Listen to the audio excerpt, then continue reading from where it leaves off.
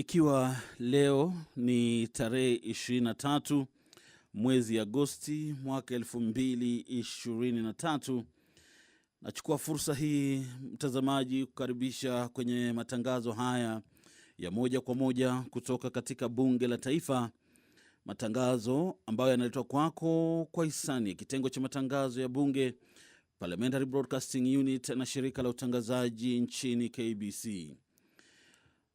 Kukuletea matangazo haya mimi naitwa Geoffrey Kwatemba.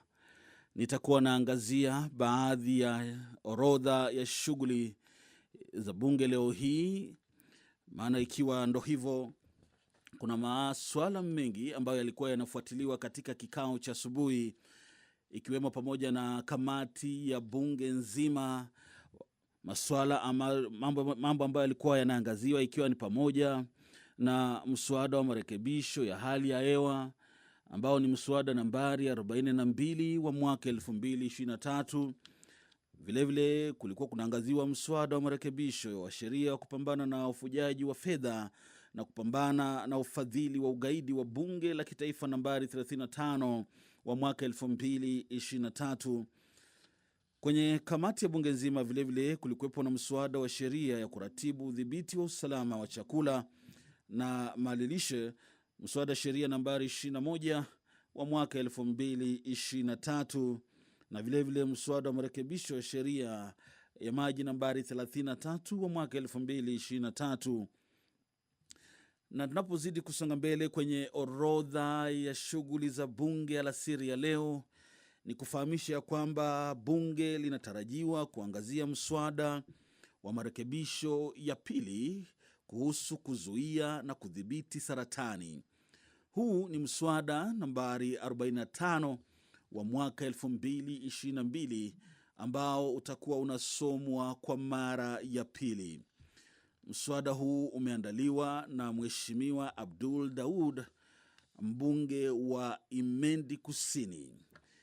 Lengo kuu la mswada huu mtazamaji ni kufahamisha ya kwamba ni kurekebisha kifungu cha 5 cha sheria kuu kwa kupanua wigo wa majukumu ya taasisi ya taifa ya saratani ili kujumuisha na kuhamasisha matumizi ya afya ya kielektroniki na vilevile telemedicine katika matibabu ya wagonjwa wa saratani na kutia nguvu matibabu kwa wagonjwa wa saratani kama huduma ya msingi ya afya.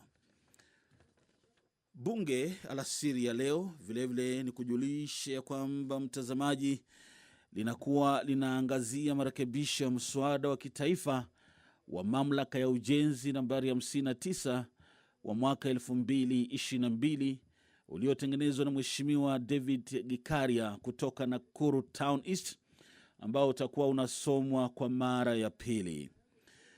Marekebisho haya yanatafuta kutoa utambuzi wa wanawake, vijana na watu wanaoishi na ulemavu kama vikundi vilivyotengwa na kuwapunguzia mzigo wa kulipia ada za usajili. Mswada huo hauna vifungu vinavyopunguza haki ya uhuru wa kimsingi.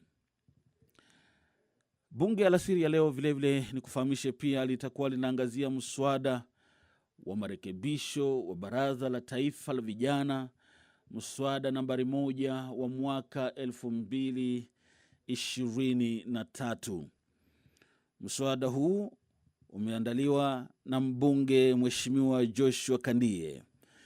Lengo kuu la mswada huu ni kurekebisha sheria ya Baraza la Vijana la Kitaifa ili kuondoa wanachama wa Baraza la Vijana la Kitaifa kwa kuruhusu kuajiri kwa ushindani kwa vijana wanaohudumu katika baraza hilo kupitia ofisi ya ukurugenzi wa vijana wa kaunti. Ninapofuatilia naona wabunge wakizidi kuingia katika bunge hili, na ilivyo desturi vikao hivi huanza majira ya saa 8:30 baada ya spika kuingia kuongoza, baada ya maombi kufanyika na kuhakikisha kwamba ipo akidi, vinakuwa vinaanza rasmi. Kwenye orodha ya shughuli mchana ama alasiri ya leo vilevile kuna hoja kuhusu ripoti ya ujumbe wa Kenya kwa mkutano mkuu wa 146 wa Umoja wa Mabunge ya Kitaifa IPU na mikutano inayohusiana na iliyofanyika katika ufalme wa Bahrain, na hili litakuwa linahakikisha na kufuatiliwa kwa karibu sana. Bunge litakuwa linatilia maanani ripoti ya wajumbe wa Kenya kwenye bunge la 146 la muungano wa bunge ya nchi kavu ukipenda IPU na mikutano mingine inayohusiana na hiyo. Ni kufahamisha kwamba mkutano huu ulifanyika katika ufalme wa Bahrain kuanzia tarehe 11 hadi tarehe 15 Machi 2023 na uliweza kuwasilishwa kwenye jedwali la bunge mnamo Jumatano Juni tarehe 14. Muda wote kuanzia sasa hivi vikao hivi vitakuwa vinaanza ni baada ya spika kuweza kuingia. Na ninapozungumza nawe ni kufahamisha kwamba spika wa bunge hili la kitaifa Mheshimiwa Daktari Moses Masika Wetangula anaingia bungeni, na baada ya kuchukua nafasi yake atakuwa analiongoza bunge katika maombi. Baada ya hapo kufahamishwa ikiwa akidi imeweza kufikiwa na vikao hivi kuanza rasmi.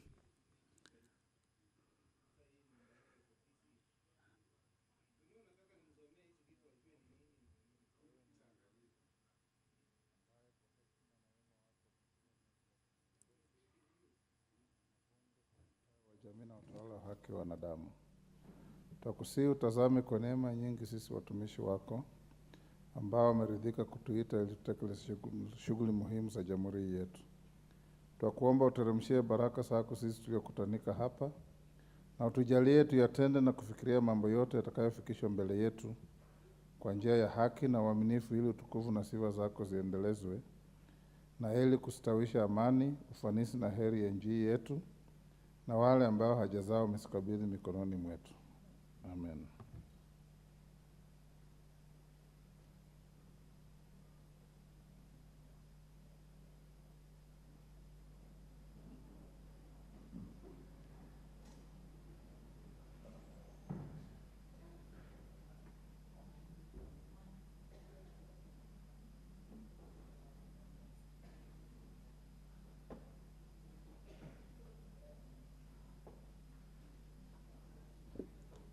Sergeant, it's clear we have no quorum.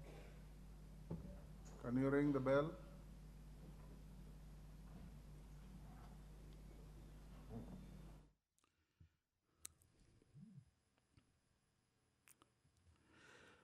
Baada ya maombi hayo, spika wa bunge hili Daktari Moses Masika Wetangula ameamrishwa kukirizwa kwa kengele, maana tayari akidi haijaweza kufikiwa. Hii itakuwa inawapatia fursa wabunge ambao pengine walikuwa bado wameshikika katika mikutano mbalimbali kuweza kupata nafasi ya kuingia katika bunge hili na vikao hivi kuanza rasmi.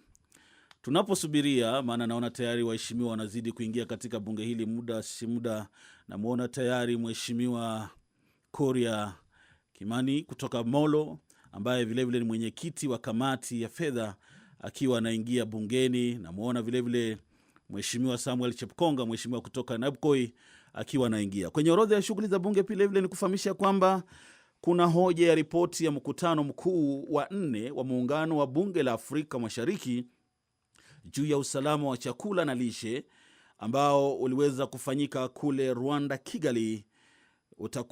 Ripoti hii itakuwa inawakilishwa bungeni na wajumbe wa Kenya kwenye mkutano mkuu wa 4 wa muungano huo ambao waliweza kushiriki katika mkutano na kongamano hili lilofanyika kule Rwanda tarehe 7 hadi 9 Disemba 2022.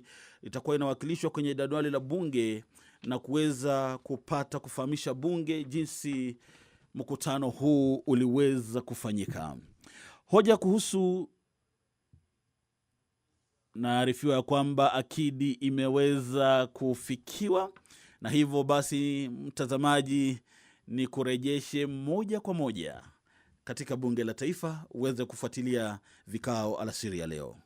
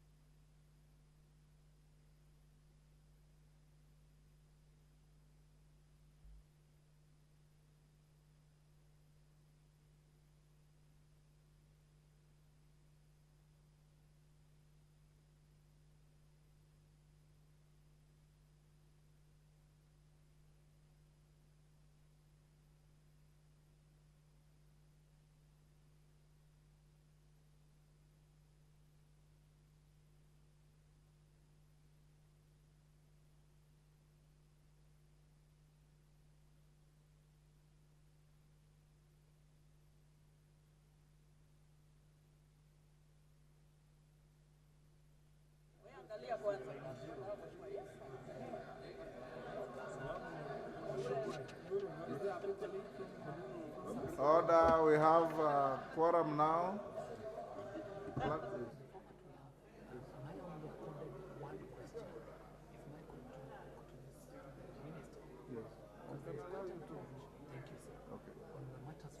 Okay. Thank you, sir. Clerk.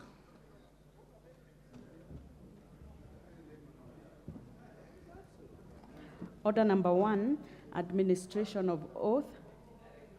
Order number 2, communication from the chair. Order number 3, messages. Order number 4, petitions. Order number 5, papers. Leader of majority.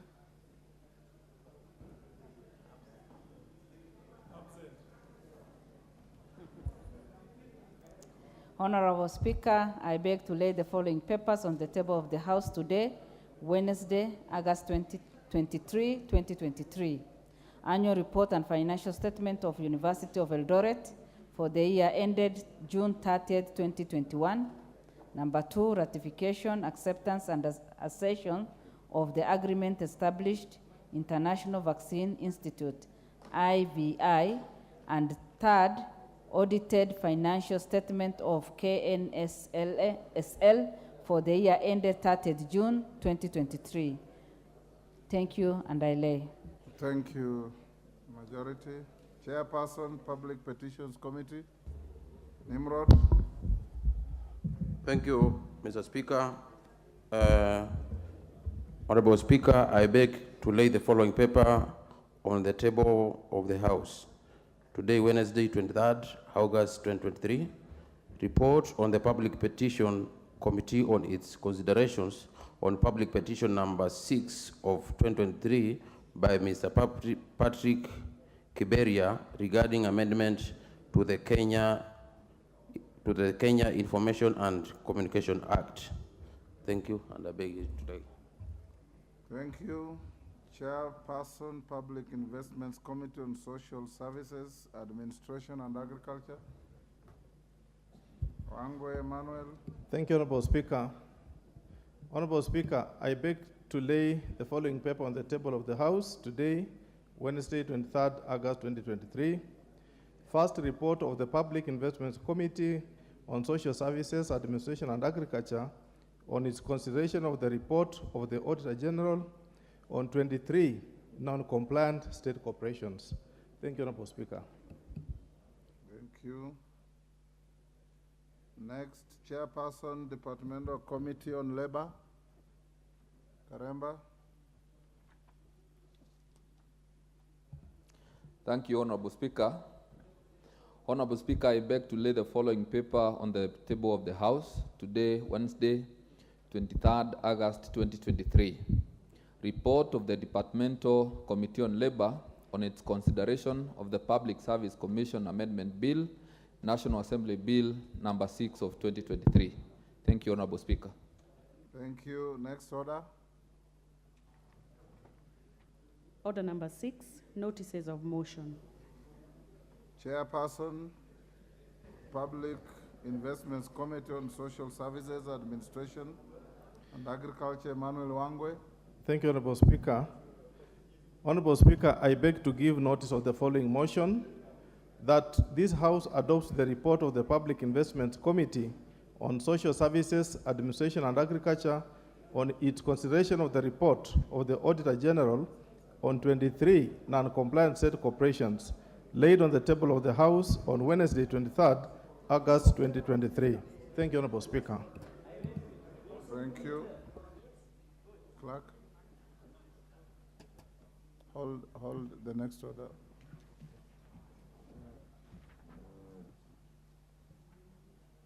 Oh,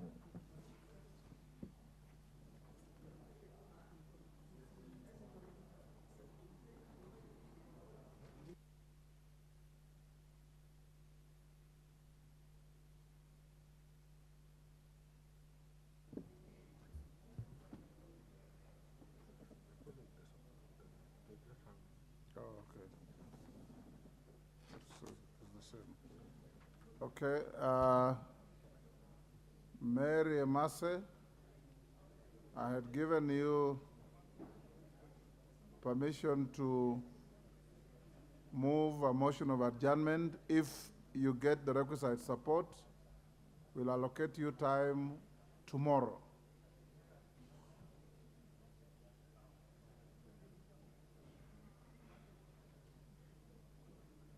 Go ahead.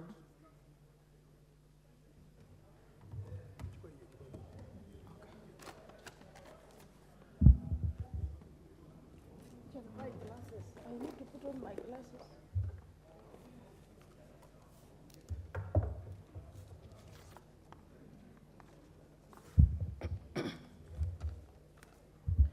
Thank you, Honorable Speaker. Honorable Speaker, pursuant to Standing Order 33-1, I seek leave for the adjournment of the House for purposes of discussing a definite matter of urgent national importance regarding insecurity and killing of border riders and business people in Teso South constituency and other parts of the country.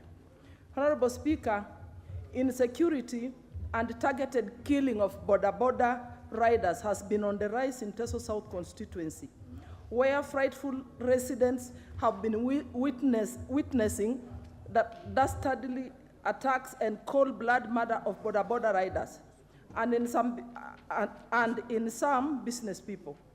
According to reports, the gang has been targeting motorcycle riders, particularly Bajaj Boxer model.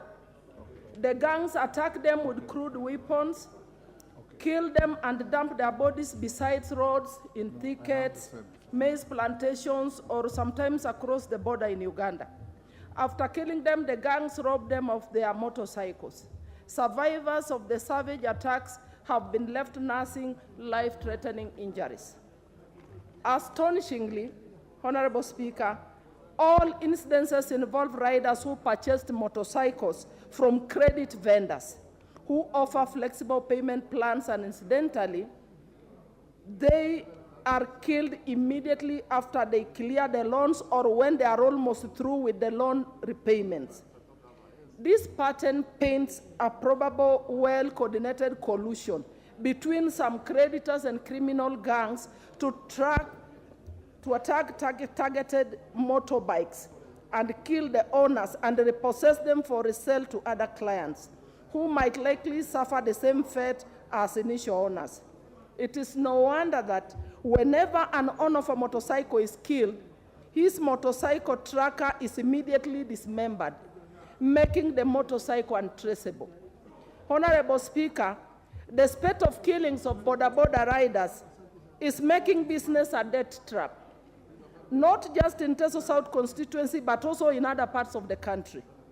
In the last 1 month, at least 8 people have been killed and robbed of motorcycles, while 50 others have been injured. Among those who have fallen prey to this scheme are one, Mr. Emmanuel Ekisa of ID number 333-24538 from Ekipor village. Mr. Samuel Ongala of ID number 2664324 from Asiriam village. Mr. Steve Sunday of ID number 39721012 from Angorom village. Mr. John Bakwa from Angorom ward.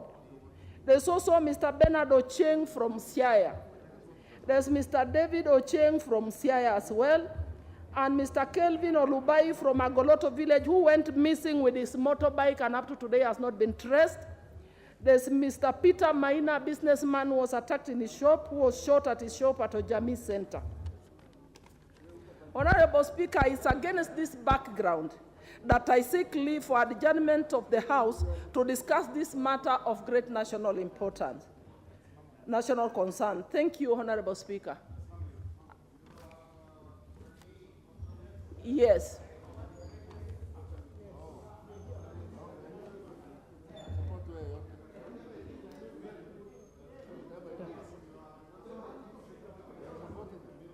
You have enough numbers. Members, take your seats. Deputy Speaker, can you approach the chair? Thank you, Honorable Speaker.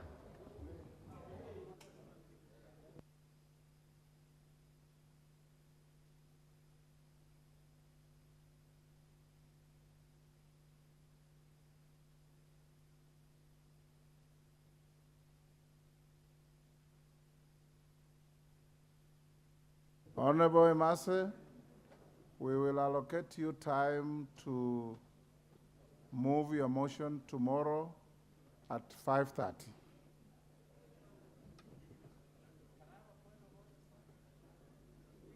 What is out of order? Honorable Speaker, I thank you very much for the opportunity, and I need your direction, because this House has never thrown its hands in the air as a symbol of surrender when called upon to act.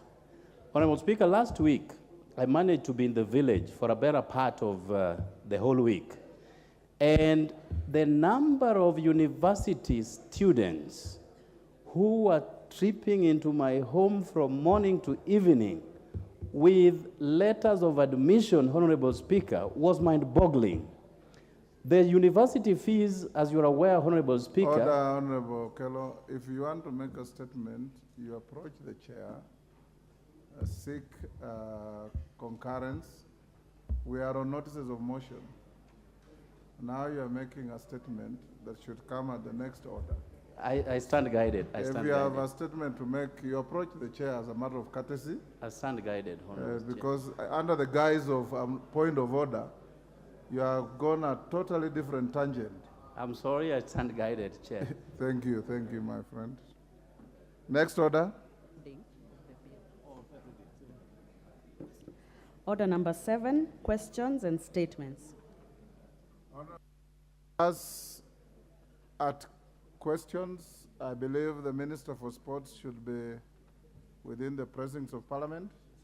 Hold fast. Now, Okello, this is the time you should have sought permission for. Let me give it to Okello first. Honorable Speaker, I thank you very much, and forever indebted to you on your guidance in this House. Honorable Speaker, this is a matter that calls for the involvement of this House to give direction. Last week, for the better part, I was in the village, and I received lots and lots of students coming to my home with university admission letters, Honorable Speaker. What was so mind-boggling and bizarre, for that matter, is the amount of money that they are required to pay for the first year at the university, and these are new students, Honorable Speaker. The list that I saw was 258,000 shillings in 1 year, Honorable Speaker. The highest for those students who are pursuing or are yet to pursue medical-related courses are meant to pay 450,000 shillings, Honorable Speaker.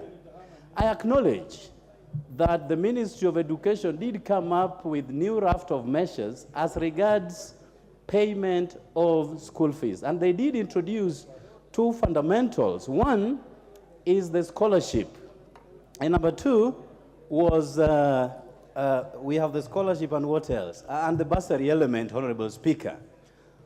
Mr. Speaker, initially, every student was liable to capitation funds from the Ministry of Education to pursue their courses at the university, Honorable Speaker.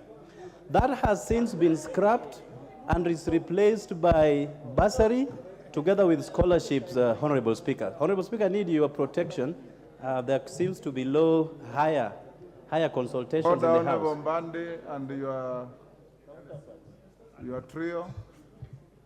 I thank you. I thank you for your protection, Honorable Speaker. So, Honorable Speaker. And wind up, you have made your point.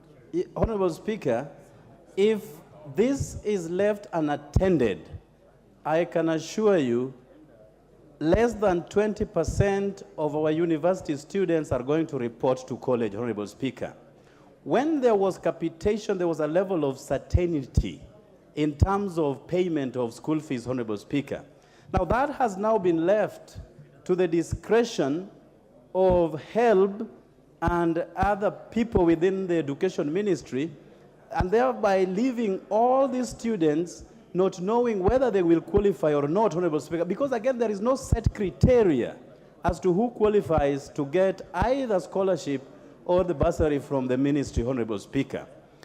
If we do not act as a house, and this house has never thrown its hands in the air as a surrender, we are afraid we are going to lose so many brains that ought to have been plugged into classrooms within the university precincts are going to be languishing out here, Honorable Speaker. Unlike during our time, we were a bit fortified on several respects. The current crop of students, Honorable Speaker, are quite delicate and very vulnerable. I do not want to see a situation where we register several cases of suicide by students who cannot access university education, Honorable Speaker. This House has what it takes to rewind and bring back the capitation so that what we have been used to, paying between 16,000 and 35,000 shillings a year, that is affordable. The amount of fundraisers that are being organized now by university students are mind-boggling, Honorable Speaker. So this House, I call upon your direction, Chair, or Mr. Speaker, to give direction so that we revert back to capitation and our students can now have certainty of joining university classrooms, Honorable Speaker. And I thank you for the opportunity that are listening here. I will not allow any debate on that. Who is the chairman of education? Meli, is he here?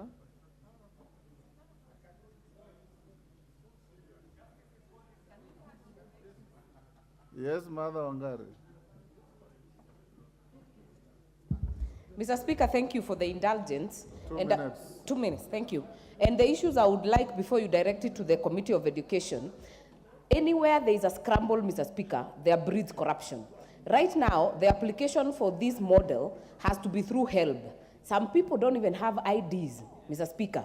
And what the IDs and civil registration services offices are doing is demanding money to actually get these IDs out. So, Mr. Speaker, this issue is of national importance.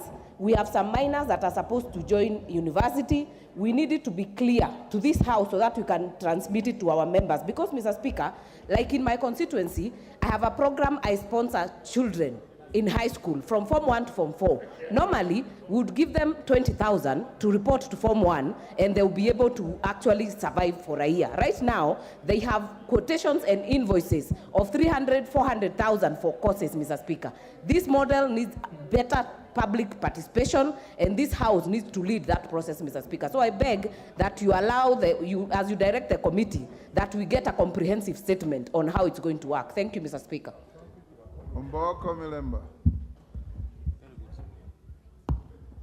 Thank you, Honorable Speaker. The matter being raised, that has been raised by Honorable Kello, is creating a desperate situation in the entire country. I had originally sought to even have a statement, but it did not work. Now, the portal that the university students are supposed to use to apply is completely jammed and they're unable to access, either for what is called scholarship or even what is called the loan, leave alone the household payments. Then another desperate situation is the fact that over 4,000 students who don't have IDs cannot access. Yet there's space in the original way where we could use the parent's ID to get the loan. And then furthermore, in this particular situation, the students have a deadline of 27th, Honorable Speaker. And 27th is just the day after tomorrow to close. So as you refer the matter, I would really wish that even there's an extension of the deadline so that the students can access the portal. Thank you, Honorable Speaker. Yes, Mwakazi. Is it Mwakazi? The member for Undanyi. Yes, Yes. Thank you, Honorable Speaker. And this matter is a very important matter. Mwashako, yes. Very important matter to this country. I want to add what my colleagues have said. Another challenge, Honorable Speaker, that we are facing with students, there are students who have been placed to private universities, and they've been told that they will not able to access the government scholarship because they are assumed to be joining private universities. Therefore, they only qualify for HELB loans. So, Honorable Speaker, most of these students did not entirely choose to go to private universities, but now they find themselves in a quagmire, and therefore, Honorable Speaker, this is a matter that we, as government, must give out a statement, possibly requiring that the placement to universities and the time frame that students have to change from one university to another be increased to another date, and possibly, whereas universities are asking students to report from next week, they should shelve the reporting time until this issue is sorted, particularly the one that places students into different categories.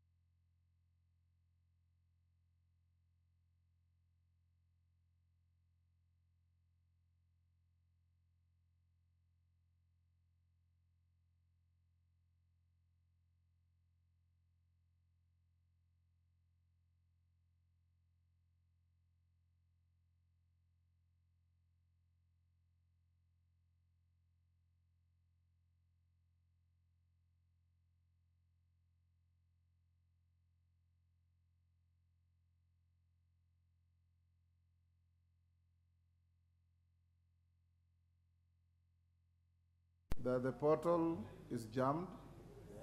You have a large number of students because they're underage, they have no IDs, yet you need an ID to apply. What exceptions can you give to that rule? And the confusion between help and scholarships and whatever you call it. So the ball is squarely in your court. And I want you to find out from the ministry, since tomorrow is the last sitting day, I direct that you bring a statement to the House tomorrow at 3 when we take our sitting. Before you make your Thursday statement, you'll make a statement on this issue so that you allay the anxiety and give direction and solution to the problem.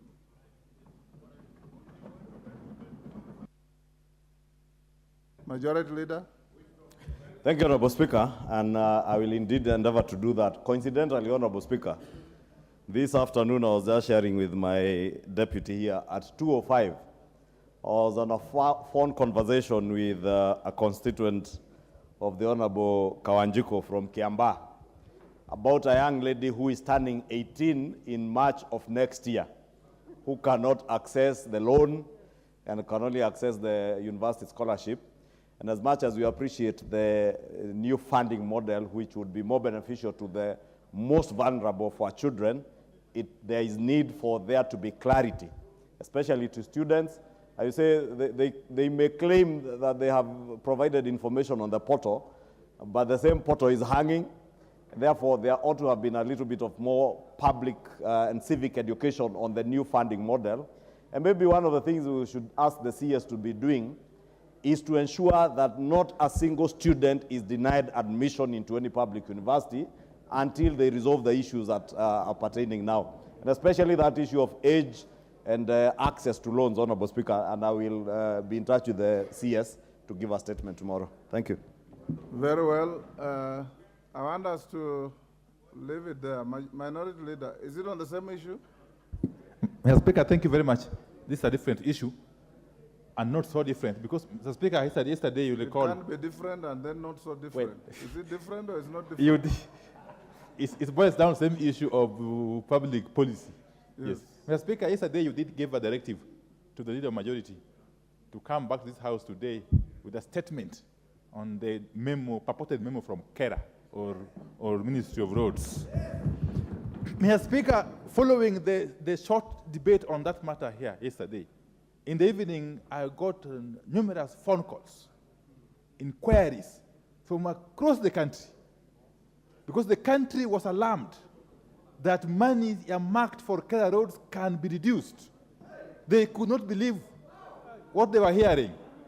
And yet, that is the lifeline, the lifeline for the poor inhabitants of our constituencies. Mr. Speaker, this is a matter that cannot wait. I was hoping to hear from the leader of majority, but he hasn't come out to tell us exactly what happened. I would be asking Mr. Speaker if you can give him a chance to tell us exactly what is the situation. But more importantly, Mr.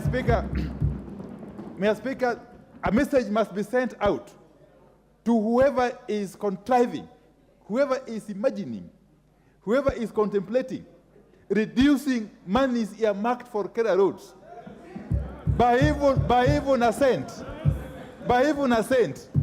that this House will take drastic measures against any such person or authority.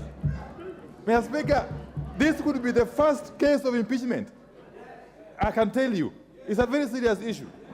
And therefore, I want to plead with you, just allow Honorable Chungwa to report to us what really is happening. Thank you, thank you. Order, honorable members. Majority Leader, do you have the statement ready? Order. Thank you, Honorable Speaker. It's indeed true the issue was raised yesterday by the Honorable Jared Okello, and we spoke at length about the issue. Yes. And I want to agree with the leader of minority that it is indeed an issue that is disturbing many people across the country. And in fact, even this morning, very many members raised it in the morning session asking if I had the statement today.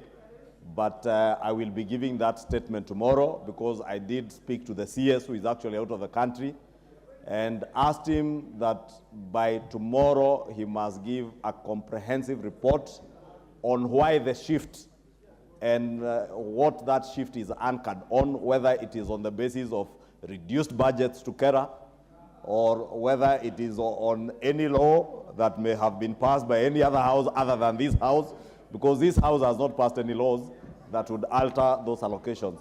And indeed, Honorable Speaker, I can commit tomorrow afternoon, I will be giving that statement. Thank you. Next order. We must make progress, Honorable Member. Let's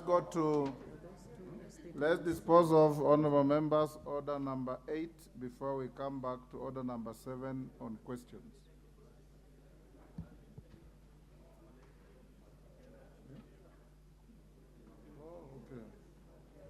Sorry, members. I have not finished with statements. Honorable Harrison Garama Kombe. Thank you, Honorable Speaker. I rise on standing order number 43-1.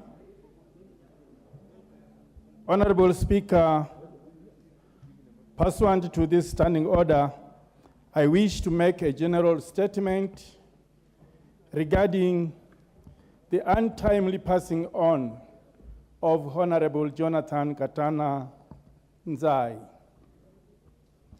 former Member of Parliament for Malindi North, the currently Magarini constituency in Kilifi County.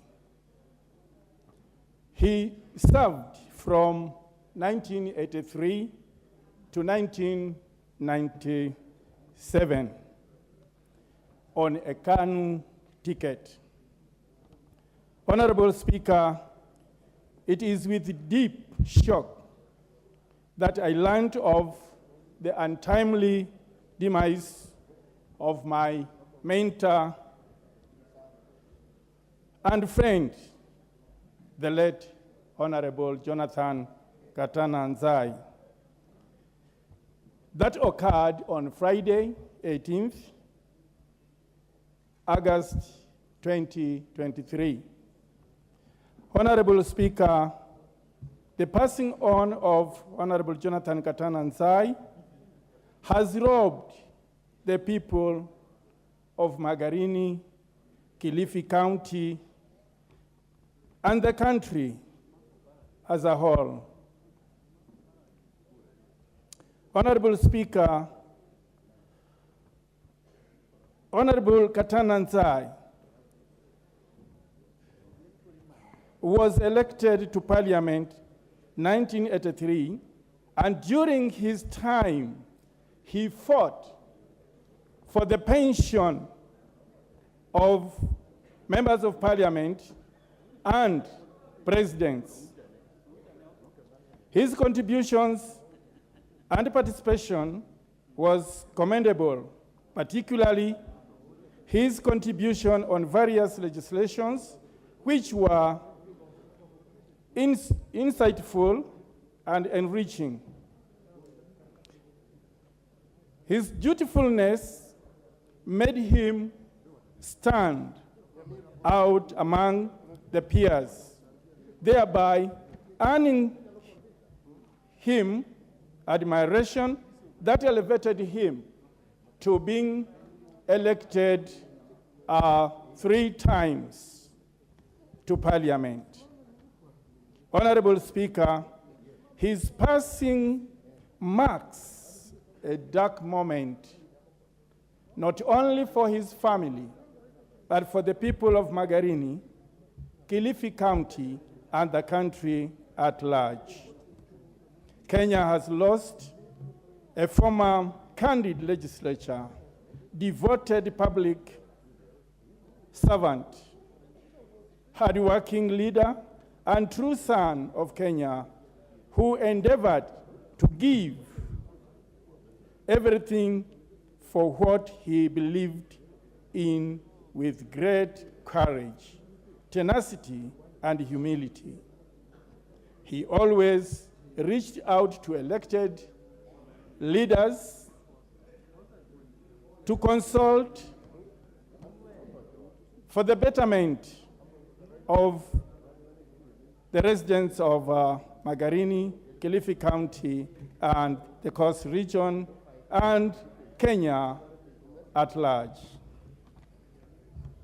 Honorable Speaker, I express my heartfelt condolences to the family, the residents of Magarini, Kilifi County, and Kenya as a whole.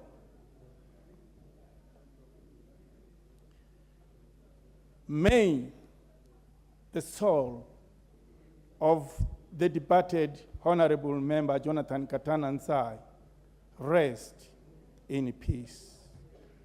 I thank you. Honorable Speaker, I seek your indulgence to allow members to stand for a minute of silence in honor of the departed honorable member of this House. Thank you. It shall be so. Members be upstanding.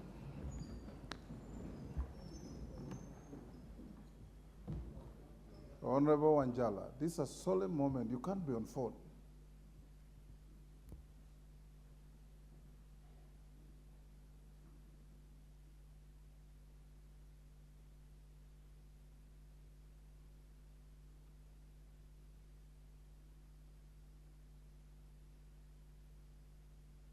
Thank you.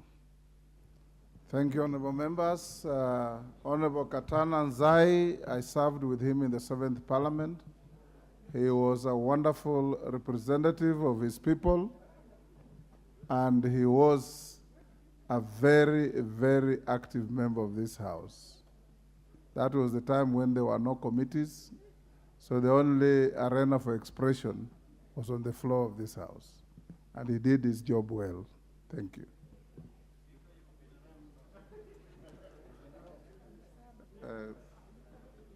Honorable members, next is the Chairperson, Committee on Social Protection. Thank you, Honorable Speaker.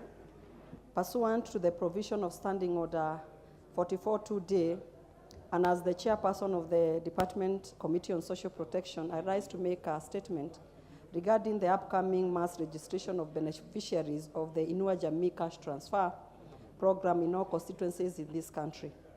Honorable Speaker, the State Department for Social Protection and Senior Citizen Affairs is responsible for implementing the Inua Jamii Cash Transfer Program, which targets older persons aged over 70 years, poor households taking care of orphans and vulnerable children, and persons with severe disability.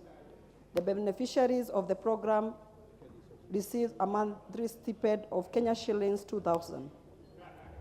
Honorable Speaker, currently the program has a total number of 1,233,129 beneficiaries are enrolled to the program. However, due to natural attrition and graduation of beneficiaries from the program, the actual number of registered beneficiaries has dropped to 1,442,864 as per the July 2023 payroll. Honorable Speaker, in the line with the government commitment to progressively increase the beneficiary under the program to 2.5 million in the next 3 years, on 8 August 2023, the Cabinet approved the first phase of registration exercise for 500,000 new beneficiaries. Consequent to the said Cabinet decision, the State Department for Social Protection and Senior Citizen Affairs will be rolling out a mass registration exercise from 1st of September 2023. The exercise will take place in all constituencies and will target all older persons aged over 70 years and above, and households with vulnerable children and persons living with disability. Further, the enrollment of new beneficiaries, the registration exercise will target replacement of 190, 265. If you add to 500,000, it will be 690 to 65 beneficiaries who have exited the program at occasions where the exit occurred. In addition to the prescribed eligibility criteria, Distribution of the numbers of beneficiaries will be guided by the data from the Kenya Bureau of Statistics. Honorable Speaker, the exercise will be coordinated by officers from the Directorate of Social Development, Directorate of Children's Service, and the National Council of Persons with Disability at the regional, county, and sub-county offices, supported by the established community structures. To this end, Honorable Speaker, I wish to urge all members of this House to take this noble cause exercise very seriously and support it fully to ensure that the deserving constituents benefit from this program, to make sure that those vulnerable will be able to get the money, the 2,000 Kenya shillings, as from January next year. I thank you, Honorable Speaker.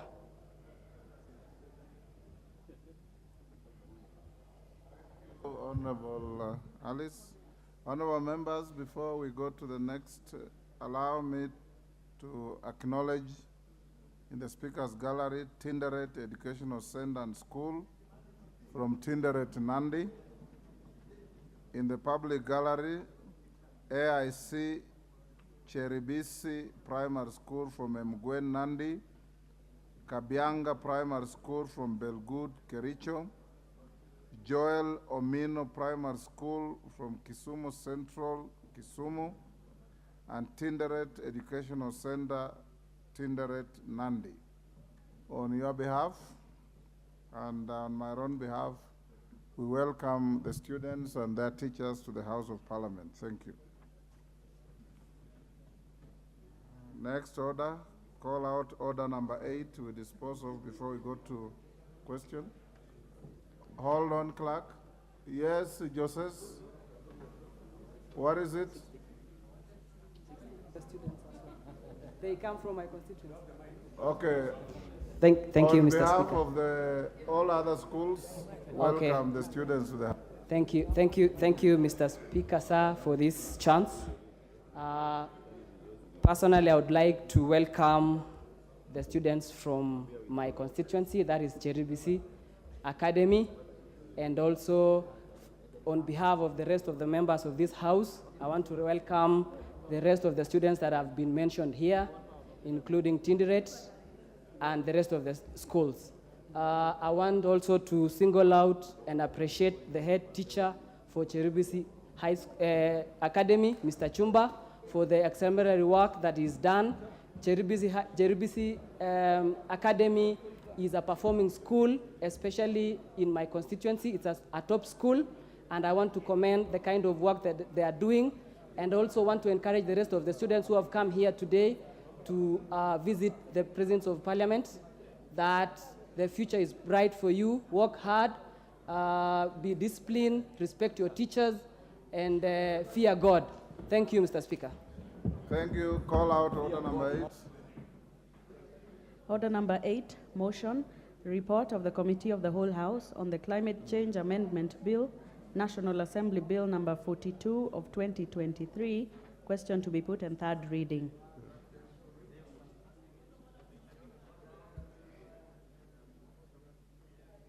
Yes, what is out of order?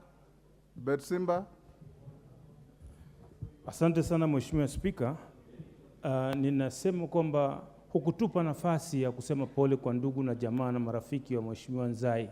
Kama ungetupa nafasi na sisi pia tupeleke rambirambi zetu. Hiyo tumepita ndugu yangu. Tumempa heshima ambaye ni stahili wa kusimama kimya kwa dakika 2. Asante sana Mheshimiwa Spika, na mimi nasema pole. Na tunakubaliana na mbunge Bwana Kombe kwa ile rambirambi ametoa kwa niaba yetu, na tunamuombea Mheshimiwa Katana Nzai alazwe mahali pema. Sawa sawa? Not on the same matter, mama. What is it? Mr. Speaker, wanted to bring to your attention in consultation. Mr. Speaker, there's an activity happening at the entry of this parliament, frisking of members of parliament in front of the students around here. Mr. Speaker, we want us to be respected by the sergeants. Which entry? At the entry of the chamber, Mr. Speaker, I've complained that it's not respectable for sergeants to frisk and more so lady MPs. Mr. Speaker, we have gadgets to frisk, to check our handbags, but not hands of the sergeants. Mr. Speaker, we are breaking for recess. Let your office or sergeant at arms buy a machine to frisk or check security, not their hands. I'm disappointed, Mr. Speaker. Thank you. Honorable members, we did agree here. Honorable member for Kilifi, we agreed here that we can sustain certain inconveniences for our security. And we did agree that the Sergeant at Arms office will be checking us for our own sake. And I did tell you that in 1985, a bomber killed the entire parliament of Lebanon. In 1987, a bomber killed 3/4 of the parliament of Iran. And that bomber was a member of parliament. It can happen here. And I want to urge you members, as long as the physical search on lady members is done by women sergeants and men by male sergeants, try and find a way of accommodating each other. Order, honorable members, order. We shall not compromise on your own security. Under whatever circumstances, what we will do probably, order, and when you travel, even in modern airports, in New York, in Dubai, wherever, you walk through the X-ray and you are also physically searched. It is not any different from here. Honorable Kajwang, I will not reverse the order for women to search men and men to search women. That I will not do. But if Honorable Kajwang wants to submit himself to be searched by women, so be it. Honorable members, at order number 8, the committee of the whole had finished. We now put the question and then I'll call the mover. Honorable members, I now put the question at order number 8, that this House do agree with the report of the Committee of the whole House on its consideration of the Climate Change Amendment National Assembly Bill number 42 of 2023. As members of that opinion say aye. Will those of the contrary opinion say nay? The ayes have it. Mover. Thank you, Honorable Speaker. I beg to move that the Climate Change Amendment Bill, National Assembly Bill number 42 of 2023, be now read a third time. And I request the Honorable Gikaria to second. Honorable Speaker, I second. Thank you.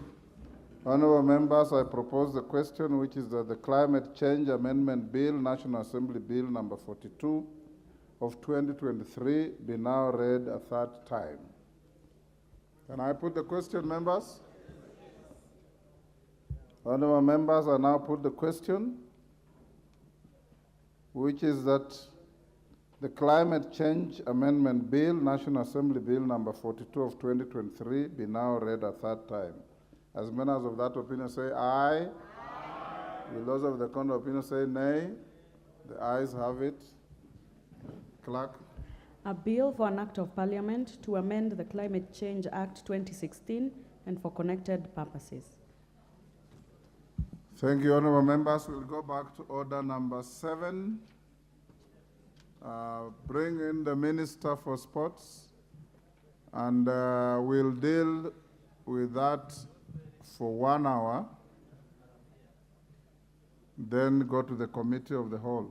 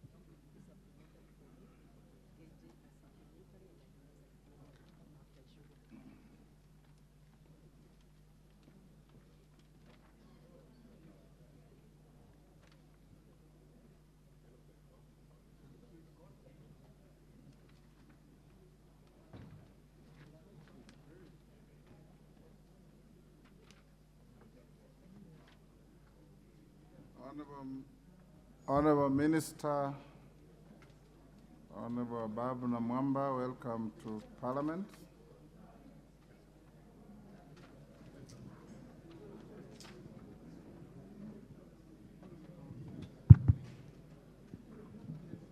Honorable Majority Leader, order, Honorable Koyo and your team.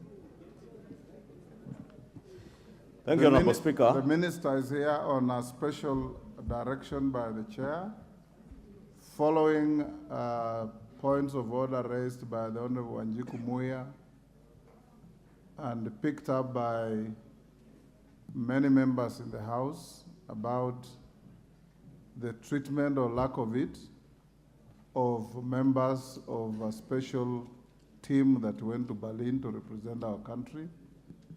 So, Majority Leader, you may take the floor. Thank you, Honorable Speaker. Honorable Speaker, as I begin, let me, Honorable Speaker, with your indulgence, note that following the issue that was raised on the floor of the House, as the Paralympics team visited the House and a number of members raised issues regarding the conduct of the Ministry of Sports and how they treated that particular team.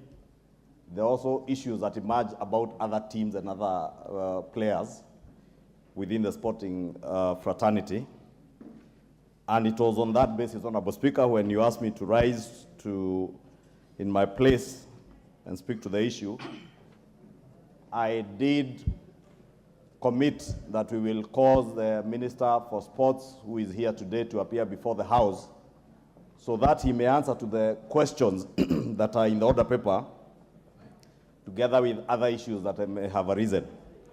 However, Honorable Speaker, with your indulgence, before I read the questions to the Minister, I am in receipt of a letter which was received in my office yesterday, dated 21st August this year. Honorable Speaker, if you can protect me from this noise. Honorable Koyo and your colleagues. Order. Honorable Koyo. Honorable Koyo.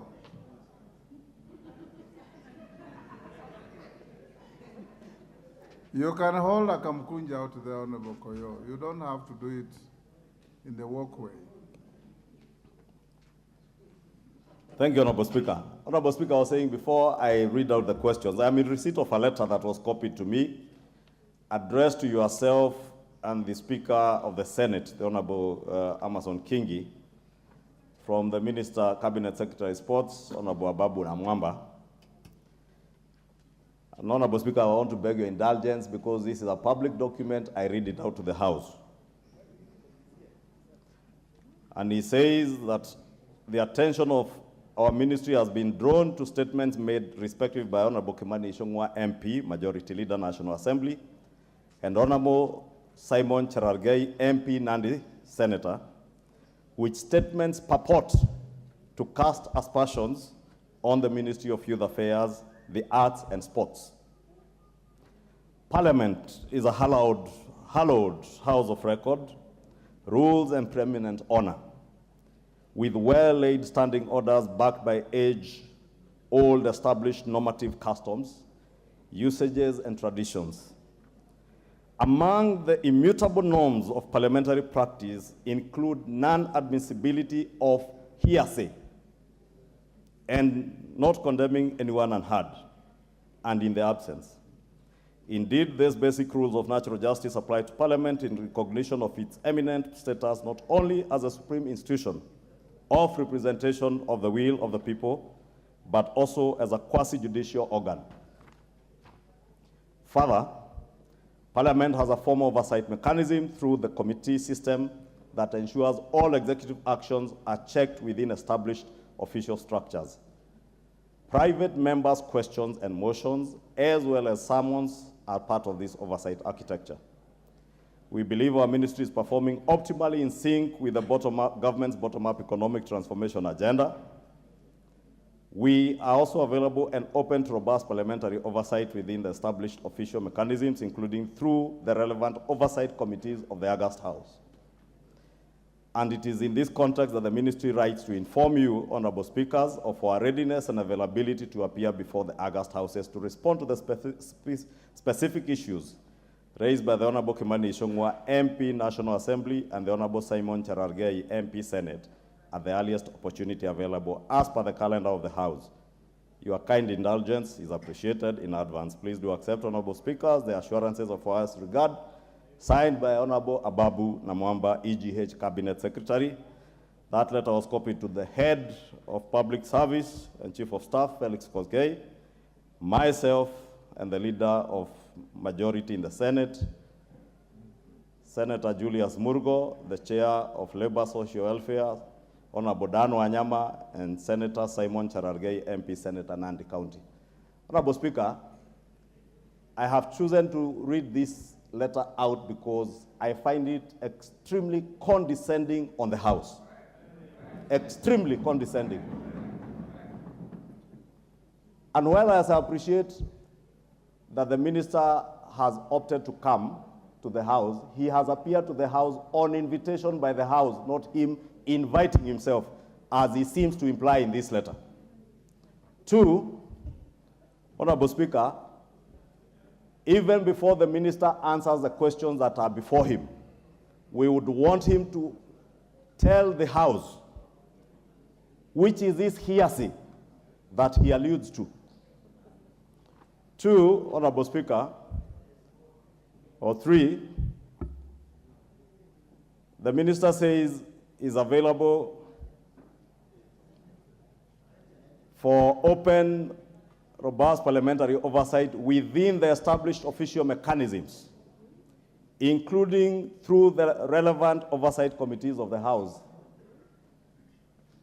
In my reading and interpretation of that statement, it seems, Honorable Speaker, that the minister is alluding that he is okay to appear before the committees, relevant committees, but he has a problem with being oversighted by plenary.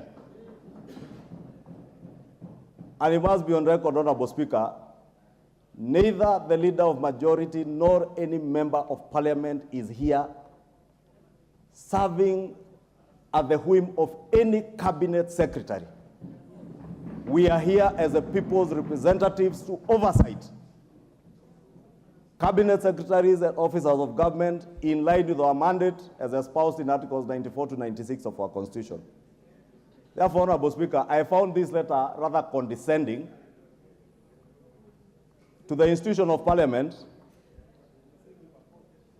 And when a minister says that we are raising issues on hearsay, it is only fair, not to the Leader of Majority or to the Honorable Wanjiku Muhia who raised that issue and the other members who spoke to it. And Honorable Speaker, I do not care about what Honorable Cherargei may have said or might have said outside Parliament, whether on Twitter or Facebook or anywhere else.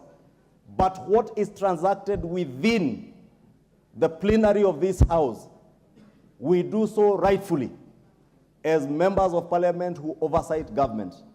And Honorable Speaker, for the record, I want to state it to this minister and all ministers As leader of majority, I do not hold brief for any cabinet secretary.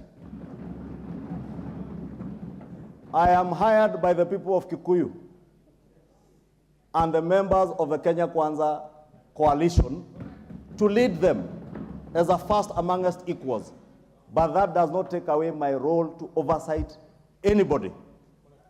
From His Excellency the President, in the executive, all cabinet secretaries, and anybody, whatever cadre you are in the executive, I will hold you to account and I will oversight you.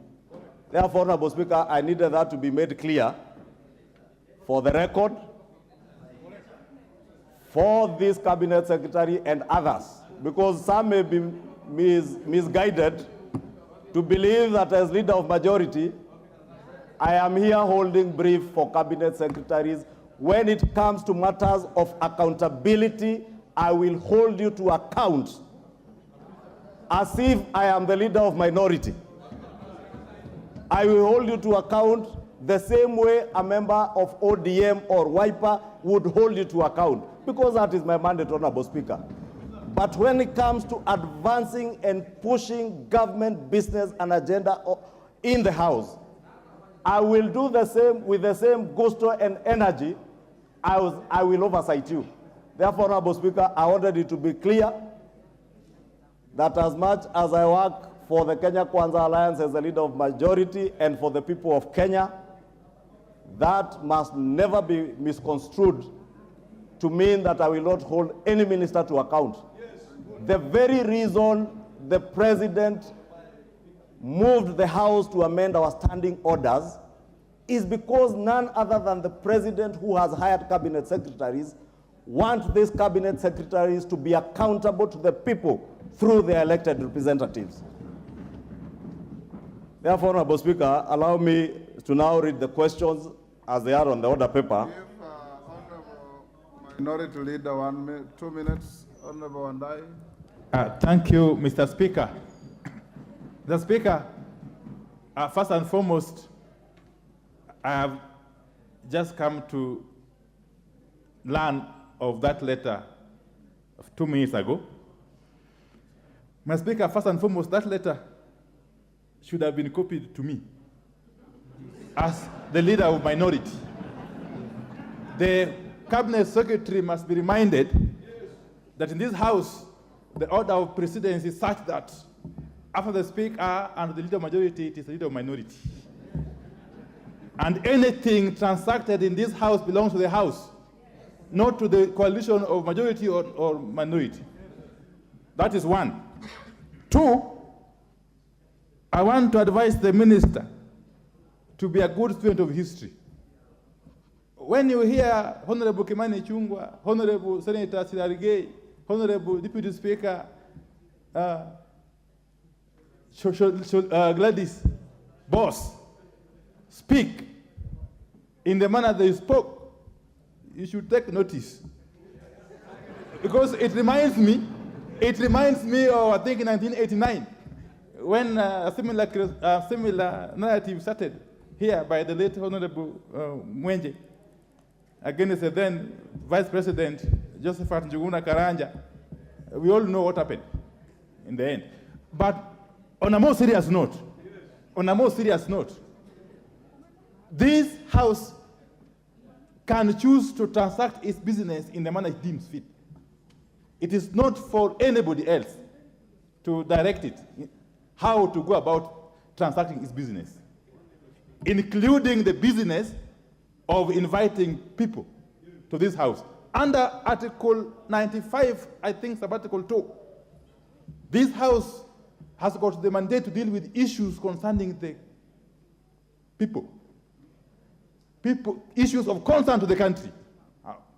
And there is no greater issue that is of concern to the country than the plight of sportsmen and women. And therefore, this House is in order to raise those queries that it raised in the manner it did.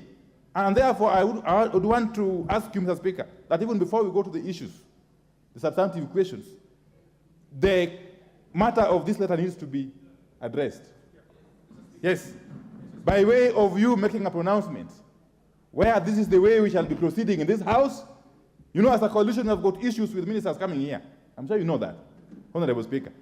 But even as they come, we must set the record straight on how they are going to engage with this house and how they're going to treat issues that emanate from this house, Mr. Speaker. Mr. Speaker, anything that is pronounced on the floor of this house does not really belong to the person making the pronouncement. It is the house. And if the leader of majority or the leader of minority or any other member raises an issue on the floor of this house, it ceases being their issue. It ceases being their personal issue. It becomes an issue of the house and for the house. Thank you, Mr. Speaker. Thank you. Now, Honorable, 1 minute only, Kajwang, then I give direction. Mr. Speaker, when matters such as this arise, probably it is good enough that a few members who have been around may also share their sentiments. Mr. Speaker, with all that the majority leader and the minority leader has said, I want to take a different tangent. I think that there is a disorder in the house. Right now, there is disorder in the house. And until that disorder has been solved, the house is unable to conduct further business. I'm talking about the sanctity, the dignity, the respectability of this house. To find, when we changed the standing orders, to allow cabinet secretaries and other people that could be invited to this house to deal with us in terms of statements, we did not give them the privilege to walk into this house. They must know they are strangers. Right now, they are strangers. And at best, they can only be witnesses, whom we summon from time to time in our own wisdom, and only to participate and say the things that we want them to say here. Yes. For a witness, even before appearing before us, to give us a lengthy lecture about hearsays and say that what we are doing here, we are purporting. We are purporting to do the things that we are doing here. We are purporting. And to allow this witness to write to the speaker, where is even the protocol of writing to the speakers of the houses? Once we have issued the summons, and the Constitution allows us that we can summon anybody, whether in plenary or in committee, to come before us. Now, how is it that a witness decides, therefore, with, raises upon a stool and decides to address the presiding officer of this house and lectures him accordingly? And visions and the culture that we should adopt when we deal with these matters. You made your point. Now, the last point I want to make, Mr. Speaker, sir.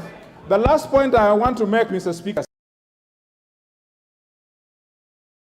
since we changed the standing orders, if we allow this unaddressed, then the executive or anybody else under whom we supervise will have the latitude, because there is something called precedents. I know the witness wants us to talk about the traditions. He also knows about something called precedents. If we allow him to go with this unattended, then of course we have lost our value in holding these people to account. Thank you, Mr. Speaker. I think that there is a disorder in the House, and until this disorder has been dealt with by getting this insubordinate witness, this very insubordinate witness, well, not hostile. Hostile will give me problems, but insubordinate to this House. That must be taken out before we can go. Thank you, Mr. Speaker. Honorable members, order. Indeed, I found, as your speaker, the content of the letter read by the majority leader strange.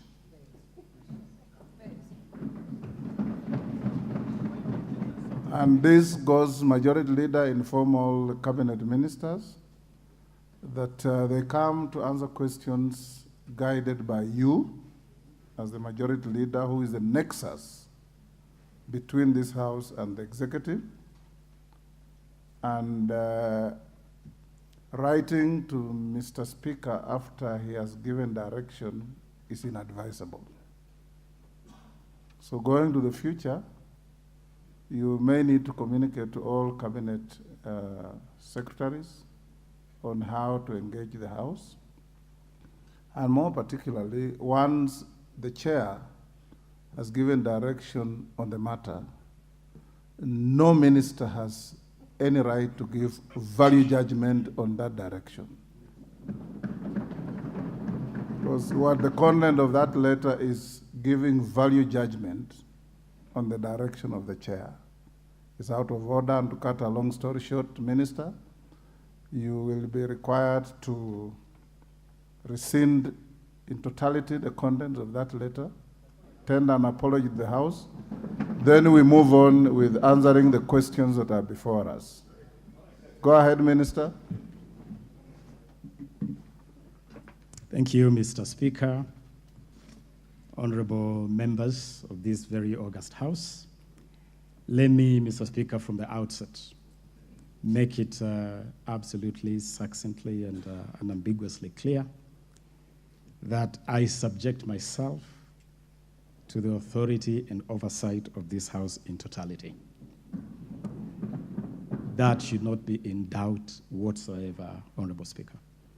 Let me also make it clear that the correspondence that has been referenced here was authored and conveyed in good faith, and I would apologize unreservedly if in any way that letter has created... Don't give a conditional apology, Minister. Just cut a long story short. An apology should be unequivocal and clear. Mr. Speaker. Cut the long story short. Rescind the contents thereof. Apologize to the House. We do business. There are a lot of bills pending after this. Mr. Speaker, may I therefore, with a lot of respect, withdraw that correspondence and unreservedly tender an apology to the Honorable House. Thank you. May I proceed, sir? Let the majority leader read out the questions, and then you can proceed to answer.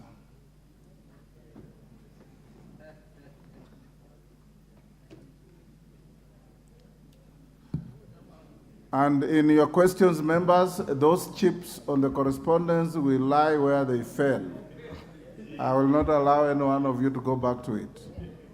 Deal with the questions on how our athletes are being dealt with, how they're being managed, and how the issues came to this House. Thank you, Honorable Speaker. Well guided, and I will proceed to read out the questions as they are listed on the order paper. One is for the ministers to respond to the following issues relating to the role of the ministry in facilitating the Kenya team that attended the Special Olympics held in Berlin, Germany in June 2023 on the following issues. One, how and why the Kenya's team to the Special Olympic Games jetted out of the country without neither the Cabinet Secretary for Youth Affairs, Sports and the Arts, nor a representative from the ministry flagging them off. B, how and why the Cabinet Secretary did not deem it reasonable to receive and celebrate the team for their monumental performance during their arrival into the country from the Games. And C, what measures is the ministry putting in place to ensure the anomaly of ill-treating athletes doesn't recur again?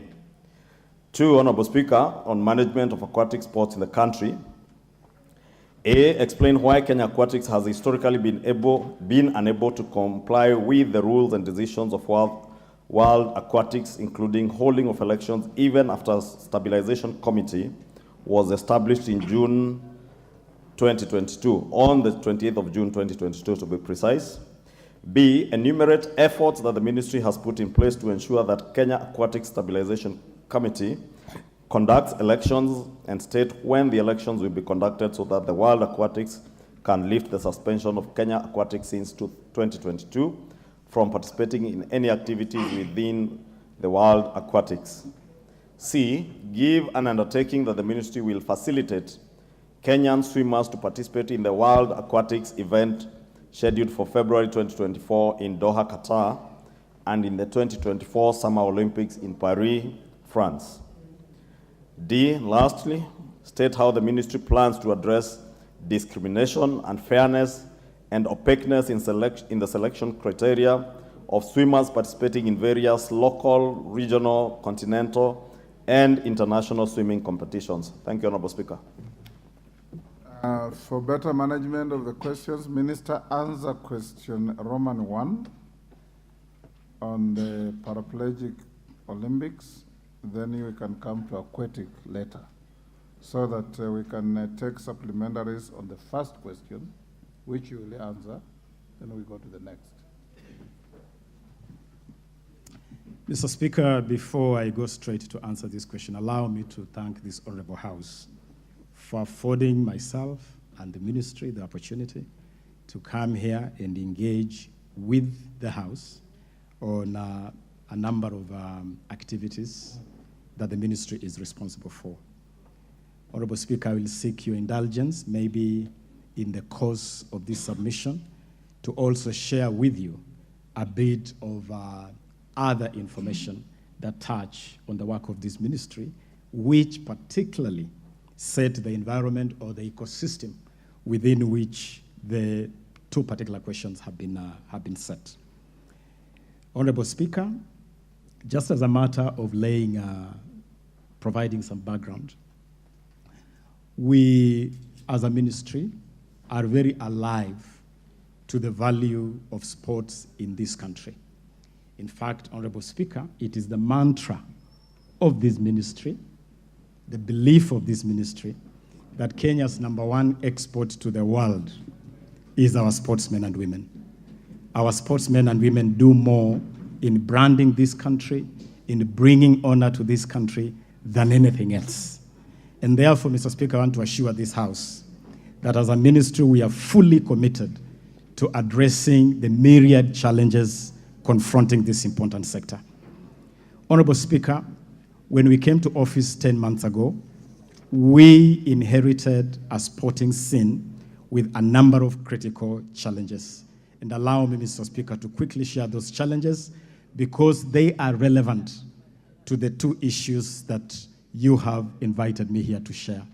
Number one, Mr. Speaker, we found a country that was under suspension by FIFA, and Kenya had suspended FIFA from all international footballing activities. Mr. Speaker, that suspension had a very costly impact on sporting in this country. Harambee Stars, the Harambee Starlets, were locked out of competitions to qualify for AFCON, the World Cup, and all that. Mr. Speaker, I'm glad to report to this House that among our first order of business was to engage FIFA very, very quickly, and I did seek and get an appointment with the FIFA president, Mr. Gianni Infantino, and within 1 month, that suspension was lifted. I'm very glad to report to this House, Mr. Speaker, that last Saturday, 19th of August, Kenya formally returned to international football with the participation of Kakamega Homeboys hosting the Libyan side Al Hilal in the first round of the CAF Confederation Cup. Mr. Speaker, the second challenge we inherited was a looming ban. Yes, David Speaker. Thank you, Honorable Speaker. I think the Cabinet Secretary is telling us about the history and the work he has done. He should simply stick to answering the questions that he has been asked, which is about the athletes and the team, a very specific question. We didn't ask about FIFA and football and being suspended. Thank you. Minister, you may proceed to answer the questions as they were read out by the majority in the interest of time. Thank you, Mr. Speaker. Mr. Speaker, I just thought that this whole area is a complete ecosystem and the House could benefit from this background. But let me go straight. Let me go straight to the questions. And as you have guided, Mr. Speaker, let me go to the question on the Summer Special Olympic Games. Mr. Speaker, I'm pleased to provide a detailed report on Kenya's participation in the 2023 Summer Olympic Games held in Berlin, Germany, from June the 17th to 25th this year. The Games had a participation, global participation, of a total of 6,500 athletes from across the world, representing 190 countries, competing in 26 different disciplines. We had a whole contingent of 3,000 coaches and 18,000 volunteers at those games. Team Kenya, Honorable Speaker, had a total of 66 athletes who were accompanied by 26 coaches and guides. These particular games, Honorable Speaker, let me clarify, normally involve persons who are intellectually challenged, and therefore, Honorable Speaker, I need to emphasize that even the accompanying delegation is normally a bit bigger than in normal delegations because of extra support needed to the team. Mr. Speaker, the team departed on different dates between 10th, 11th, and 16th of June. And Mr. Speaker, the reason why normally teams depart in batches is because, number one, the schedule is normally quite long, and athletes prefer to arrive when their particular discipline is very close. And you know that even the weather can affect the performance of an athlete. And so they depart in batches. Mr. Speaker,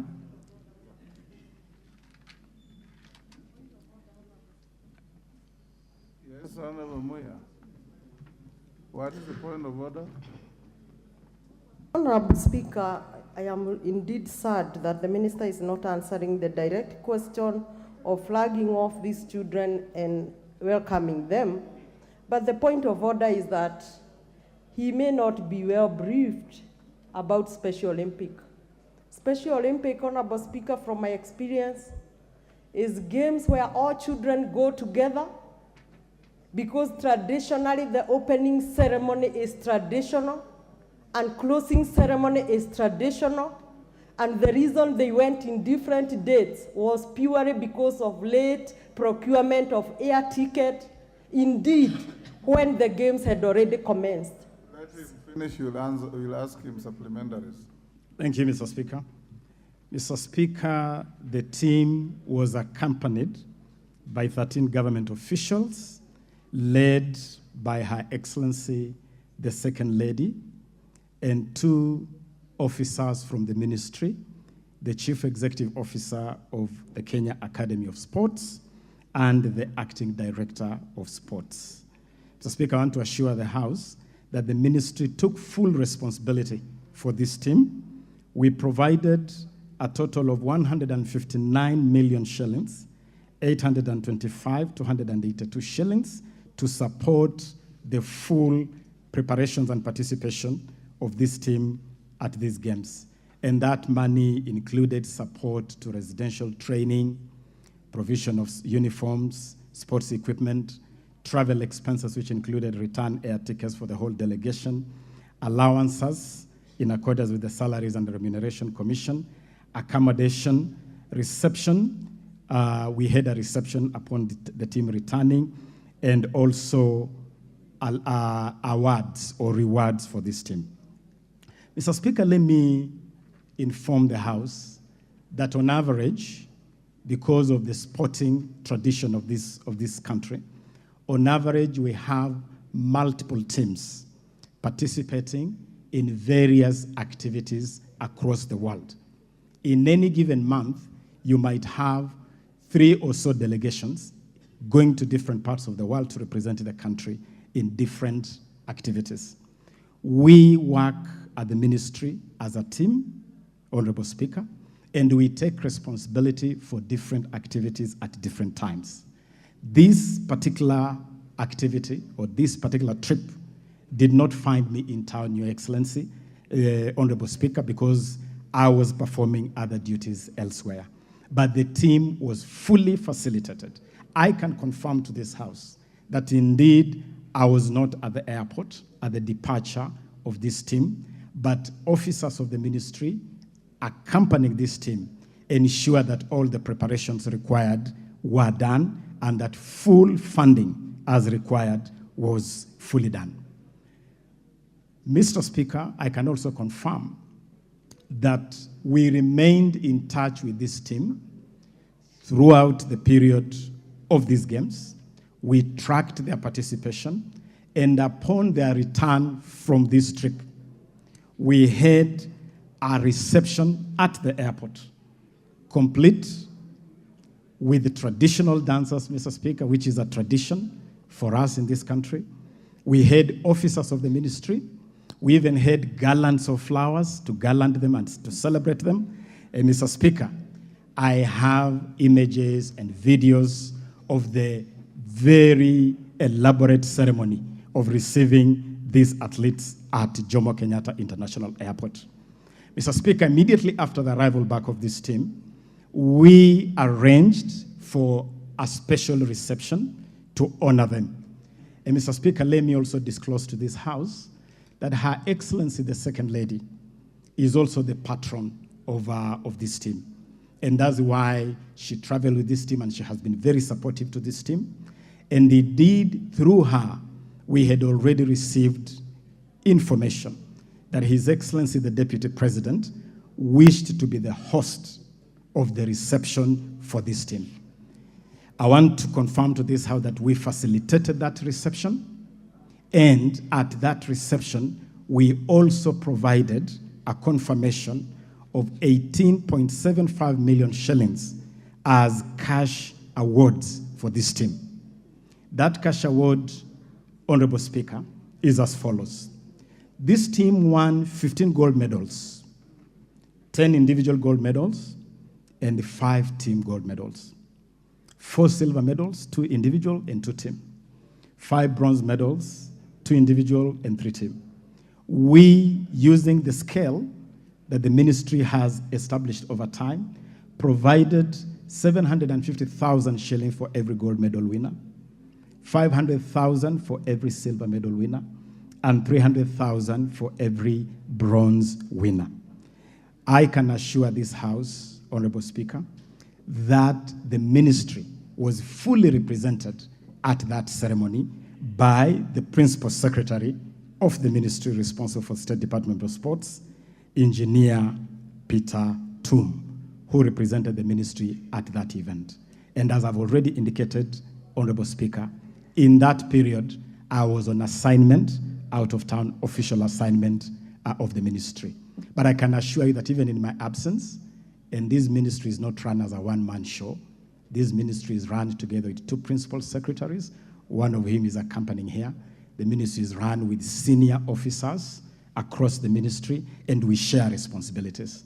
I believe, Honorable Speaker, that this team was well handled, this team was well facilitated, this team was well received, and this team has been well rewarded for the excellent performance representing the country.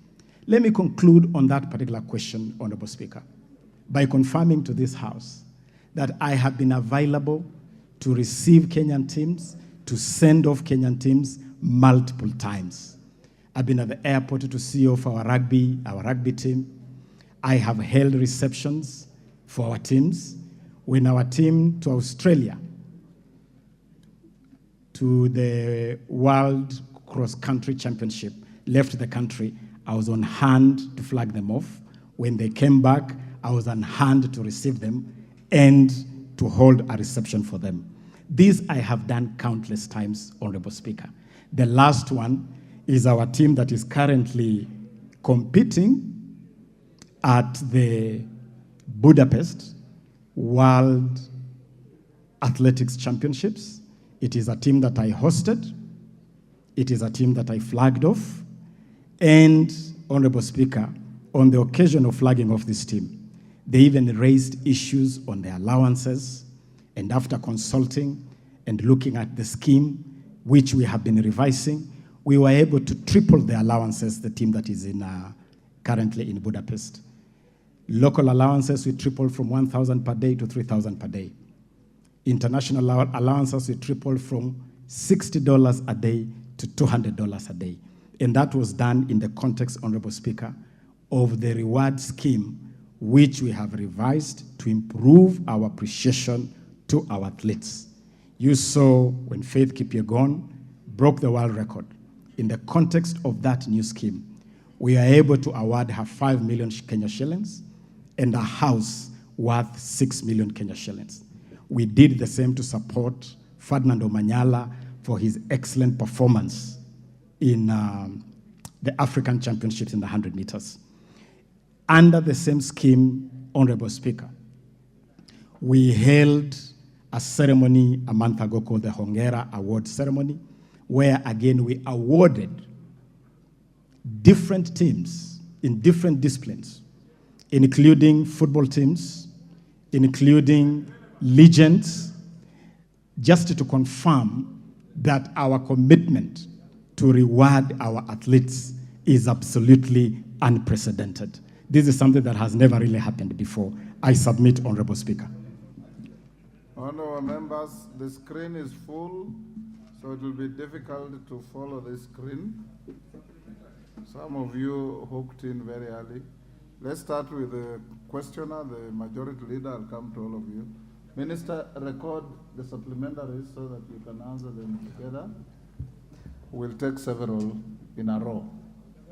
Honorable Speaker, the minister asserts that he was at the airport to receive them.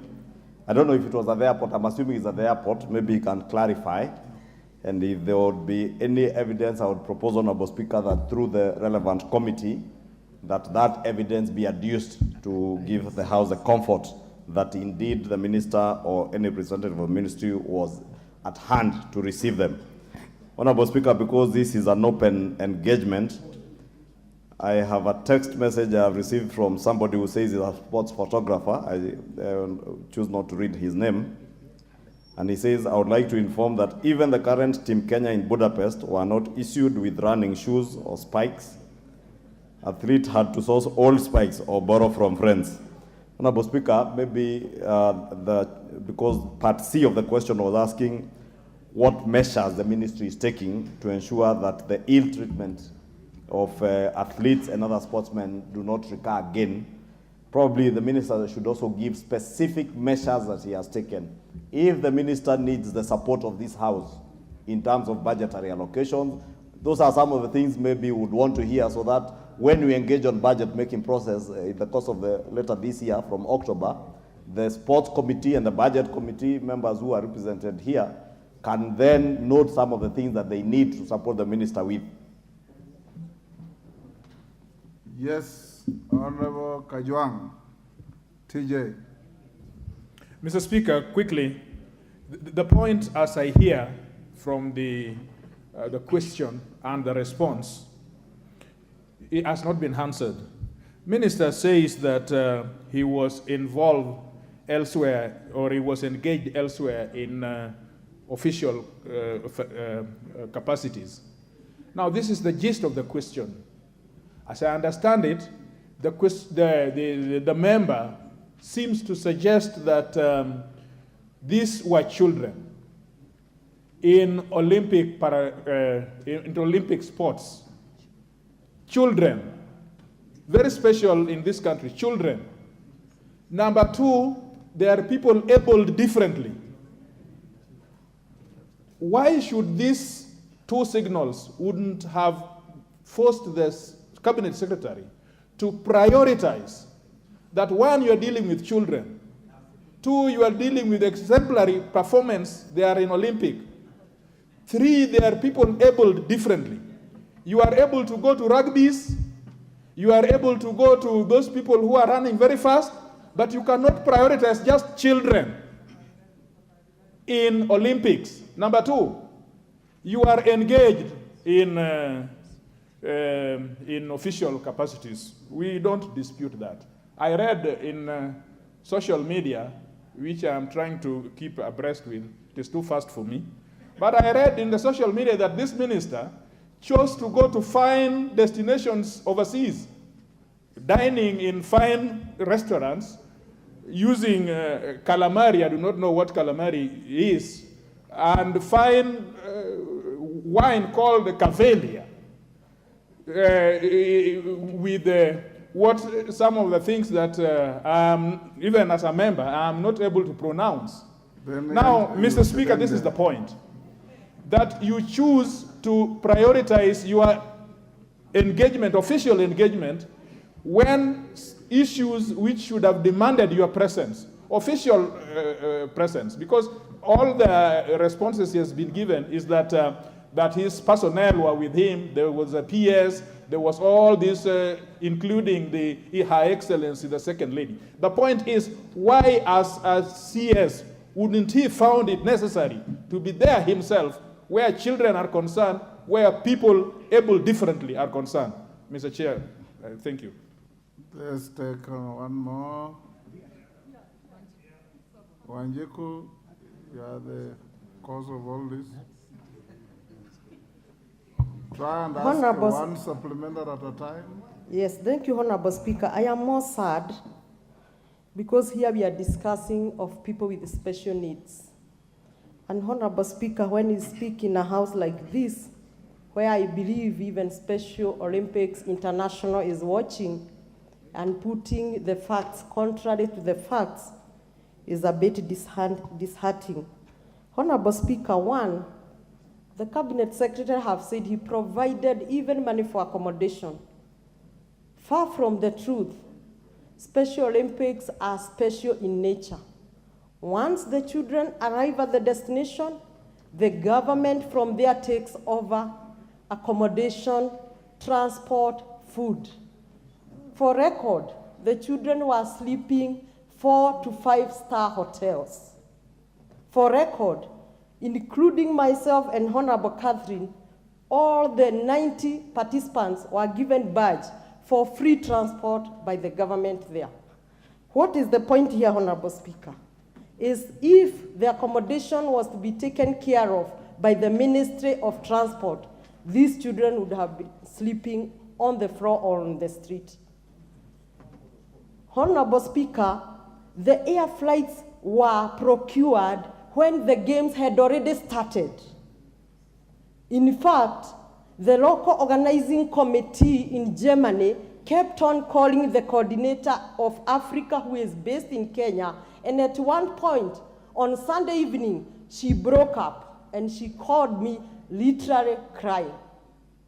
The local organizing committee was asking, should we put accommodation for Team Kenya? Should we plan for transport? You haven't yet gotten the air ticket.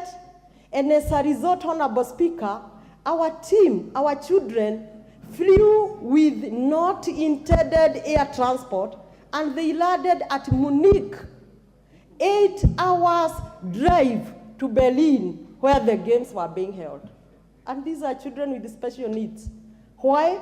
Because the last-minute flight booking did not allow the procurement from the ministry, whom I was informed was so arrogant and was even indicating that he will book the flights when he's free. This is the scenario. Honorable Speaker, the second truth I want to put for record in this House, Her Excellency Honorable Dorcas Rigathi is the patron of Special Olympic. She doesn't work for the Ministry of Sports. By that virtue, through her own goodwill, she accompanied the children and she stayed there. Honorable Speaker, another item to be on record. I, Honorable Ajiko Mohia, through the chairman of Africa International Olympics and even the coordinators from Kenya, did stand for Kenya as a country, the high round table meetings which were meant for the minister. The 20 African countries were represented, but when the time for Kenya came, there was no minister. Indeed, Honorable Speaker, I only participated in the field twice because the rest of the time I spent sitting for the minister. Honorable Speaker, let the minister understand that we are dealing with the children. Thank you, Wanjiku. The nominated member for called Abubakar. Abu. Thank you, Mr. Speaker. One question. Is the Cabinet Secretary aware that 4 swimmers, namely Emily Muteti, Maria Brunella, Swale Talib, Monyo Maina, attended the World Aquatic Championship in Japan We have last not reached month? there yet. Sorry, okay. All your horses will come to that. Yes, Deputy Speaker. Deputy Speaker. Thank you, Honorable Speaker. I just want to ask a follow-up question. The Cabinet Secretary has explained that they spent close to 159 million shillings for various items to take care of the athletes, particularly for provision of uniforms. The question I want to ask, because it's public knowledge and it's in the social media, that our teams have been wearing knockoff uniforms. That is fake Adidas, fake Nikes, and fake uniforms. And it's a known fact. So I want to ask, how much did they spend on the fake uniforms, which are most likely from River Road? Yes. Yes, Basil. Not all those questions, Minister. One question. Yes, thank you, Speaker. I read somewhere that the cheering squad composed of girlfriends of the official, the minister officials. So I want to know I want the minister to share the list of the Kenyan delegation who are purported to be the cheering squad. Thank you. Yes, Chepkonga. Minister, record all those. You'll answer them together. Yeah, Mr. Speaker, I will not repeat the one which you have already read. But I would like to remind the Speaker, remind the Minister, Mr. Speaker, that he needs to acquaint himself with Article 73 of the Constitution. And I just want to read to him for record. It says, authority assigned to a state officer, that is himself, is a public trust to be exercised in a manner that is consistent with the purposes and objects of this Constitution. 2, demonstrates respect for the people. 3, brings honor to the nation and dignity to his office. And then 4, promotes public confidence in the integrity of that office, Mr. Speaker. Mr. Speaker, you know, I have listened to this minister. He has said he has spent money on the accommodation of the children. Mr. Speaker, I would like him to confirm, is it true that the German government paid for the accommodation? If they did, can he account what happened to this 500 million that he proposed to have been paid? That it could not even take those children by flight to Munich, where they were supposed to go. To Berlin. Mr. Speaker, the second one. Could you, this minister, also confirm that it is true that the emolument or the rewards that is supposed to have been paid has actually been paid? It is not an intention, it is not a supposition, but it is something that is true. Mr. Speaker, that needs to be confirmed to this House. Right.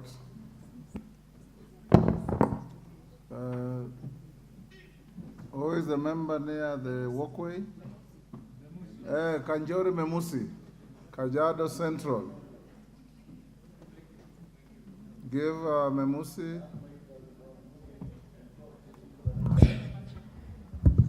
Thank you, Honorable Speaker. Honorable Speaker, you know facts are very stubborn, and they've well been stated here. Honorable Speaker, in light of all the facts that have been stated, and in light of Article 73, which Honorable Chepkonga has just read, will this House be in order to demand that the CS Honorable Ababu resigns because he has painted this country in a very negative manner? Will we be in order to demand that he resigns? Thank you. Murugara, did I see your hand? No. I'll give to Emase. One question, then Nyamai, then Minister, you come to answer those. Give Mary Emase. Thank you, Honorable Speaker. Honorable Speaker, I speak as a member of the Sports Committee. And I must say from the onset, I'm very disappointed. and saddened by what I've been reading on social media. Having been one of the champions defending the budget of the sports ministry, even before our committee budget and appropriations where I'm the vice. You know, Honorable Speaker, when we send sportsmen, the athletes, the special needs category, they are representing Kenya. They are the ambassadors of Kenya marketing this country out there. So any image whatsoever, it will be about Kenya. So, Honorable Speaker, the dignity of those players has been compromised. And I want to ask the CS. We have given sufficient funding, and we keep adding whenever they request.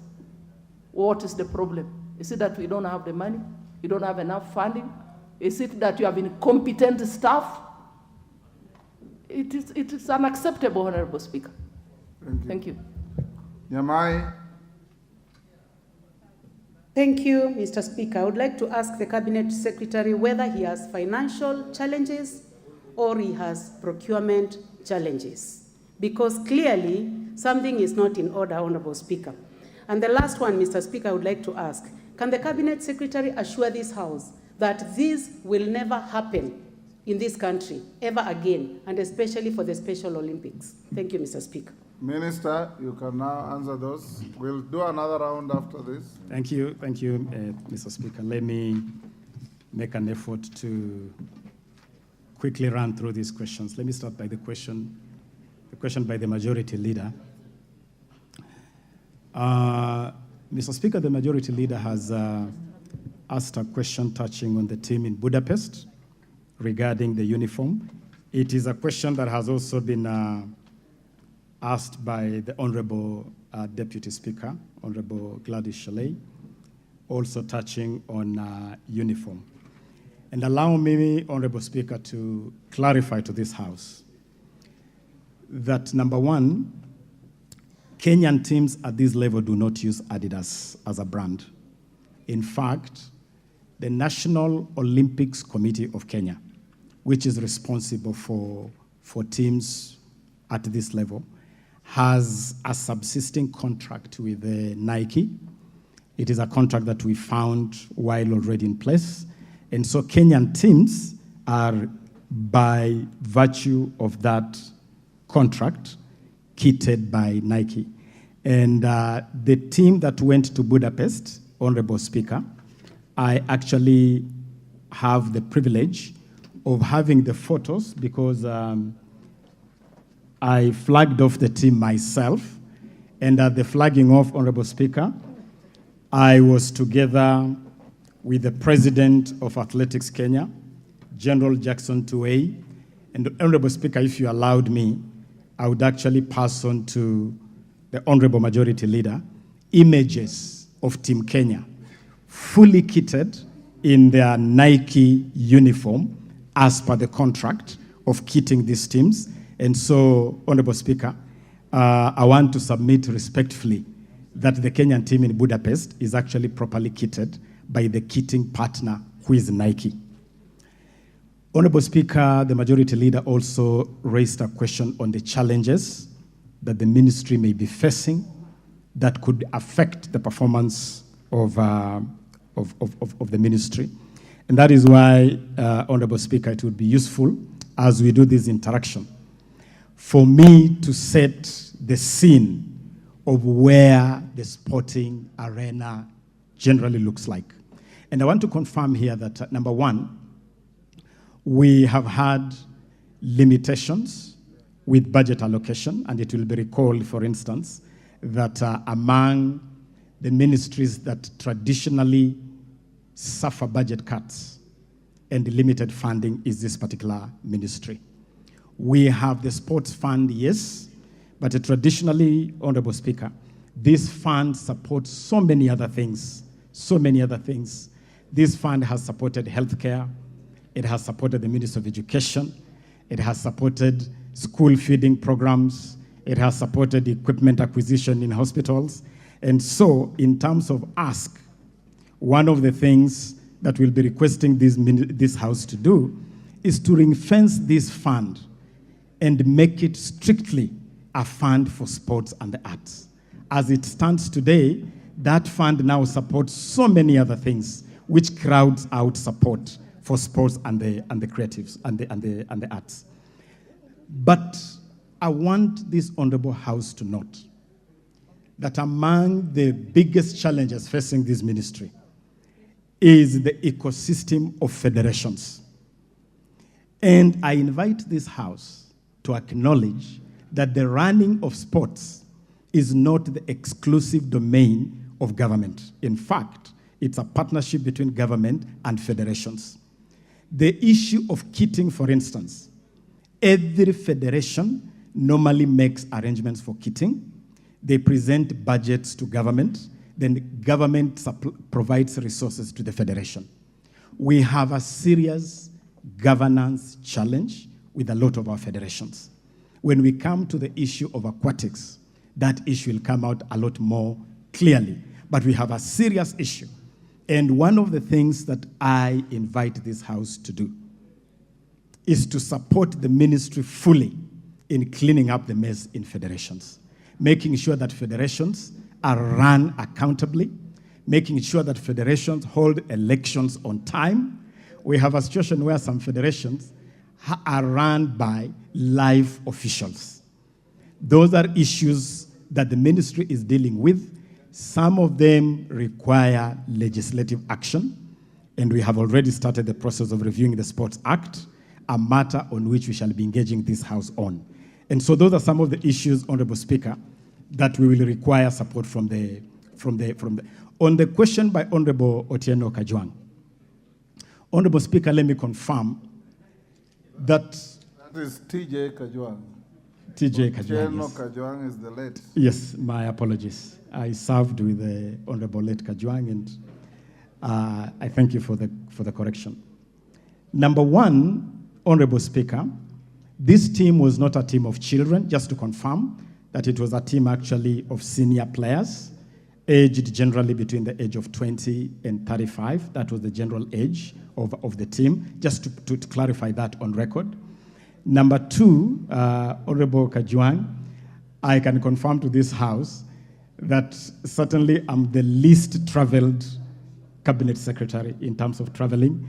When you talk about traveling to destinations, I saw some report indicating that I'm supposed to be in Budapest with the World Athletics team. I can confirm to this House that because of austerity measures of spending within the ministry, I have actually not had the honor or the privilege to accompany our teams traveling out of the country. We choose instead to send technical officers, like for this particular team, we sent the CEO of the Academy of Sports and the Director of Sports. The team in Budapest right now has a technical officer who is the Director of Sports accompanying the Principal Secretary, Engineer Peter Tum. And so it is not true at all that I go gallivanting around the globe, Honorable Speaker. I actually travel very sparingly. I want that to go on record. Honorable Speaker, Honorable Wanjiku Muia raised a number of questions, one on the spending on accommodation. And I want to confirm that the spending on accommodation, which I indicated here, and it is even in our formal submission, was actually on local accommodation. We accommodated this team at Kise, where we accommodated them for the entire period of camping, and that cost was met by the funding that I have provided. Ordinarily, when you have Olympics, the organizing federation takes responsibility at that level. And so let that be clarified. In terms of why this team flew to Munich, it was because there was a build-up activity in Munich. And so different teams were actually supposed to congregate in Munich and then proceed to Berlin from Munich. Reason why this team went to Munich. It is not true that there was late registration. This team was actually registered on time, and all of them were able to participate. The rules for these events, these international events, are so stringent that they do not allow any registration out of time. And I can confirm that this team indeed was registered on time. Honorable Gladys Boscheley, the Honorable Deputy Speaker, raised a couple of questions, one on the budget and how that budget was spent. And let me confirm, Honorable Speaker, that ordinarily, the ministry does not generate any budget for any event. Budgets are generated by the parent federation. In this case, the budget was generated by the Special Olympics Federation. It is that budget that is used to make the allocation. The funds actually go to the federation, and it's the federation that takes responsibility for that spending. The federation also takes responsibility for kitting, and I want to confirm yet again that we are not aware of any fake Adidas, and that these teams are ordinarily kitted by Nike under a very formal agreement that is actually headlined by the National Olympics Committee of Kenya. That takes responsibility. There was a question. Deputy Speaker. Thank you, Honorable Speaker, and I do apologize for having to interrupt, but I just want to confirm that even if the kits are procured by the federations, it is the responsibility of the ministry to ensure that these ambassadors of Kenya are not doing something that is illegal. I have photographs here which are downloaded from the Team Kenya website. The Africa Beach Games that happened, the second edition, here the pictures show they are wearing Adidas, and I will give it to you, Cabinet Secretary. Here, when our team went to, again here on the 28th of June, 2023, on the official Team Kenya site and other, including your own Twitter handle, again, they are wearing Adidas. We all know what Adidas is. And if they were kitted by Nike, then you would have a confirmation that Nike actually donated the uniforms and that they are originals. Again, here I have a picture of our teams again. In fact, the CEO of the Paris 2024 Olympics alerted on the use of fake kits by Kenya, and I have that email. Again, on the 27th of July, our national team, 3x3 under 23, left the country for the FIBA National League Games. Again, here are their pictures wearing fake Adidas. So unless you confirm and give us a letter and transmit it to the leader of majority, showing and confirmation from Adidas saying these are original uniforms, or if it is Nike to say these are original uniforms, I have the pictures here. So this is not hearsay. And Honorable Speaker, so that I don't have to get up again on this issue, I'd also like the Cabinet Secretary, I have searched for days on end for the Talenta app, which was launched by the head of state on the 9th of June. No, yes, 9th of June. It is here. Again, there is no app that exists. What the president launched does not exist at all. We'd like to know, does Talenta Hela exist? Ama ni Talenta Hewa?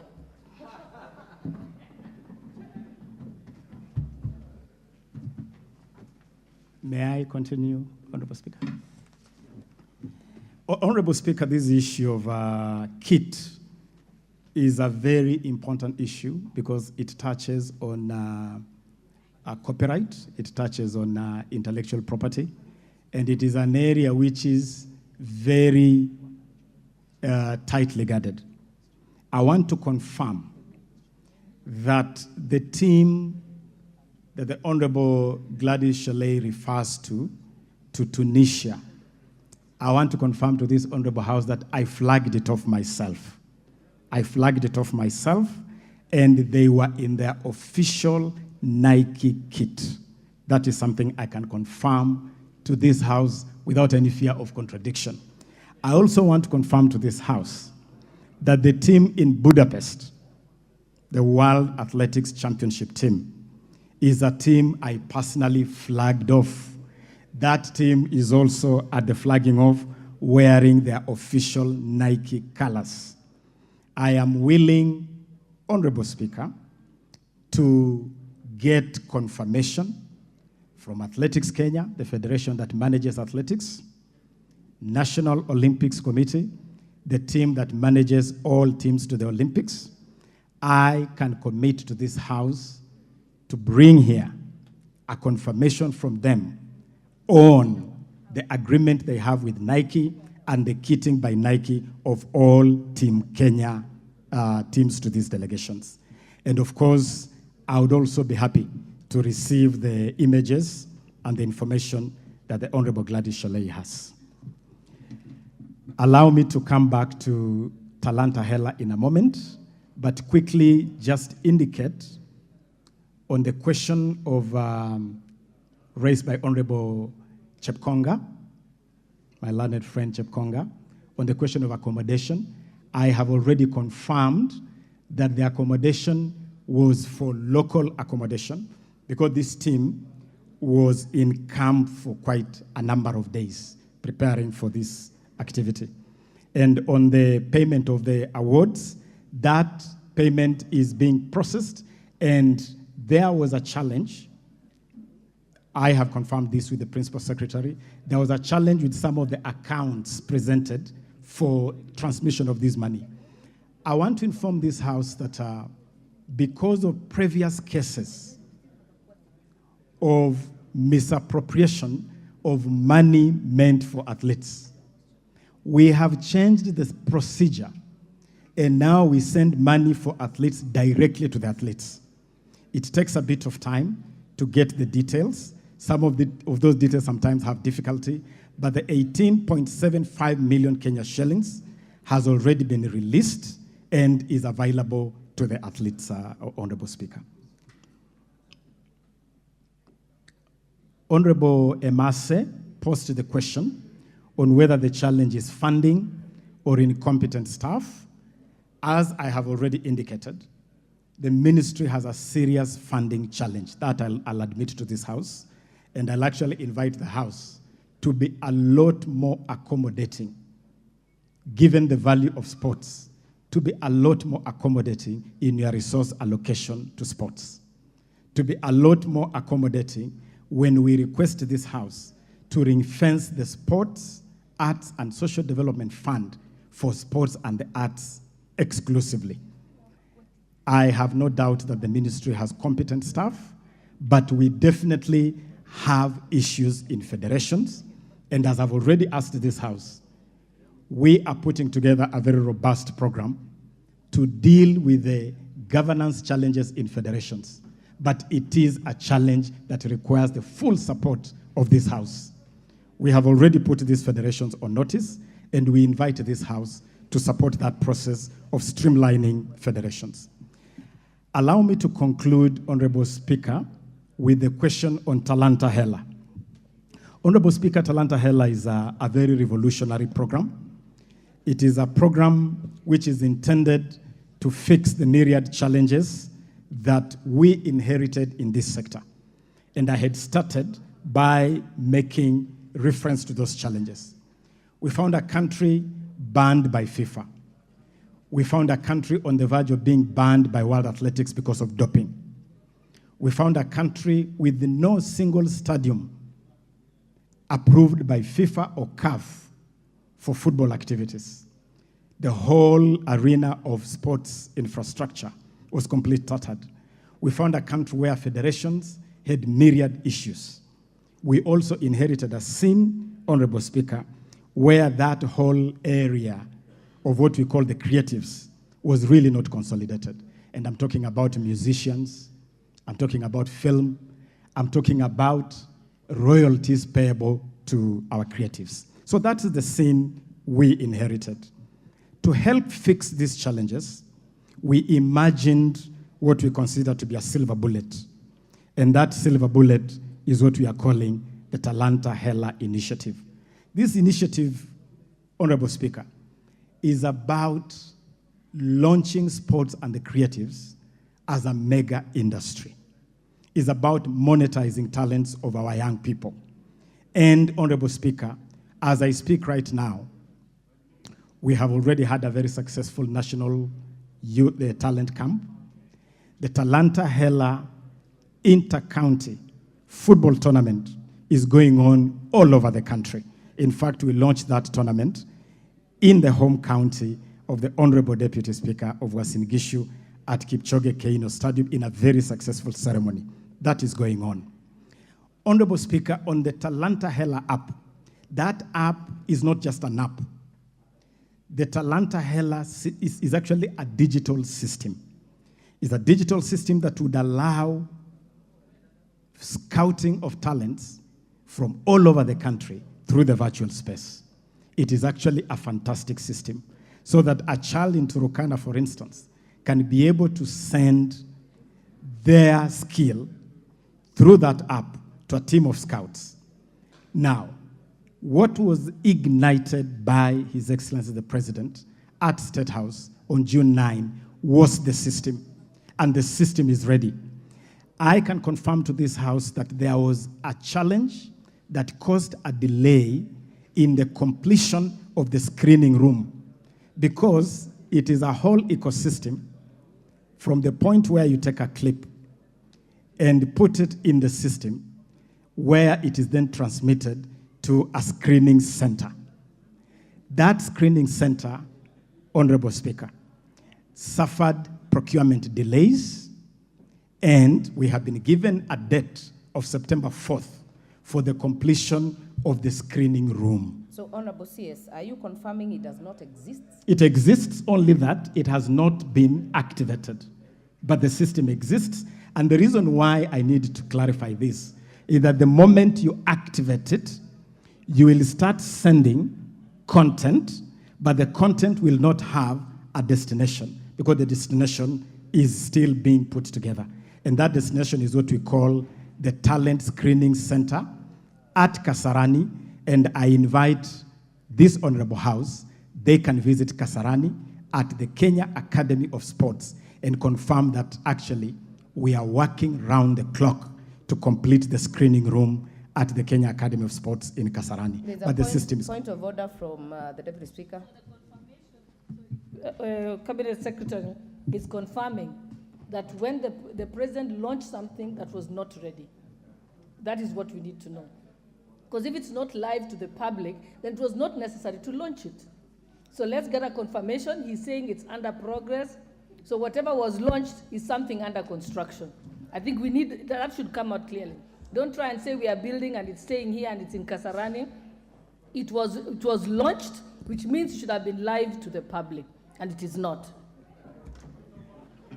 I know there are many interventions on this. Honorable CS, please save yourself what you see in the House, because the question the Deputy Speaker asked is whether what was launched in State House exists as it is as or not. And I think what I'm hearing from you is that it doesn't exist. Honorable Ochieng, I'll hear Honorable Ochieng, then I'll hear Honorable Fatuma. Honorable Speaker, I've sat here and listened pensively to my friend, the CS for Sports. And I can tell you for sure, from where I sit, that he's not in charge. Because he's kept passing the buck to federation after federation. That on this Olympics, it's the Olympics committee that is in charge.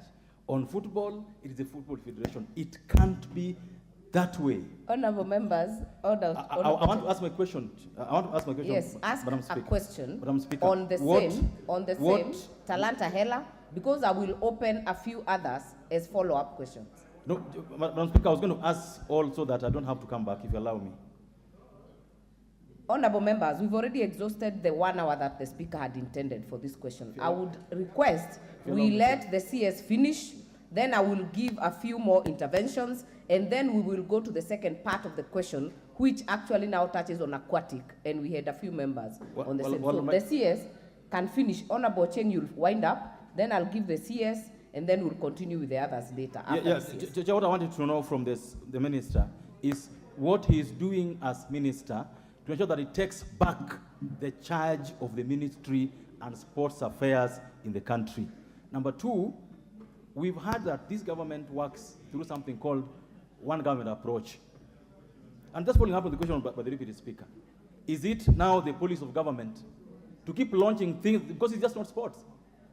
You tell the president to go and launch things that are not ready, then you tell us that there was procurement challenges. Why didn't you wait for the procurement challenges to be sorted out first before you launch, Chair? Thank you so much. Cabinet Secretary, please make it precise. Thank you. I'll be very precise on this, Honorable Speaker. What I want to confirm is that the President launched a whole initiative. That initiative is called Talanta Hela. This initiative was launched on June 9, but it had a program. It had a calendar. That calendar included the inter-county football tournament. This program was launched on 9th. The tournament started 1 week ago because it had a calendar and it had a process of preparation, including working closely with the counties. The tournament was part of it. We had something called National Talent Camp. That talent camp happened and was concluded last week. So there is a series of activities. When you talk about the Talanta Hela initiative, it's not just about the app.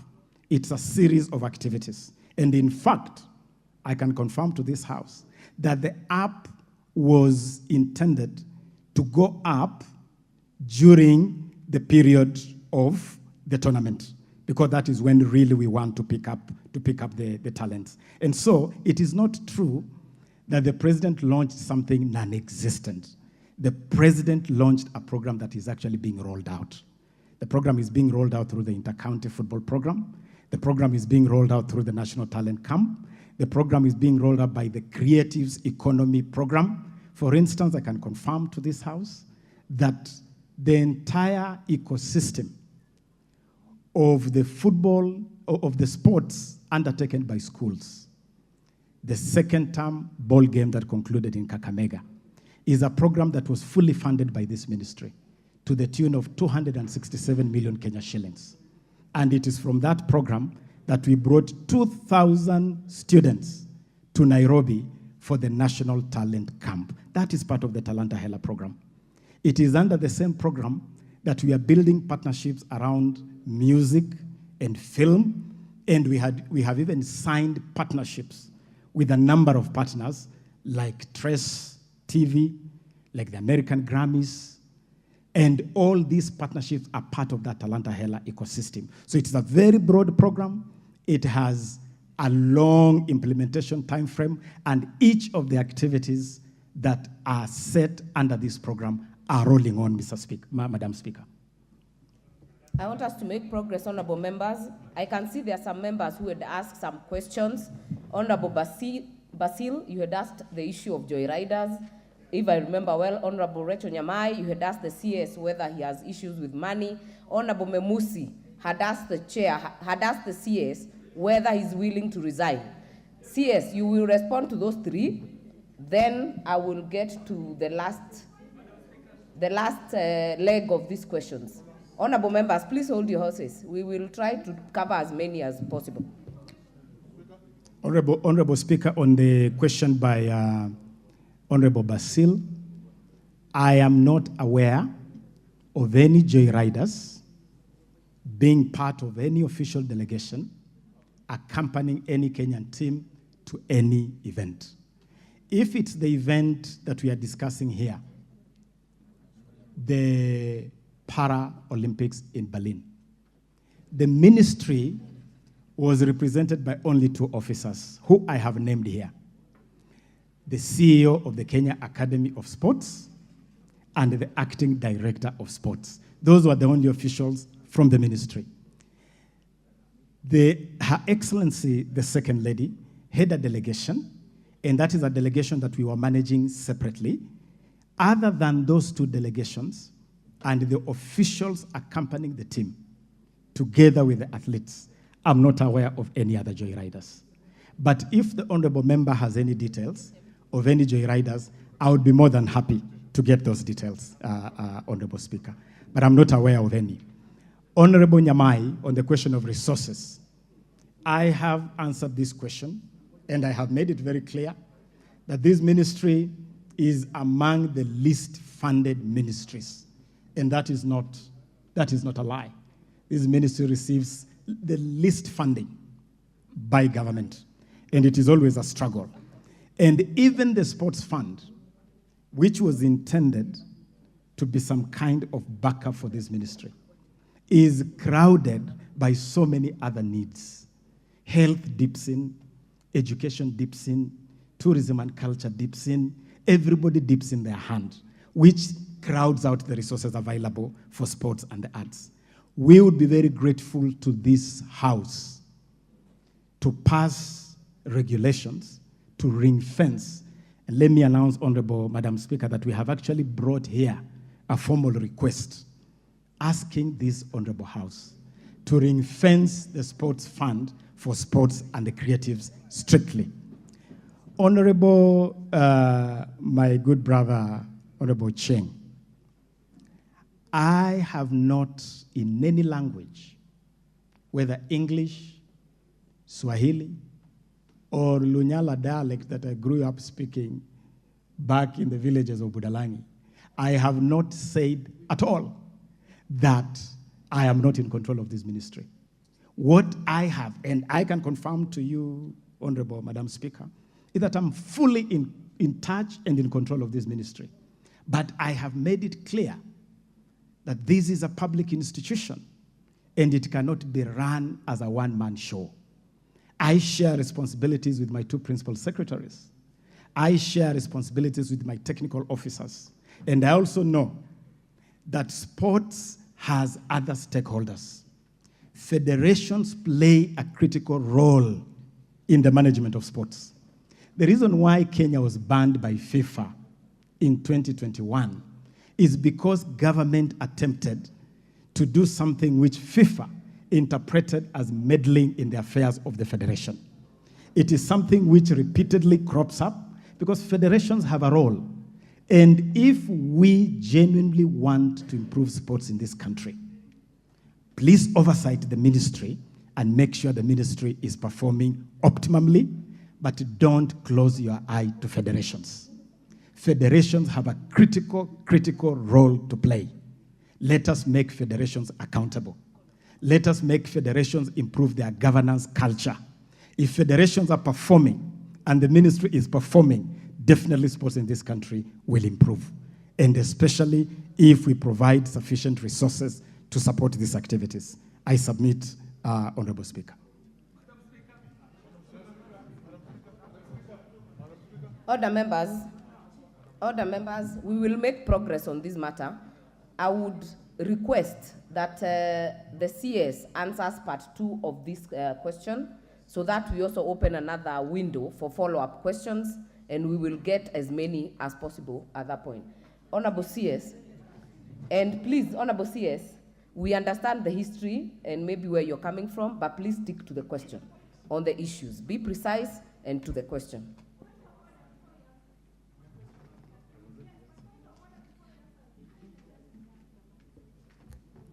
What is your point of order, Honorable Memusi? I had already raised your question with the Honorable CS. Would you be willing to resign? I don't want you to repeat it, Honorable CS. Honorable Memusi, do not repeat the question because you had already asked. CS, as you answered the second part, kindly respond to Honorable Memusi. Honorable Speaker, I believe I have responded to pretty much all the questions raised except the issue raised by Honorable Memusi. Honorable CS, address the House. Just Thank continue. You. Thank you. Thank you.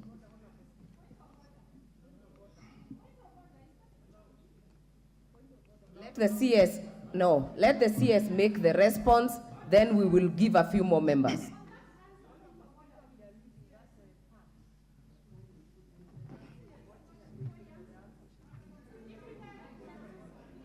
We will let the Cabinet Secretary answer this question. Please go on, answer Honorable Memusi's question. Thank you, Honorable Speaker. Honorable Speaker, I have no doubt whatsoever in my mind, in my work, in my imagination, I have no doubt that I am performing well as Cabinet Secretary for Sports, the Arts, and Youth Affairs. Honorable Speaker, 10 months ago, when I walked into this ministry as the Cabinet Secretary, I inherited an arena that was in a total mess, as I have already indicated. I inherited an arena, as I said, football banned. Honorable CS, please Yes. respond, just precisely. I can respond to this House. Are you willing to resign based on these issues that have been raised on this floor? I believe, Honorable Speaker, that there is absolutely no sufficient ground that would cause my resignation, because I believe I am performing exemplary well as Cabinet Secretary responsible for this ministry. Order, members. Order, members. Order, members. I know we have many follow-up questions on this issue, but I would like us to let the CS go to the second part, and we will open it up again. But I know Honorable Wanjiko had asked a question which has not been answered. Order, Honorable Roko, order. Honorable Wanjiko, the question that you had raised on payment. Honorable CS, respond to that issue.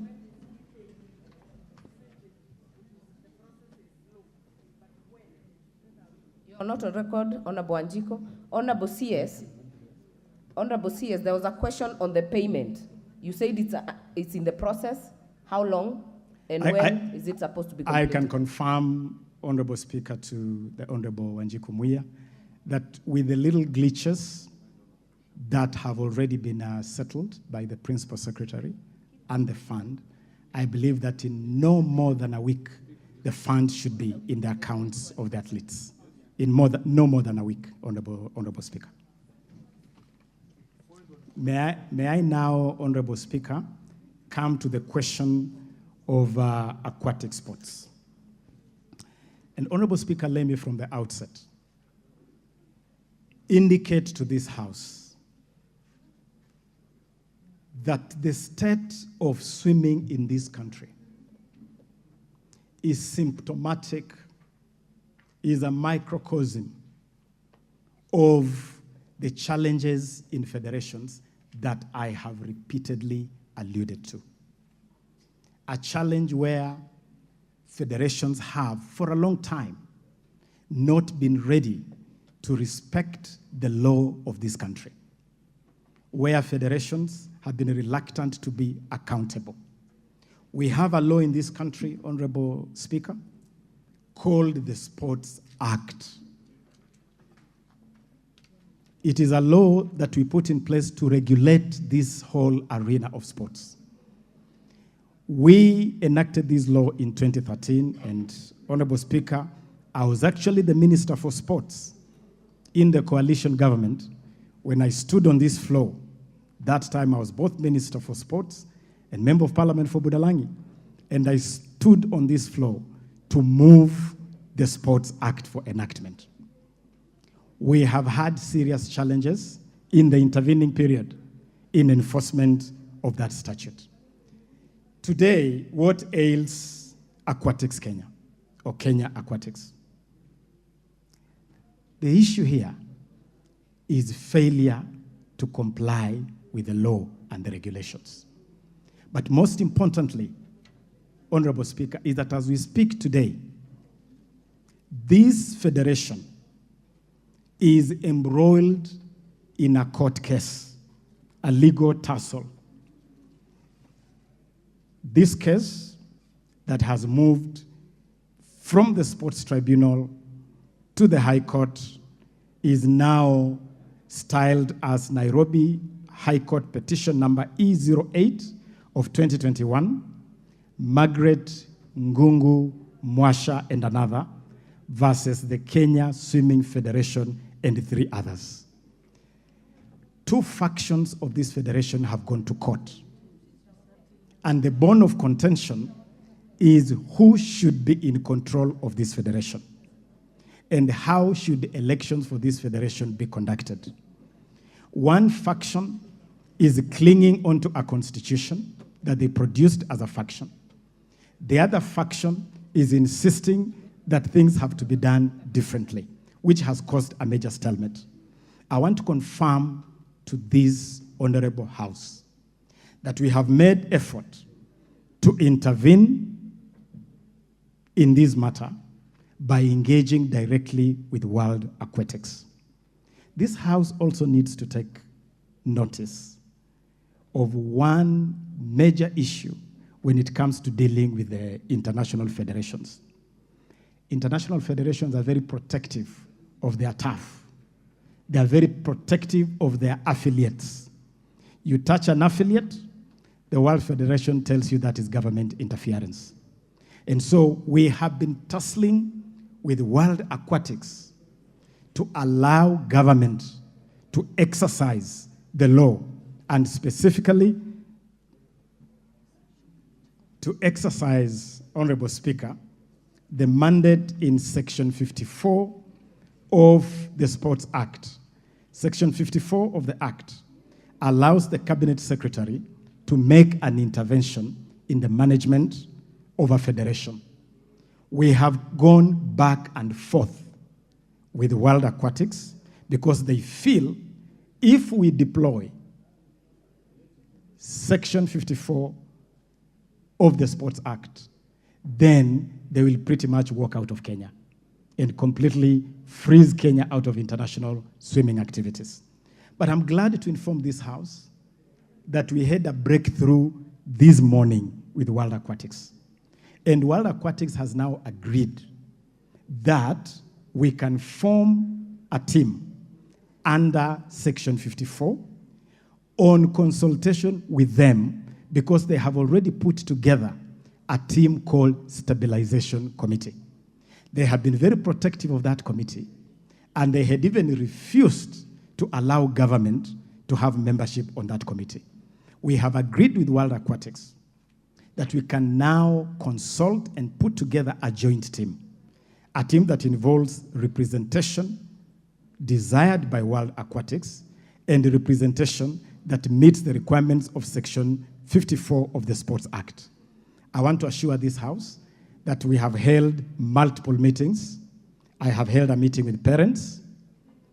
This is a sport where parents have got a very big voice because it involves minors, and previously we have had the challenge of these minors being abused. And so parents insist to have a big say. I have met parents. I have met the Stabilization Committee, and I have engaged World Aquatics. I believe that with the agreement today that we can form a joint committee, we should be able to resolve this matter. But as even as give that undertaking, the elephant in this room is this High Court petition number 08 of 2021, which we must get out of court, because through this application, we have an injunction that stops anybody from purporting to undertake elections or the management of swimming activities. Let me also assure this House that among the asks we have put before World Aquatics is that we have asked World Aquatics that as we go on with this process of putting together the committee and preparing elections and agreeing on a constitution for Aquatic Kenya, we can have an arrangement where our swimmers can continue to participate in international competitions. We have an event coming up in February next year. It is an important activity because it's a qualifier for the Olympics. We have asked World Aquatics that as we deal with these issues, let us not punish the athletes. Let us deal with the governance issues, but have an arrangement that will allow our swimmers to participate in the qualifiers, and if they qualify, to participate in the Olympics. I submit, Honorable Speaker. The first will go to Honorable Fatuma from Migori. Honorable CS, I see you have a team. Please note the questions. There are many. Honorable Fatuma, give Honorable Fatuma the microphone. Honorable Speaker, it took me an hour to get an intervention so that I could raise a point of information. I have seen in this House that the CS is being given evidences from Facebook, printed and being read by one person. It has not been laid here. We don't know what that person is reading. I've seen a honorable member using an SMS from I don't know who wrote the SMS. And based on that evidence, the CS is being asked, are you ready to resign? How do you resign from information that you don't even know provided from Facebook? I request that all CSS be treated the same. We have tried as opposition bringing information to this house and even certified by lawyers, our information was rejected. What is it about this CS that an SMS and a Facebook can lead to his resignation? May I be informed properly if the CSS are the same in this house? Thank you, Madam Speaker. Thank you, Honorable Fatuma. But I want to confirm that the question that was asked on resignation was by Honorable Memusi and was totally actually from your side and different from what was laid on this side. All right, Honorable Alice Nganga from Thika.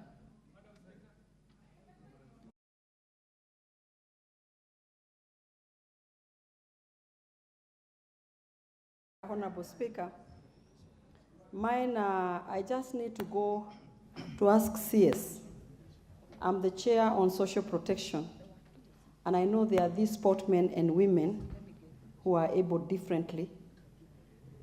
When they go out there, are they given special treatment as they deserve? Because they are not like any other sportman and a woman. They need special attention before they leave here. Are they given even people to take them around? Because I know they go for Olympics, but they also need to be treated in a special manner. They are vulnerable. They need to be treated as such. And another thing I've realized, CS, is communication. On your side, communication has failed. Because right now you have told us that you brought 2,000 people here in Nairobi. In fact, we don't know where they came from this nation. I know they came from somewhere, but we don't know from where because there's no that information. If you see drama festivals or music festivals, they are known across the country, even when they are being performed.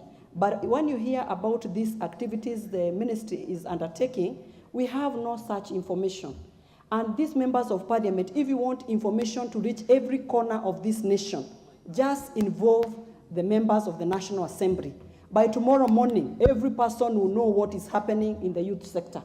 But if you keep to yourself, we are going to be experiencing difficulties like we are doing right now. If there's that football that was going on the other day, we only saw it on the television. We did not know it is going to inter-counties. Let information flow from the ministry to the grassroots where it matters. Because when we go to the grassroots, all the youths are on our case. What is happening? Why is it our constituency not involved in football? Or when youths are going to Nairobi, let information flow from your ministry to the grassroots where it matters most. Thank you very much. Honorable members, let us keep our questions precise and to the point so that as many people can speak. Honorable KJ. Thank you very much, Madam Speaker. And my two questions are very succinct to the Honorable CS Ababu Namwamba. And it is in regard to the federation. The first one is in regard to the federations that Honorable CS has severally referred to. And Madam Speaker, noting that Honorable Amina Abdallah, this is the CS Emeritus as Gazette notice, banning FKF has never been voided, it has never been vacated, it has never been reversed or challenged, and there are two court orders which are confirming that due process was followed in the banning of FKF. The question here to Honorable CS is whether FKF, as one of the federations that is pulling back sports in this country, whether the FKF officers who are in office now, Mr. CS, are legally in office.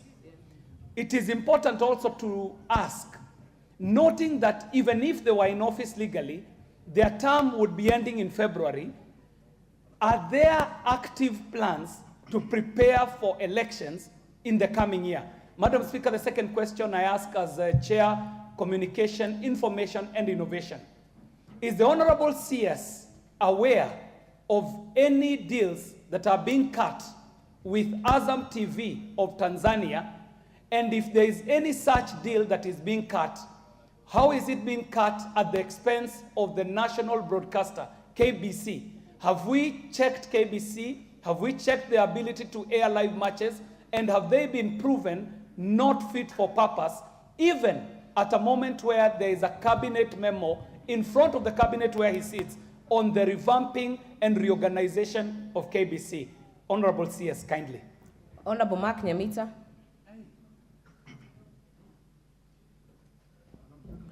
Thank you, Madam Speaker. Madam Speaker, I have two questions, but I'll just make a comment.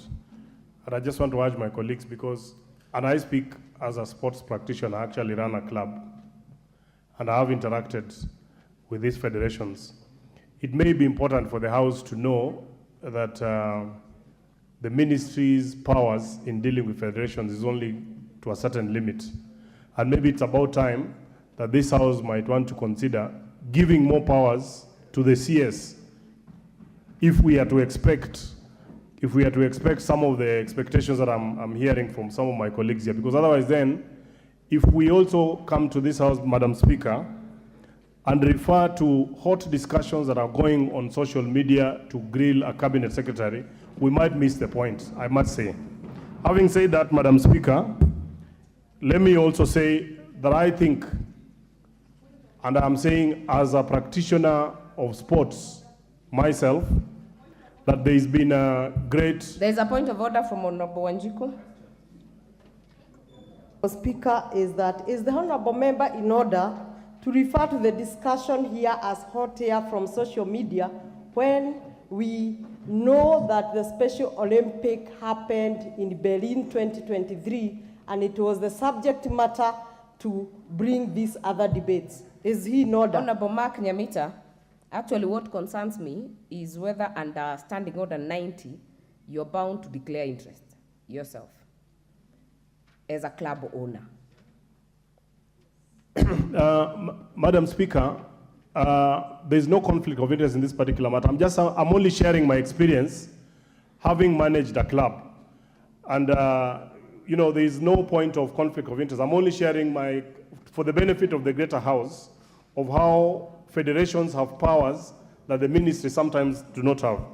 But just to the point of order raised by Honorable Wanjiku Muya, I think the word hot air is from you, but you will agree with me that many of the members here have alluded to discussions that are going on social media.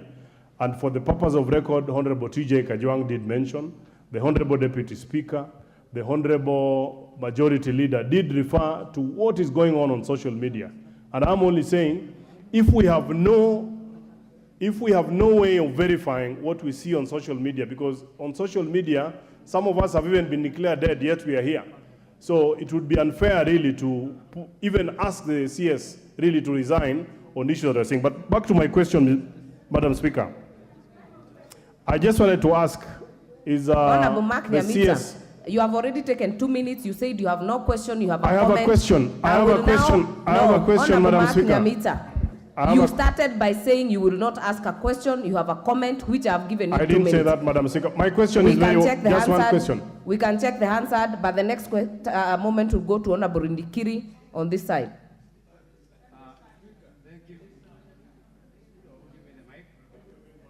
Thank you, Madam Speaker. I'm sure the Honourable CS is aware of the Kenya Deaf Handball Championship team. Madam Speaker, the Kenya Deaf Handball Championship team missed their international match in July 2023 because they could not get the visas. They were referred to the Ministry of Sports. And subsequently, they were disqualified from participating in the 2025 because of missing the visa. The games took place, Madam Speaker, in the city of Copenhagen, in the government of Denmark. The question is, can the Cabinet Secretary explain the reason why the team was denied visa by the government of Denmark? And what step the ministry will take in the future to ensure that These people with special needs are given passports and visas by the respective government as the parent ministry. Thank you. Before the next speaker, allow me to recognize in the public gallery students from Karama Academy, Msambweni constituency, Kwale County. Please join me in welcoming them to observe the proceedings of the House. The next chance will go to Honorable KK from Molo.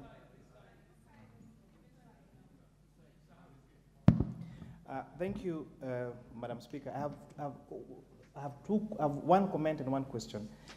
And at a time when we are all lamenting about how the CS has performed, I would like to congratulate him on the Bukungu Stadium finals that was done for schools. As in that really showed, that was really nice. I didn't know it was a Ministry of Sport that was doing that. And Kenyans are saying that they are ready to go and pay to watch our local matches. So that was very good. On the Talanta Hela app, Honorable CS, that you kept referring to, I checked on my app store, it's not available. And maybe I thought it's because I'm using an iPhone. So I've asked my colleague who's using an Android, and still it's not there. So is the app working? Has the app been operationalized? And if not, then when it's going to be operationalized? And that I thank you, Madam Speaker. On the same point. Order, Honorable Roko. The next chance will go to the member, Honorable Abu Ahmed.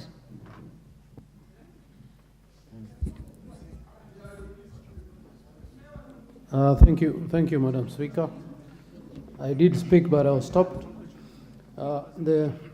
Is the Cabinet Secretary aware that 4 swimmers, namely Emily Muteti,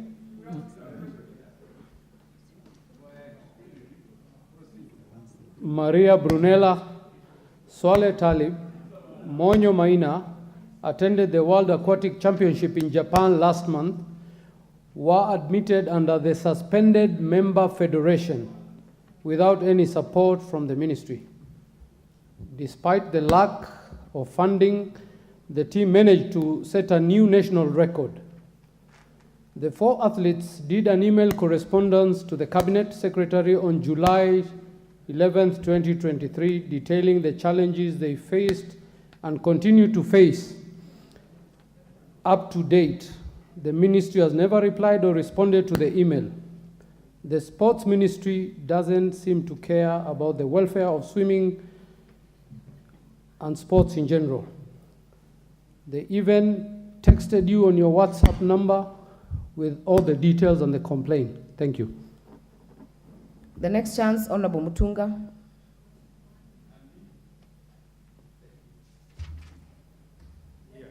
Make it short and precise. Okay. This one is working. Honorable Speaker, thank you very much. Honorable Speaker, I want to speak of a very specific issue that has had to do with me. The Honorable CS has said is up to the task, and he has everything in his control.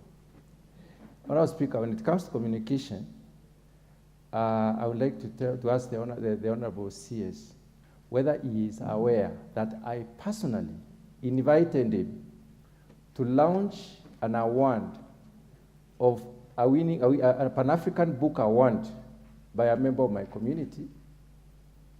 Writing in this country is extremely poor. We need to encourage the young people to write. I personally spoke to his PA. I sent a letter to the PA. The award is being given tomorrow. What is the question? We do not have any response. Is he aware? Is he in charge of his ministry? Does he have that communication? Honorable members, we do not personalize this matter. Member for Sirisia. Member for Sirisia.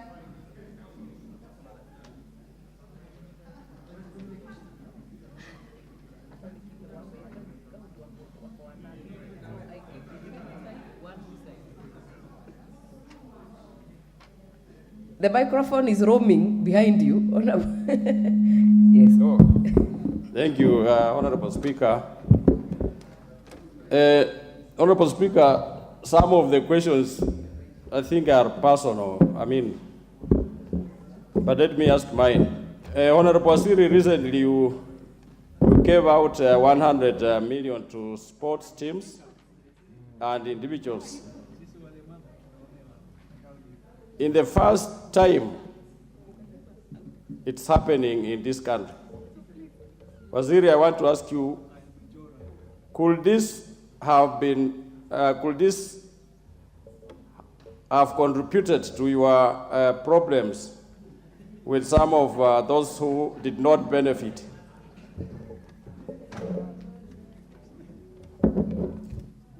Honorable Umi.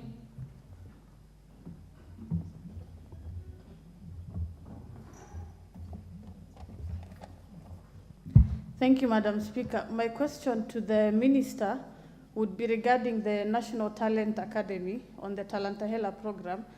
I'm concerned because are we just making the young players just play and play without having professional agents to scout them so that they can get professional football careers? Because between the month of March and August, I'm aware of private agents who've been coming to the country and have scouted at least 10 Kenyans. But in the Talantahela program, when I looked at it, it doesn't have any nearby deliverables where we can say in the next few years, at least we've signed these young players from across the country. So my question to him is, does the ministry have a plan where they're partnering with agents? Because football, unlike the athletics, do not just run and have their scouting happening from within. They have to be signed to professional football academies. So that's my concern. Thank you. Thank you. Honorable Justice.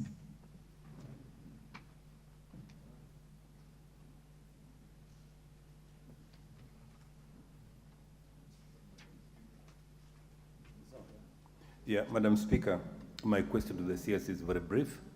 Honorable CS, we've been doing extremely well in athletics, and more particularly, we've been doing well in the steeplechase as a specific event. Are you aware, Honorable CS, that we seem to be losing grip on steeplechase, and what are you doing specifically to make sure that traditional event gets back to Kenya? Thank you. Member for Keses.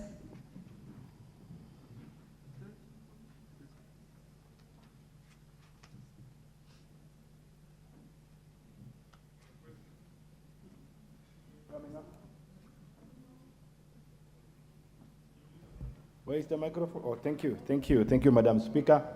I think also I will go as my colleague Justice, very brief. Number one, Madam Speaker, all of us were aware that currently Kenya participating in the World Championship in Buddhism. And coming from... Did you mean Budapest?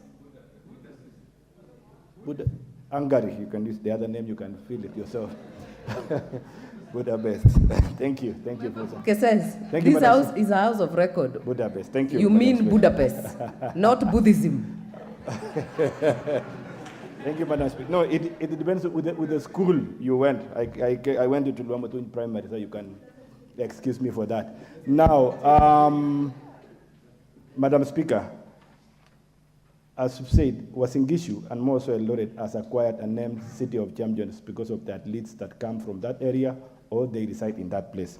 Recently, I saw the CS visited Eldoret, and since I had no prior, or we as leaders from there, we had no prior information, we would have accompanied him and would have dwelled issues around there. But since we have an occasion now, from the CS, I wish to know the deliberate measures you put in place to save us from the shame of Kipchoge Stadium that has been there for years.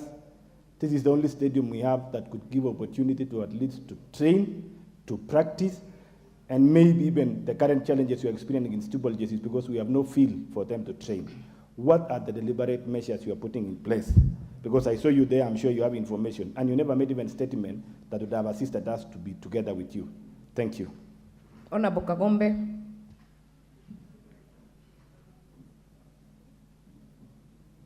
The microphone. Thank you, Madam Speaker. Madam Speaker, I have 3 concerns to the Honorable CS. One, on the issue of the Olympics. He said, on the issue of money, he said that we have had a challenge of accounts. But he also confirmed that he paid the allowances So this account that paid allowances was not able to pay the monies for the winners for the medals. So I want to find out how this account is able to pay for some monies and not the others. Number two, it is good. He has observed that he had a meeting with the World Aquatics today morning, and he alluded to what they discussed. But this, Kenya is watching, and the people, especially who are in swimming, have been waiting for this day. A lot of young children who now cannot swim, even at personal capacities because we've been banned from swimming, are wondering, and they wanted something concrete to hold on. The qualifiers for the Olympics are coming up on February. We are unlikely to have had the CS again in this house. So we want to know now concrete plans that he has with World Aquatics to make sure that our children participate in the qualifiers for the Olympics, in the swimming, for swimming, as they organize that. But I'm also concerned, Madam Speaker, that we have two functions in a federation, and we are not able to moderate between two factions that have kept us in court since 2014.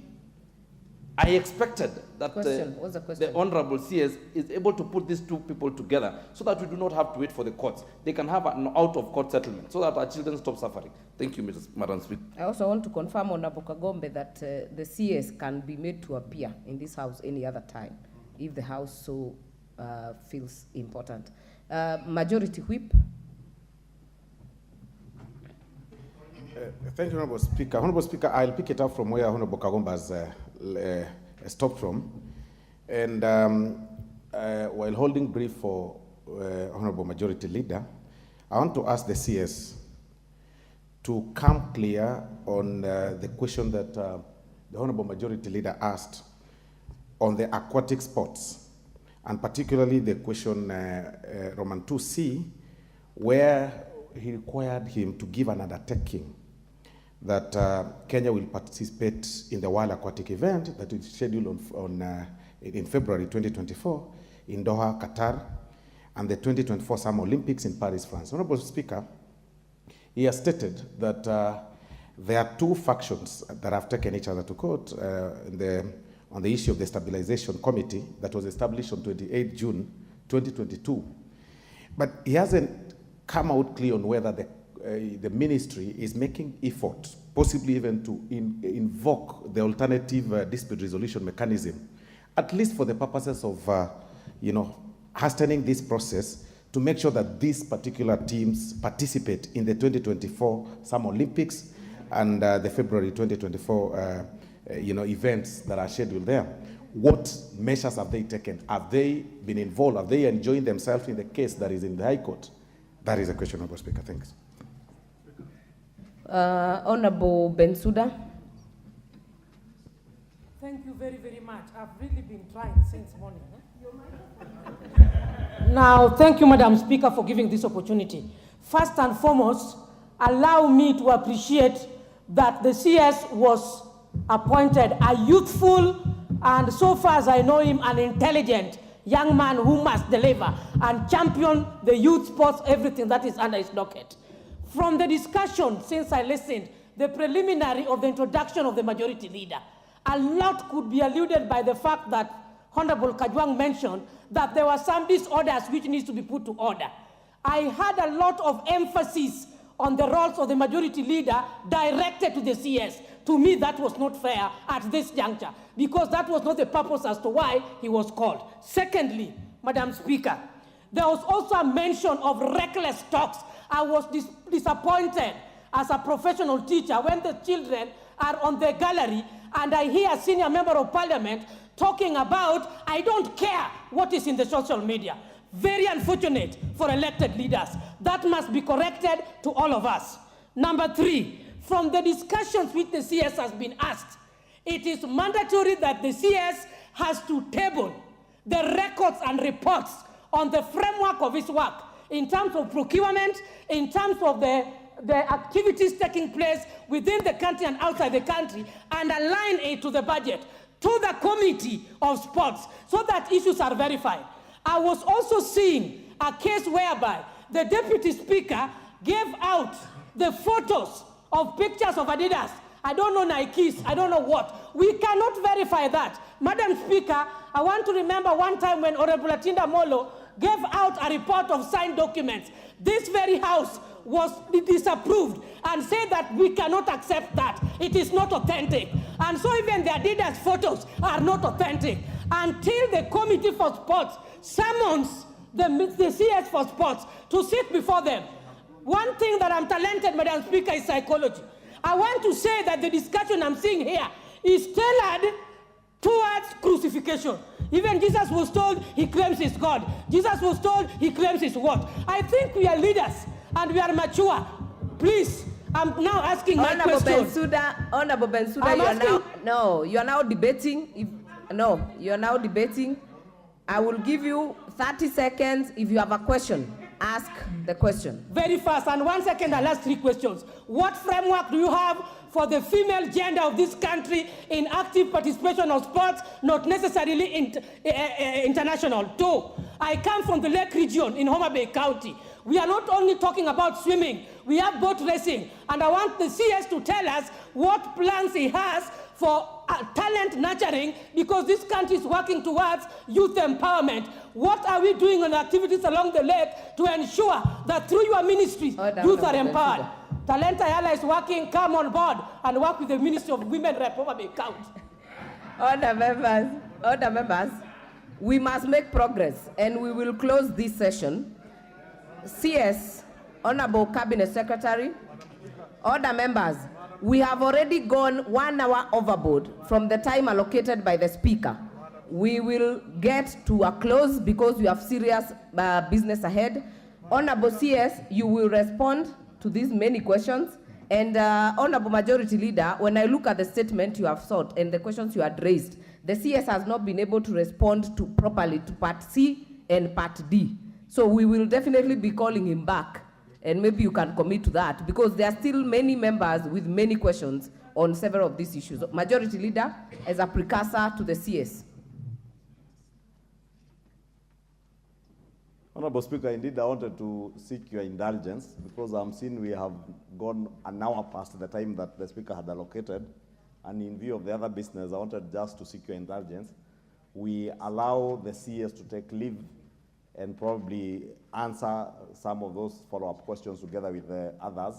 And there are also other questions that have been asked by members. And remember, today we only called him on notice, and we will be inviting him again. We allow him probably even not to answer these ones so that we proceed to the other business. Honorable CS, you will answer to the ones that you can right now, but join that with your closing remarks. Take the shortest time possible. The rest of the questions will be done in the follow-up session.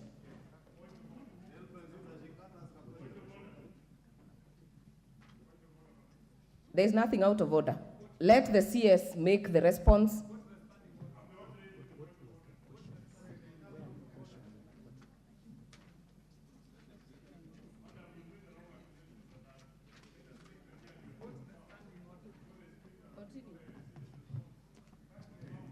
Honorable Speaker, there definitely are challenges, I have to admit here.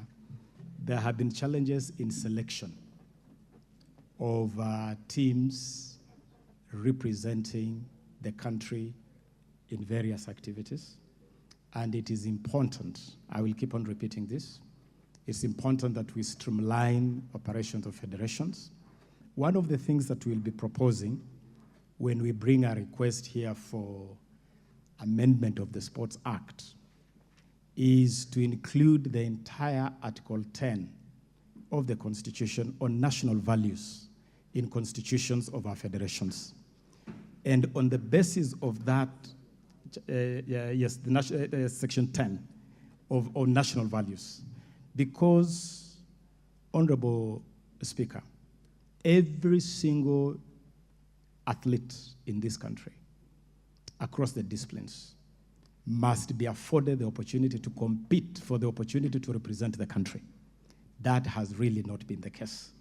And it is among the issues which we intend to work on keenly as we streamline operations of federations.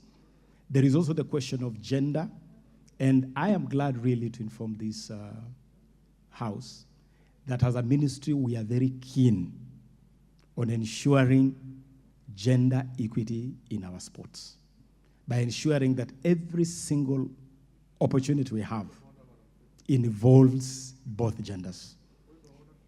This. What is out of order, Honorable Ruku?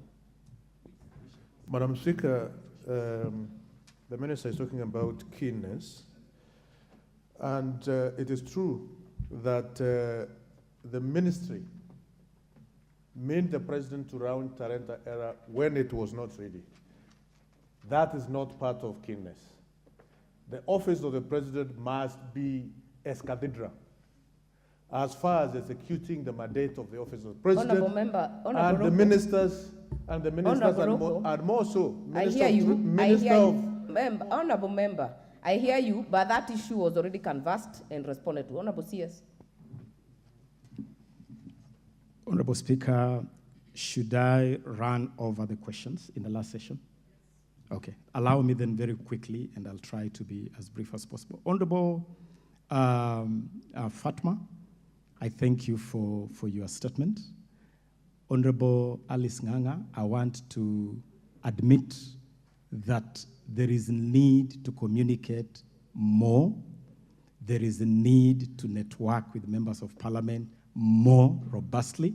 And I want to make an undertaking that that is certainly is an area where the ministry will seek to step up so that there can be more interaction, more communication, more networking with members of parliament. The program that I alluded to of the 2,000 young people from the National Talent Academy is part of the Talanta Hela initiative. And these are young people who were selected by scouts during the school's ball games. And they were selected across 9 disciplines. And they were selected from across the country because this was going on right from the regional level. And they were brought here for training. They were brought here for scouting. And I can combine this answer with a question raised by, I believe it was Honorable Umi, who wanted to know whether this talent academy, which we hosted here, was just an opportunity for young people to come here, or whether there was any deliberate effort for scouting. And I want to assure this House that this National Talent Camp is one of the key deliverables of the Talanta Hela initiative. And I assure this House that the Talanta Hela initiative is actually on and it is rolling. This National Talent Camp, the Talanta Hela Intercounty Football Program, the Creatives Economy Program that is going on, a lot of activities are going on in the Talanta Hela space. And during this talent camp, all federations participated in the various disciplines, rugby, football, and the rest. And the purpose of federations participating is that we wanted them to start selecting players from this level for teams under those federations. For instance, we expect that the Kenya Rugby Union must have identified some young talents for progression to the Kenya Under-20 rugby team. The national team technical benches participated. We had the national coach of the Harambee Starlets, the national football women team. We had the national technical bench of Harambee Stars, and the purpose was to start picking talents at this level. Because for football, for instance, Kenya has never had a national under-15 team or national under-17 or under-19 team. The purpose of this program is to start constructing age-capped teams because that's the best way to feed the national team and ensure that Kenya is supremely competitive. And it is during this program that we also announced that 3 young Kenyans had actually won scholarships to progress to foreign academies.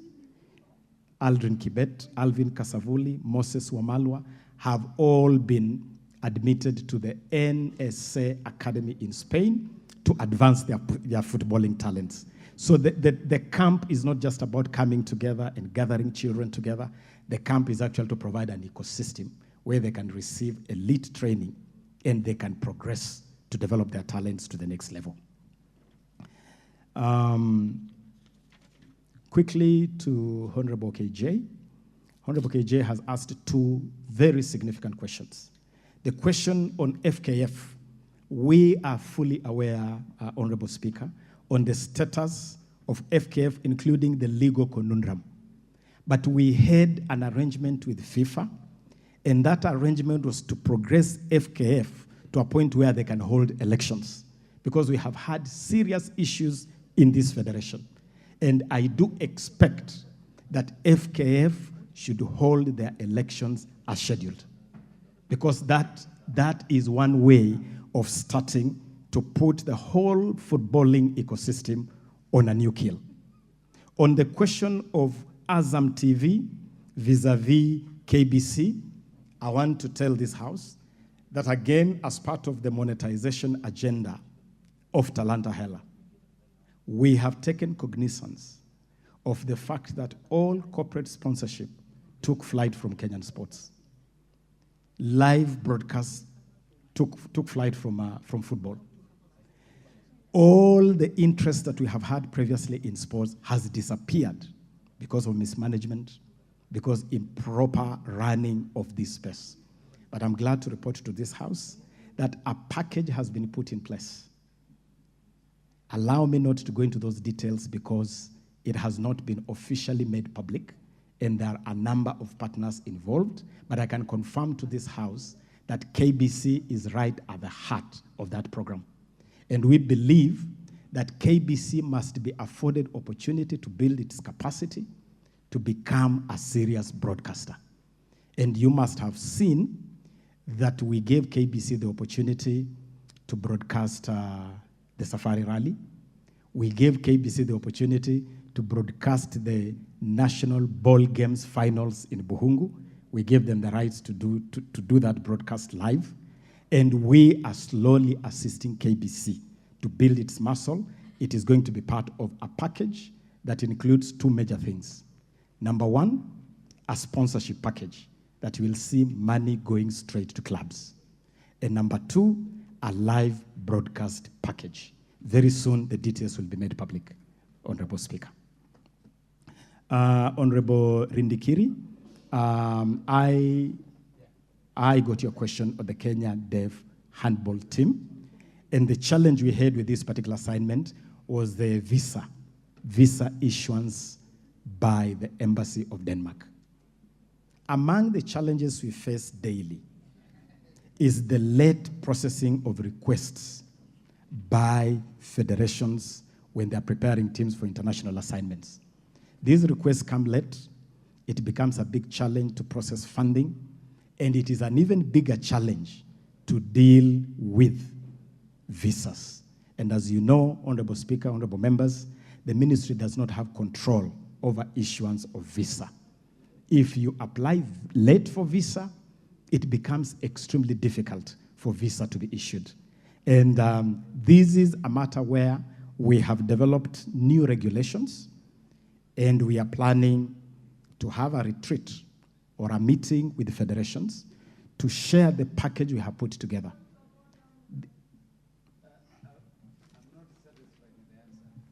What is out of order, Honorable Mase?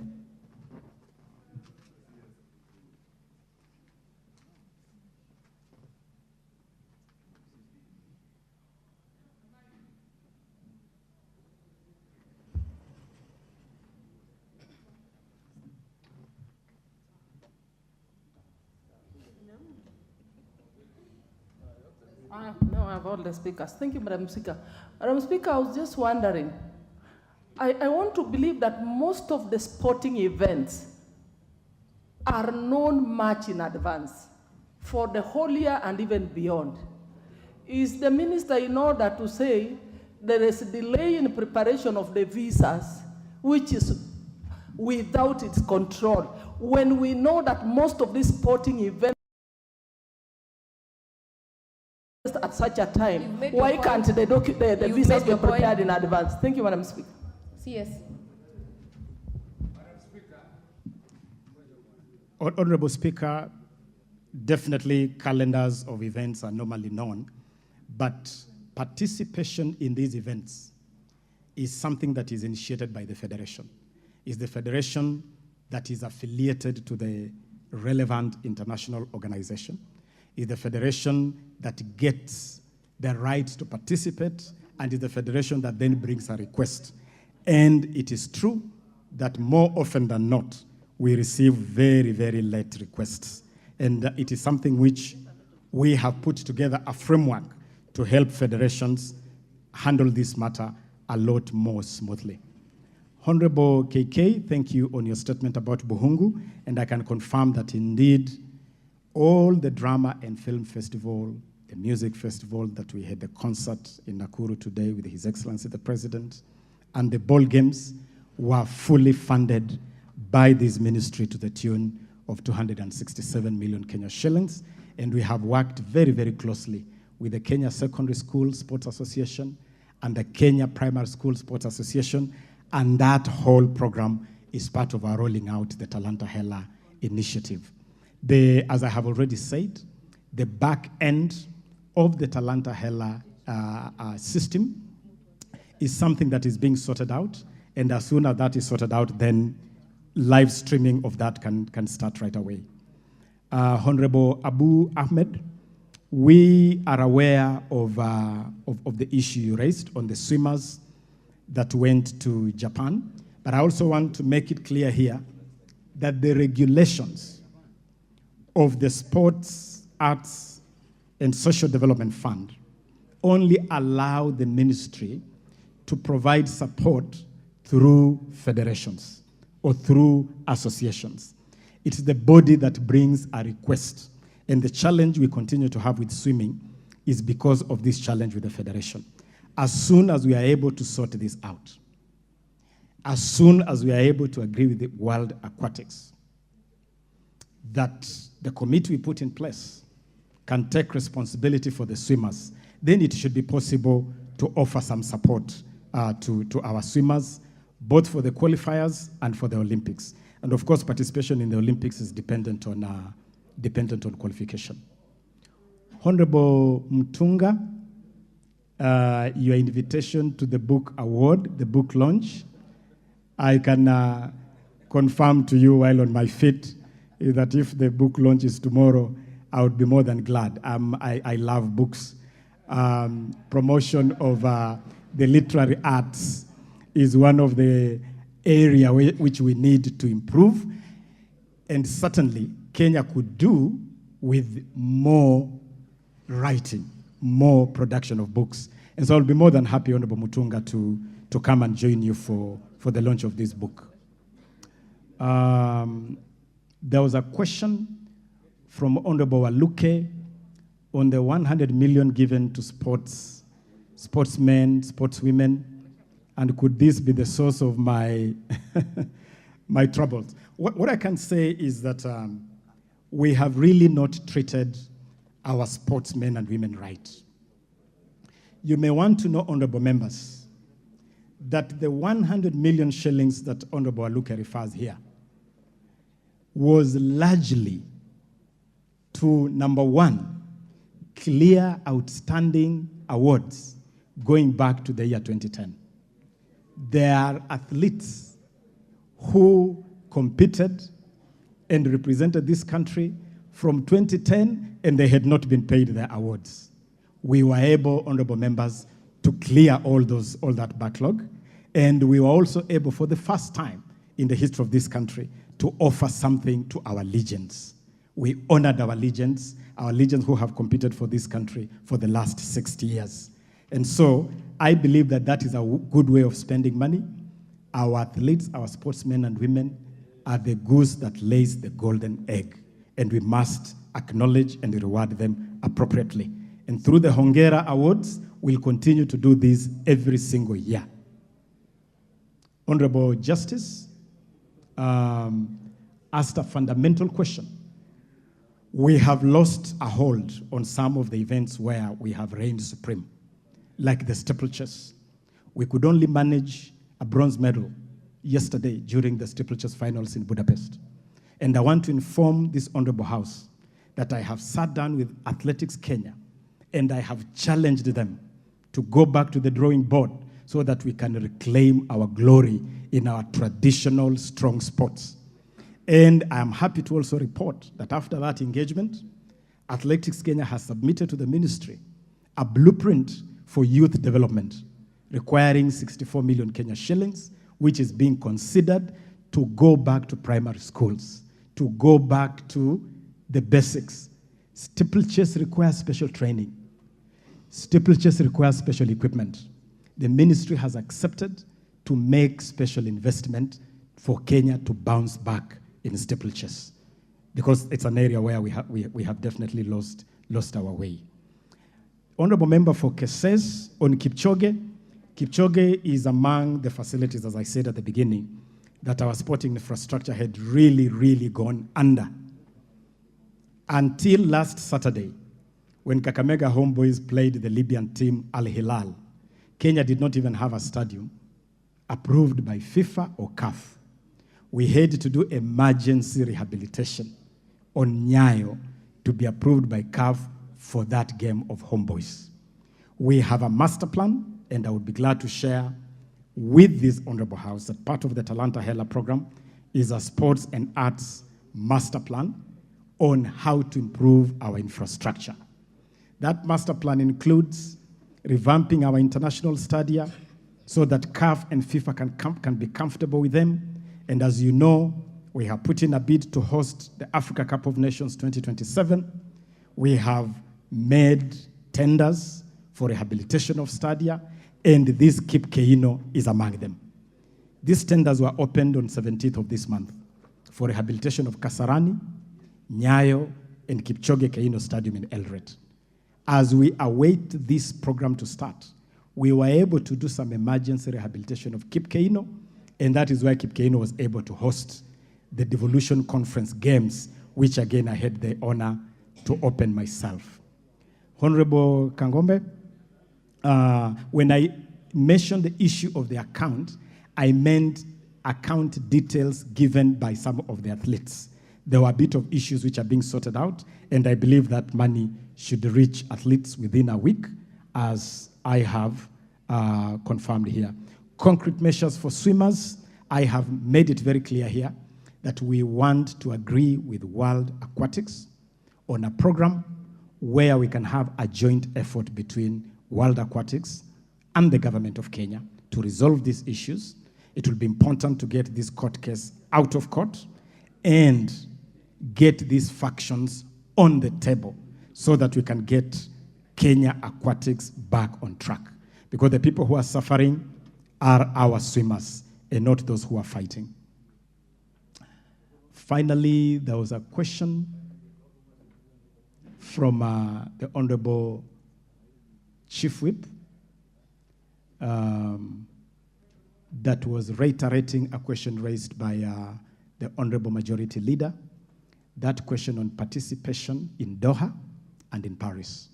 The undertaking I can give, and I have already given, let me reiterate it, is that we want to agree with World Aquatics to accelerate the process of withdrawing this case from court, of getting the elections for Kenya Aquatics done, and getting Kenya Aquatics back to be able to undertake their mandate, because ultimately this is the mandate of Kenya Aquatics. And as we do that, we want to agree with World Aquatics on a framework that could allow our swimmers to compete, even if that process is delayed. That is the best way to support these athletes. Honorable Bensunda, I have prepared all the records of the issues I have referred to, and it is a whole world of records here, including the state of sports as we found it, as we inherited it, and as I have repeatedly said, we found Kenyan sports in a mess, a total mess. The efforts we have made to start revamping infrastructure, to create a pipeline for talents, to monetize the creatives and talents generally, and to just make sure that Kenya maintains her pedigree as a top competing nation. All this is in the records that we have, and we'll gladly leave them here with the Honorable House. I thank you, Madam Speaker. Thank you, Honorable CS. I can note that there are still very many people, or several people, who have follow-up questions. I have noted Honorable Abu, Honorable Irene Mayaka, Honorable Rueda, Honorable Rindikiri, but But as the majority leader had presented, this will be done in the follow-up session. I will therefore request that we let the CS out at this point so that we can proceed with the business of the House.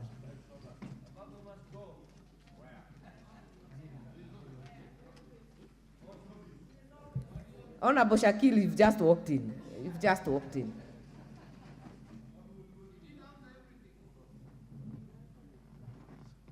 Honorable CS, kindly take your leave.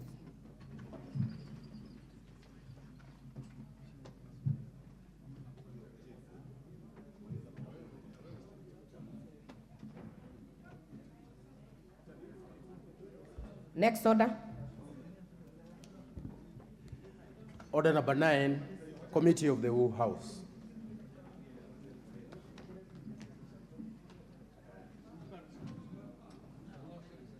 Order, members.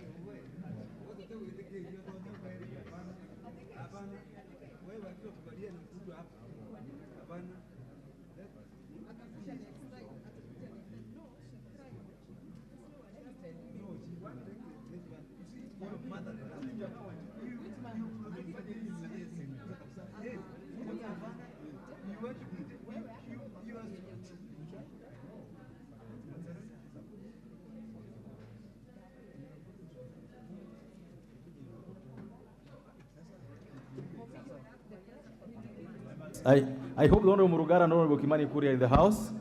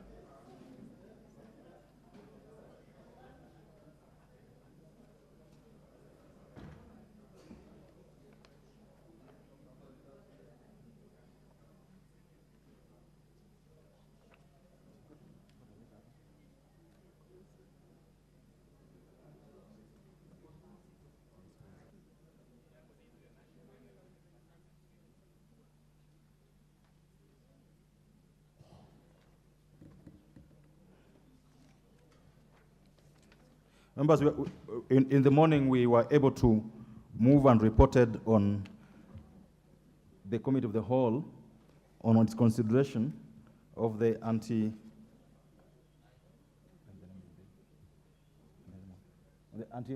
anti-money laundering and combating of terrorism financing laws amendment bill number 35 of 2023, and we wish to pick up immediately from where we left, which, if you remember, was on the section relating to the National Police Service Act 2011, Act number 11A of 2011. And members, I therefore propose the question. I now therefore propose the. I've just done that, Honorable Millie. I've just brought us to speed, if I would use your word. I've just indicated that in the morning, we reported progress to the House on a consideration of the anti-money laundering bill up to and including the provisions relating to the Proceeds of Crime and Anti-Money Laundering Act of 09, which we considered unfinished. Now, in the order paper, if you go to page number, doesn't have a page number. Page number 1016. And members, we are now considering amendments relating to the National Service Police Act. And therefore wish to propose the question. Provisions relating to the National Police Service Act 2011, number 11A of 2011. Honorable members, I wish to propose the question that the provisions relating to section 56A, including the insertion of a new subsection 1A immediately after the deletion and substitution of the division in the proposed subsection 2, be part of the bill. The mover. Thank you, Mr. Chairman. Mr. Chairman, I move that the National Police Service Act, Act number 11A of 2011, be amended in section 56A as proposed on the order paper. The justification is that we need to empower the Cabinet Secretary to gazette regulations prescribing the modalities of a controlled delivery and the safeguards preventing abuse of the investigative techniques. Those regulations will actually come to Parliament. As regards the second proposed amendment, it is to limit the use of controlled delivery officers of the rank of inspector and above. Thank you. I propose the question that the provisions relating to the section 56A of the National Police Service Act 2011 be amended as proposed. The first bite on this will go to Honorable Shakil, who has almost similar amendments. Yes, thank you, Chair. The amendment is more or less similar, but with a slight, but with the fact that we would like the regulations to be set, rather than asking for it to be set as and when. I feel that the regulations must be set in respect of the controlled, I've forgotten the word. Yes, sir, that's right. Yes. So the only comment I have in that one, Mr. Chair, is that we insert the amendment that I proposed, which is very similar, but for the fact that we request for regulations to be set from time to time. The reason being, things change, the amounts change, the currency changes, and there's so many other issues that change that cannot be put into the law. So we feel that the regulation must be stipulated here within a certain time. A regulation put rather than depend upon chief officers of police to come up with the regulations as and when. Thank you, Mr. Speaker. Sir. Thank you so much. And Honorable Shakil, you realize that if the proposed amendment by the chair carries the day, then yours becomes nugatory. Members, I going to now put the question that the provisions relating to the section 56A of the National Police Service Act 2011 be amended as proposed by the Honorable Murugara. Will as many as of that opinion say aye? Will as many of the contrary opinion say nay? The ayes have it. I now put the question, members, that the provisions relating to section 56A as amended be part of the bill. Will as many of that opinion say aye? Will as many of the contrary opinion say nay? The ayes have it.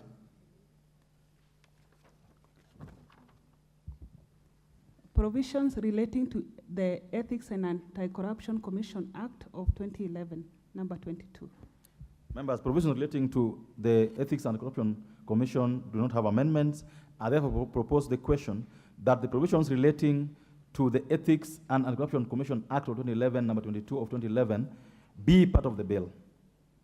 I now put the question that the provisions relating to the Ethics and Anti-Corruption Commission Act 2011 be part of the bill. Will as many of that opinion say aye? Will as many of that opinion say nay? The ayes have it. provisions relating to the National Payment System Act of 2011, number 39. Honorable members, relating to the mutual legal assistance. My apologies. Provisions relating to the Mutual Legal Assistance Act of 2011, number 36. Honorable members, provisions relating to the Mutual Legal Assistance Act 2011 have no amendments. I therefore proceed to propose the question that the provisions relating to the Mutual Legal Assistance Act 2011 be part of the bill. I put the question that the provisions relating to the Mutual Legal Assistance Act of 2011, Act number 36 of 2011, be part of the bill. Will as many other opinions say aye? Will as many of the contrary opinions say nay? The ayes have it.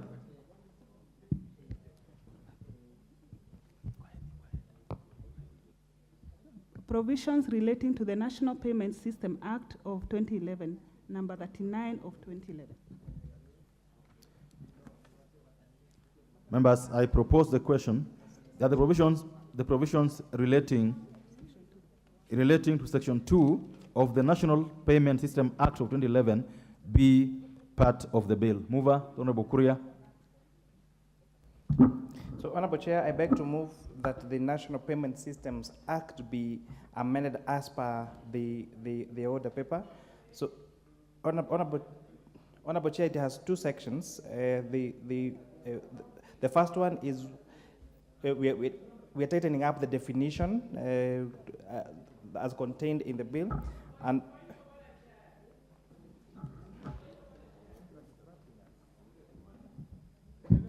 Honorable Mili, what's out of order?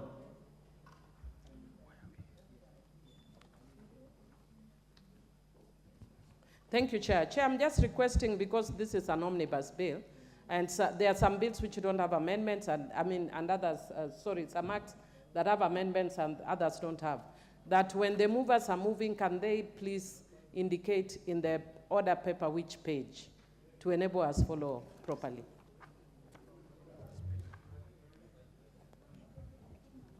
Honorable Kuria. Maybe for the benefit of my good friend, we are on F on the order paper. I don't think the order paper has the pages. So we're talking about the proposed amendment to the National Payment Systems Act. That is F. But having said that, we has two parts. One is tightening up the definition, and secondly, we're just making the new proposed section 17B1. No, you're moving the first one first. Okay.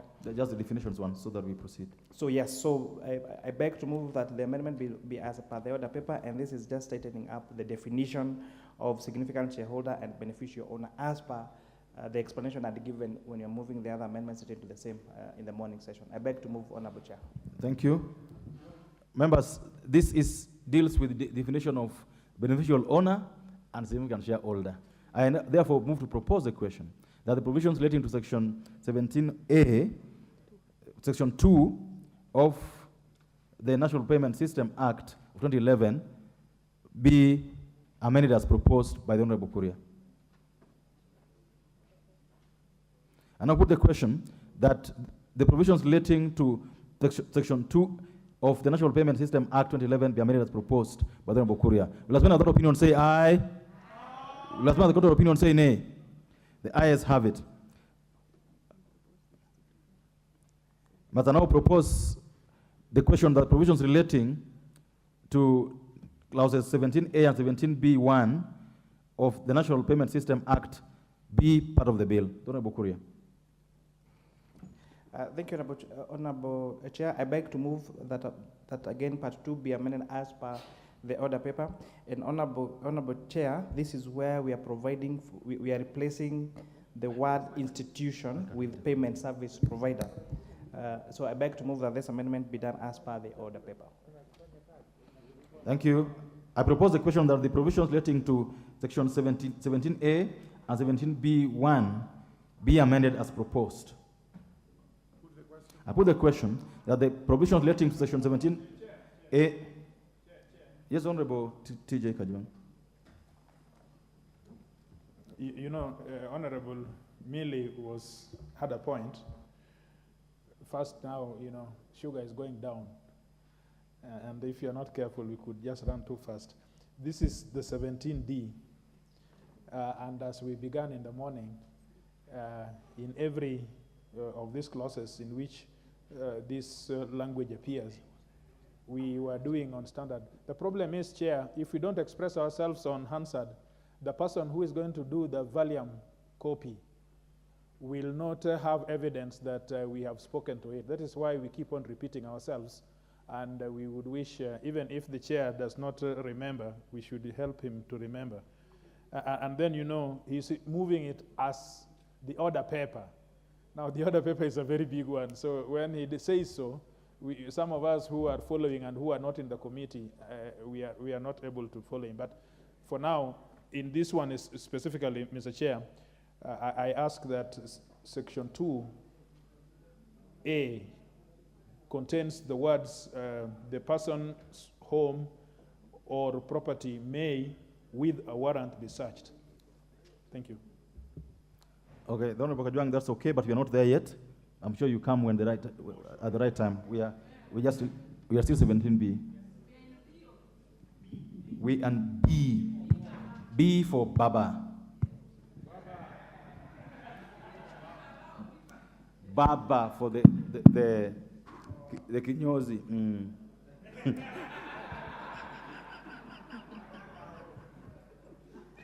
Honourable members, I put the question that the provisions relating to Section 17B1 be amended as proposed. Will as one of the opinion say aye?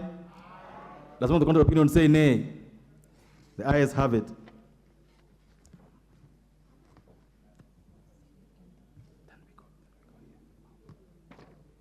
Honourable members, I propose the question that the provision relating to Section 17C, 17C and 17B, immediately after proposed new Section 17, be part of the bill. Honourable Kuria. Thank you, Honourable Chair. I beg to move that clause 17C and 17D be amended as per the order paper. And Honourable Chair, I would like to propose a further amendment, that's 17D. Let him D2A. Let him move first, Honourable. Let him move the amendment first. So that's a. Oh, then Honourable Kuria, 1 minute. Okay. Honourable Mili.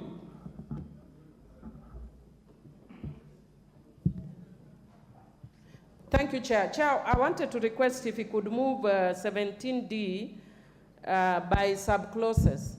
And the reason is, Chair, because if you look at D, I may have issues in respect of some subclauses, but not in respect of others. So when you actually move them together, 17C and 17D, it means you either accept it wholesale or not. So if with your indulgence, Chair, if we could move C wholesale, and then maybe when we come to 17D, especially, actually my main area of concern is 17D2, which is limiting rights, and there are certain issues that I'd wanted to encourage, not just the issue relating to warrants, but others that limit rights, but there are suggestions which you have because of course of time. Otherwise, I would have brought the amendments myself. No, what I would do, I would allow the chair to move the amendment. In fact, he's already taking into account something that was raised by Honorable Kajwang in the morning. He's already proposing a further amendment. If, after he moves, you convince him to adopt your amendment, I'm sure Chair is magnanimous, he will still pick yours if it makes sense to him. So, Honorable Kuria, you could move the amendment quickly, and then we give media to proposes. Thank you for your indulgence, Honourable Chair. And I ask, as we properly guided, Honourable Mili, whatever amendment that he feels would enrich this bill, would be willing to listen, and I will be happy to take those amendments if we feel that they limit the rights of any individual, because that is not the intention in any way of this bill. So I beg to move, Honourable Chair, that's clause 17C and 17B be amended as per the order paper.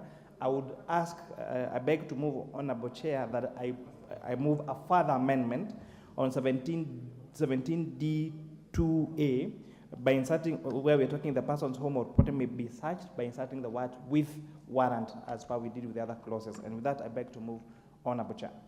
Thank you, and therefore propose the question. The provisions relating to Section 17C and 17D of the National Payment System Act of 2011 be amended as proposed by Honorable Kuria. Honorable Mili. Thank you, Chair. First of all, let me thank the Chair for agreeing to adopt the issue. I think he did on the issue of warrant.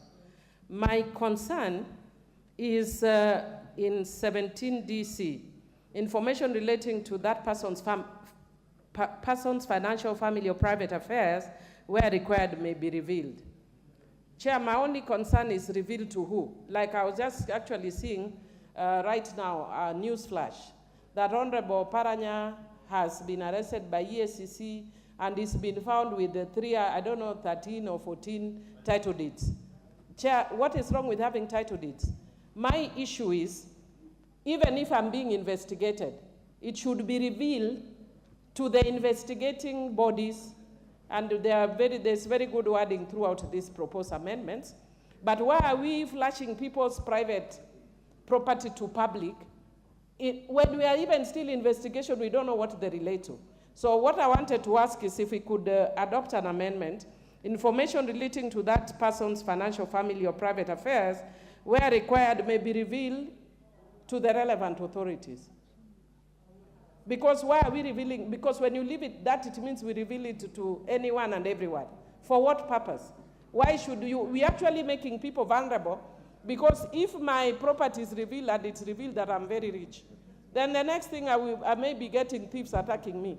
And so even when we are even where we are limiting rights, I think we are overly limiting. Yeah. I think that was my main one. The other one, the chair has actually already adopted. Okay, this is the guidance I want to give. I would agree with the chair. We allow, because you already moved a further amendment just now, so you can't move it further. I would request Honorable Mili to formally move that amendment, so that when we vote on this particular amendment, we vote for them wholesomely. So Honorable Mili, if you could formally move your amendment. And this amendment, as I've heard you, is with regard to the new section 72D 2C. 17D 2C.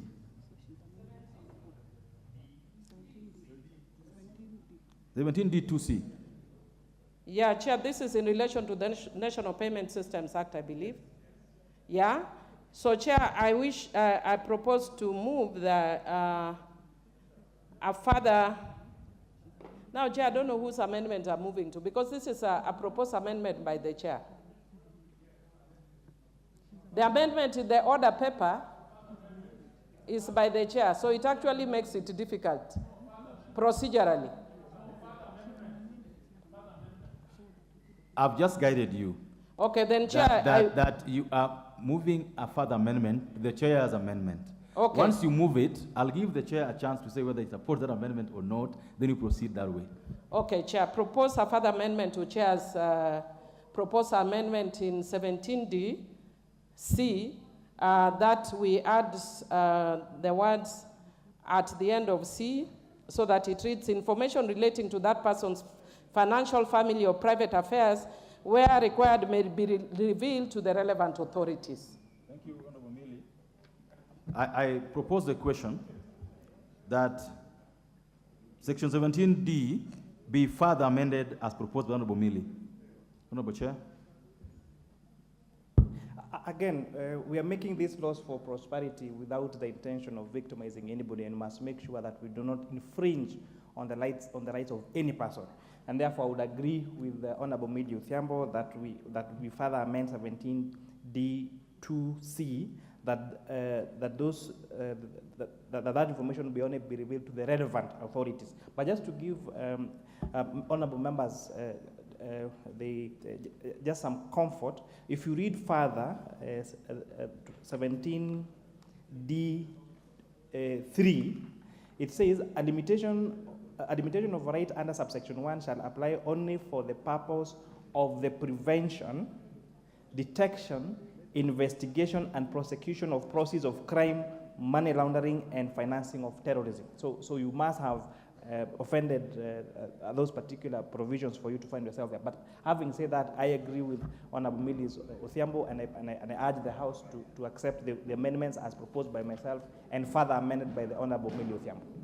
Very well. So what I'm going to do now, members, I'm going to put the question on Millie's amendment, Honorable Millie's amendment, so that then we carry it fully together. So therefore, honorable members, I put the question that the provisions relating to section 17D be amended as proposed by Honorable Millie. Will as many of that opinion say aye? Aye. Will as many of the contrary opinion say nay? Honorable members, I now want to put the omnibus question on 17C and D. I therefore put the question that provisions relating to section 17C and 17D of the National Payment Act 2011 be amended as proposed by the Honorable Kuria and amended by Honorable Millie. Will as many of that opinion say aye? Aye. Will as many of the opinion say nay? The ayes have it.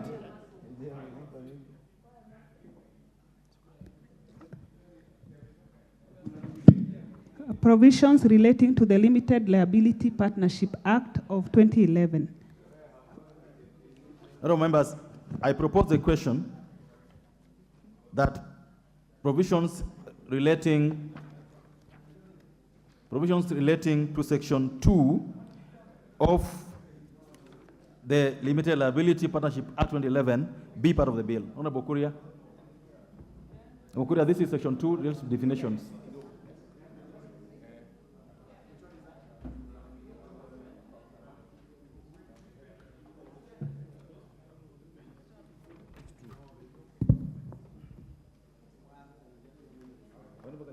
If you remember where we are, 17, where you read 17D, if you flip the page, there's G, somewhere there, G. Oh, yes. Did you see it? Yes, G. Okay.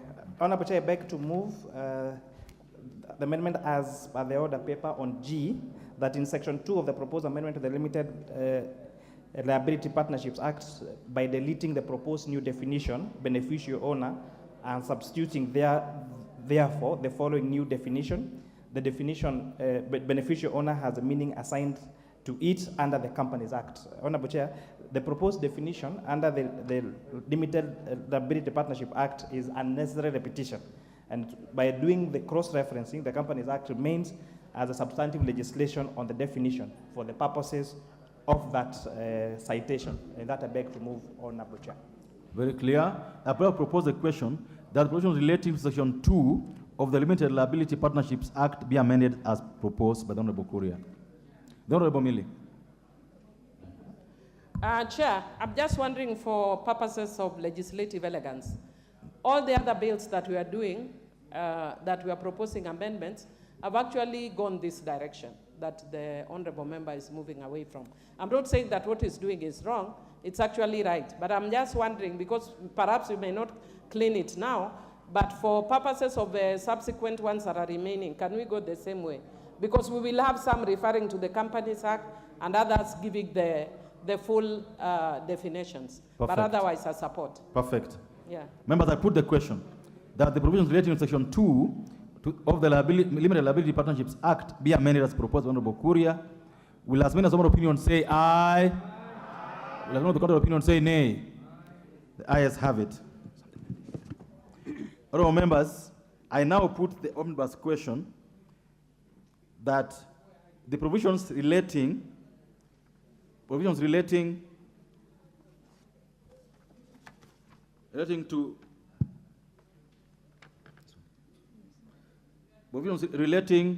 the National Payment Systems Act 2011 and those relating to the Limited Liability Partnership Act be, as amended, be part of the bill.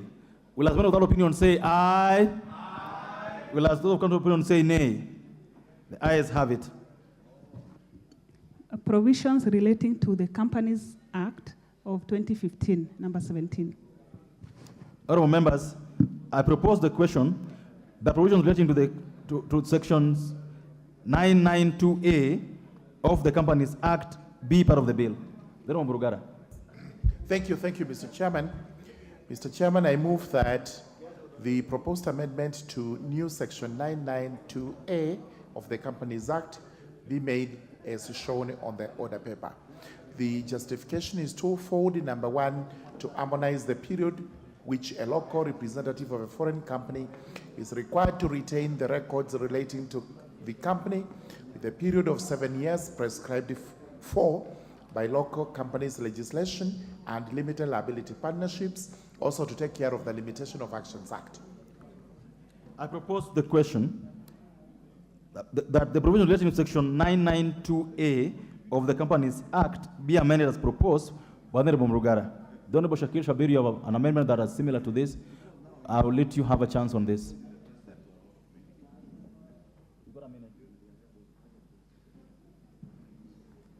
Yes, Chairman. Chairman, as I said, it's similar. The only issue that I had on that was my proposal in the proposed amendment by deleting the word 6 appearing immediately after the word at least and substituting therefore with the word 7. Thank you. Thank you, sir. Members, I now put the question that the provisions relating to section 992A of the Companies Act 2015 be amended as proposed. Will another opinion say aye? Will another opinion say nay? The ayes have it.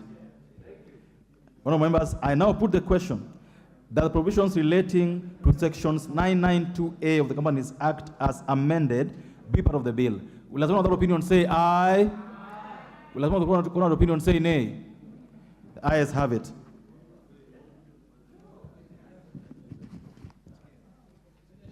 Provisions relating to the Prevention of Terrorism Act, number 12 of 2012. Honourable members, I propose the question that provisions relating to section 40D2 of the Prevention of Terrorism Act 2012 be part of the bill. Mover.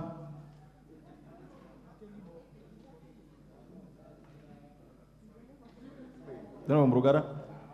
It relates to or anti-terrorism? Prevention of Terrorism Act 2012. Thank you very much. Thank you.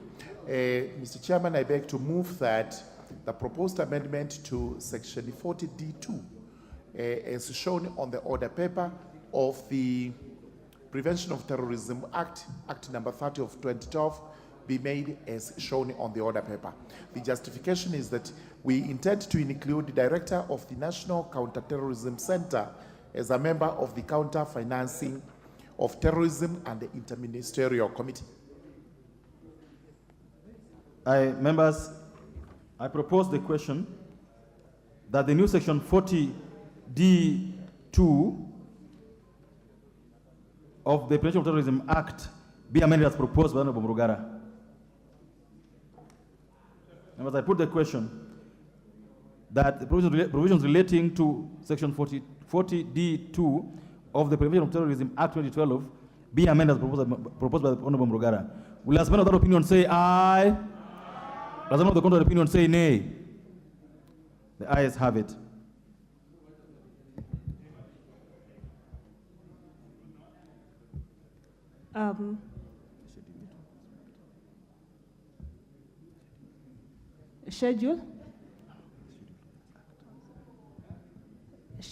Schedule to the... Okay. Members, before we go to the schedule, then I therefore put the question that the provisions relating to section 40D2 of the Prevention of Terrorism Act 2012 as amended part of the bill. Will as one of that opinion say aye? Will as one of that opinion say nay? The ayes have it. Honorable Mrugara, you have... Remember, there were two proposed amendments in that section to GA and to FA. So there were two. It's approved without one being moved. So you only moved one? I moved the second one now. So go ahead and move the second one. Yes. Let me propose it first before you move it. I propose the question that provisions relating to section 40D to is it to F? 42D FA of the Prevention of Terrorism Act 2012 be part of the bill. You can move it now. Yes. I do move that section 40D2 be amended as shown on the order paper to have FA, which includes the Office of the Director of Public Prosecutions as part of the law enforcement and coordinating groups in the proposed schedule of the Act. Thank you. I propose a question. What is that? I want to propose a question first, then you can have a word. Yeah, of course. I propose the question that provisions relating to section 40D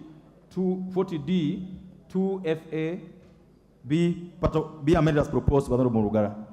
Honorable Kajuang? No, it's just all right. But, Chair, we are struggling. Our order papers have realized it's not the same. Because I was just about to consider what I think may have been called the schedule. I would have thought that the chair was going to move what is G here, the new amendment on 4A. But we'll come to that just after this. And so, Chair, where are we? Because when he says order paper, we are flipping through and forth, and we are unable to get where we are. If you, I don't know if you have pages 10, 17. Yes. Page 10, 17. He has just moved the 42D Roman 1. Now he has just moved 42D Roman 2, which I want to put the question on, and then you can go to the new clause. 1017, 1017. Yes. Members, I therefore put the question that provisions relating to section 40D2 Roman 2 be amended as proposed by Honorable Murugara. Will as one of that opinion say aye? Aye. Will those of that opinion say nay? The ayes have it.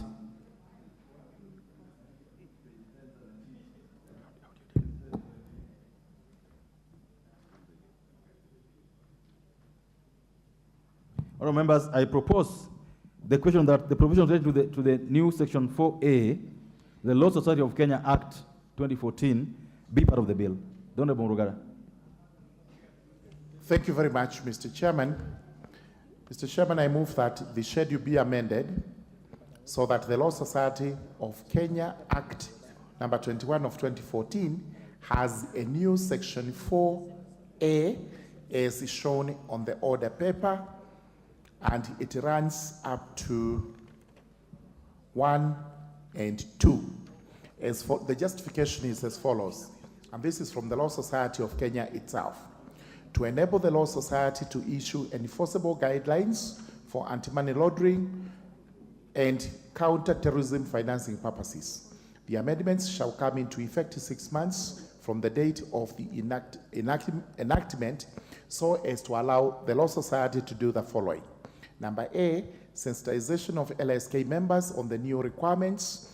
Number B, setting up the LSK structure to take on board these new responsibilities. And number C, to give an opportunity to LSK to consider best practices and develop appropriate regulations. The regulations are going to be developed under subsection 2, paragraph D, which is the concern Honorable Kajuang had as regards the specific regulations, guidelines, directions, and rules which apply to this particular new provision. So it is clearly covered by the proposed amendment. Thank you. Honorable Chair, before you take your seat, would you just move that amendment to be now be read a second time? Honorable Chair, I therefore move that the schedule to the bill be amended through the Law Society of Kenya Act 2014 by inserting the new section 4A as shown on the order paper, and this be read a second time. Members, I propose the question that the new section, the new section 4A, the Law Society of Kenya Act, be now read a second time. Is Honorable Millie? Thank you, Chair. Chair, I just want to request for purposes of the future that we get paginated documents, because I wanted to make a reference and seek clarity from the Chair.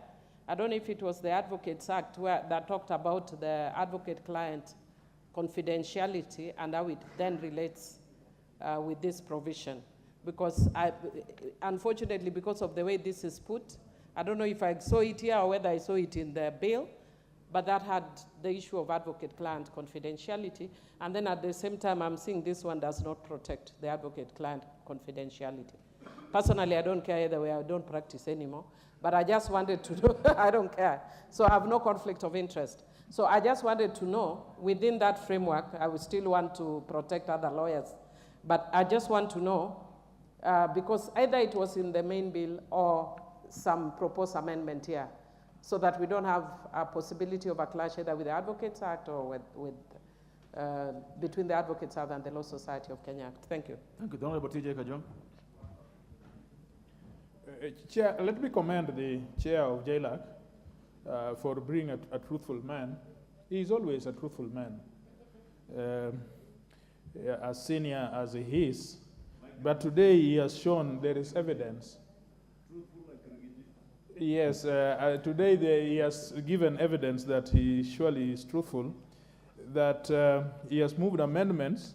I think let us also speak to the public so that they understand where we are, lawyers out there, that in this case, there are exceptions to the professionals, not just lawyers, to professionals, that they will be self-regulated. We have made amendments to refer to these bodies as self-regulators, and in this amendment, therefore, the societies that the members will fall will then regulate themselves. Further, the issue of self-regulations, issuing of regulations, which I see here on D, is very important because without those regulations, even LSK is unable, it would be issuing orders in futility were it not to have regulations which are supervised by this House. Because in delegated legislation, you will find that the regulations that they will produce will still come back to us so that we are able to oversight. So I want to, but Chair, having supported that, the last thing, I go back to what Honorable Millie Mabona is saying, that there was an issue about advocate-client's confidentiality, and the fact that if I tell Honorable Shakil that he is stealing, or that I warn him that this must be proceeds of crime, that does not amount to tipping off. I don't know whether Chairman is listening of JLAC. There was an issue, if you just stayed 1 minute. Yes, Chair of JLAC. Millie and I are asking, there is a provision in which amendments were made to the fact that if I tell Honorable Shakil that he is stealing or that these proceeds are as a result of theft, that will not amount to tipping off. That is, I think, what we are asking. In what provision of law have we included it in these amendments that we have?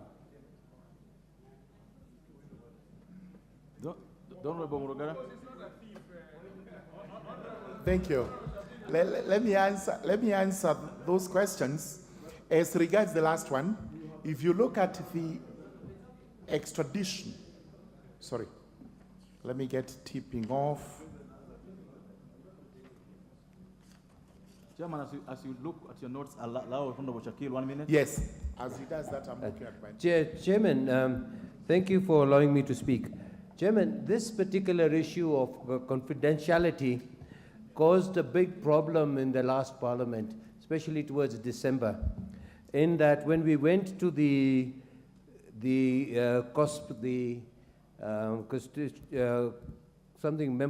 United Nations, the constituent of members of the United Nations, a particular proposal had been put, and Kenya was the only one of the few countries that had been targeted, that we had not been able to satisfy the requirements, and Kenya was on the verge of being put on a grey list.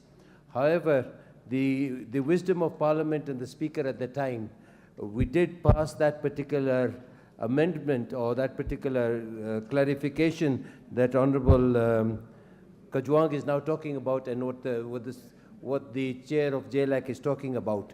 That had saved us from Mr. Chair, I'm saying, sir, as far as the Anti-Corruption Act and the anti-corruption movement and the Council of State Parties. Honorable Shakil. Yes. 30 seconds, please. Yes, sir. You have to wind up. In the Conference of State Parties, in the issue of anti-corruption, the issue of the issue that on confidentiality had caused a bit problem, but it was then sorted out from the point of view that the chair is now presenting. So I support it, and I do suggest that we make it very clear that Kenya is very much in line with the requirements of the UNCAC declaration on corruption in respect of the advocates and the confidentiality of clients. Thank you, sir. Thank you. 1 minute. Yes, thank you so much. The proposed subparagraph 4 is to be Money Laundering Act number 9 of 2009, section 8, subparagraph 4, subsection 4, that's how it's read. Section 8, subsection 4. The one that says the act of a lawyer, notary, or other independent legal professional seeking to dissuade, telling a client not to do what is wrong, from engaging in a illegal activity does not constitute the offense of tipping off under this section. Thank you. That's the one he wanted to know. As regards confidentiality, Millie, this we actually have it in the old act, but Law Society went to court and had that particular provision suspended. Now, to cure the problem, there was engagement between Law Society, the Attorney General, and the Financial Reporting Center. They are the ones who hammered this amendment to the extent that Law Society alone, not the other professional bodies, Law Society alone becomes a self-regulating body. And this is how the lawyers were able to cover themselves.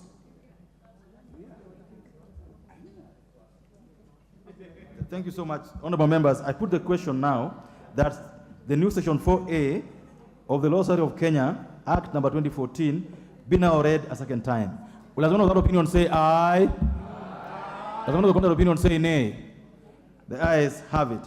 Honorable members, I propose the question that the new section 4A, Law Society of Kenya, Act number 2014, be part of the bill. I now put the question that the new section 4A, Law Society of Kenya, Act 2014, be part of the bill. As one of that opinion say aye? As one of the contrary opinion say nay? The ayes have it. Clause 2. Honorable members, I propose the question that the provision relating to clause 2 be part of the bill. I now put the question that the provision relating to clause 2 be part of the bill. Will one of that opinion say aye? Will one of the contrary opinion say nay? The ayes have it. A title. Honorable members, I propose that the title be part of the bill. Be the title of the bill. I now put the question that the title be the title of the bill. Will another opinion say aye? Will another contrary opinion say nay? The ayes have it. Clause 1. Members, I propose the question that clause 1 be part of the bill. I now put the question that the provision relating to clause 1 be part of the bill. Will another opinion say aye? Will another contrary opinion say nay? The ayes have it. Members, I now call upon the mover of the bill to report. Majority Leader. Majority Leader.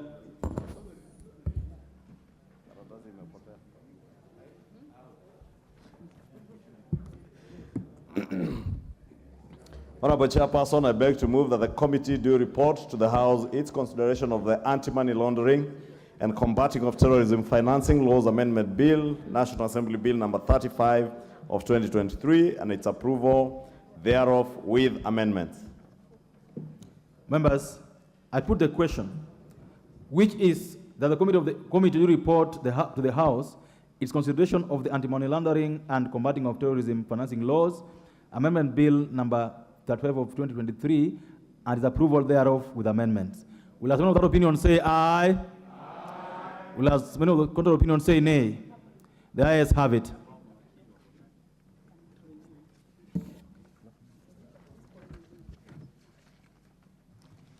Hello, members, thank you so much. We have just finished the Anti-Money Laundering and Combating of Terrorism Financial Laws Amendment Bill.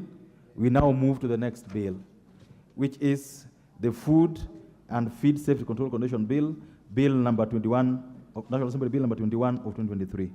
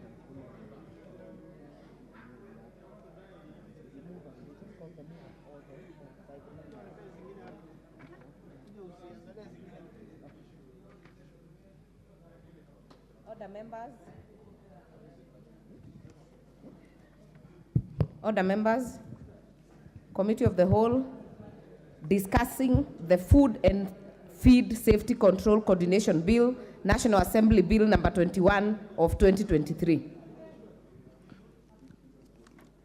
Clause 3. Honorable Karoli. No, you propose first. You propose.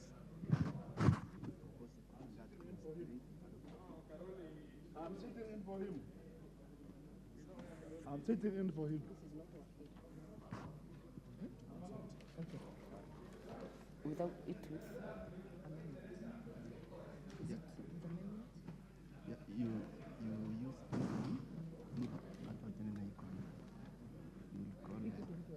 it's okay.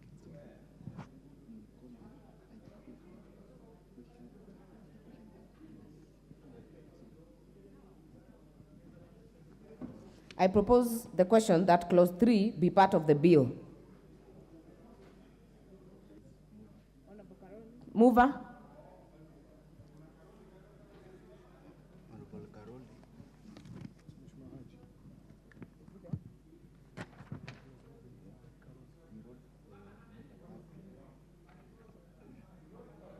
Order members, Honorable Haji Yusuf was designated in writing to move this amendment on behalf of Honorable Karoli Omondi.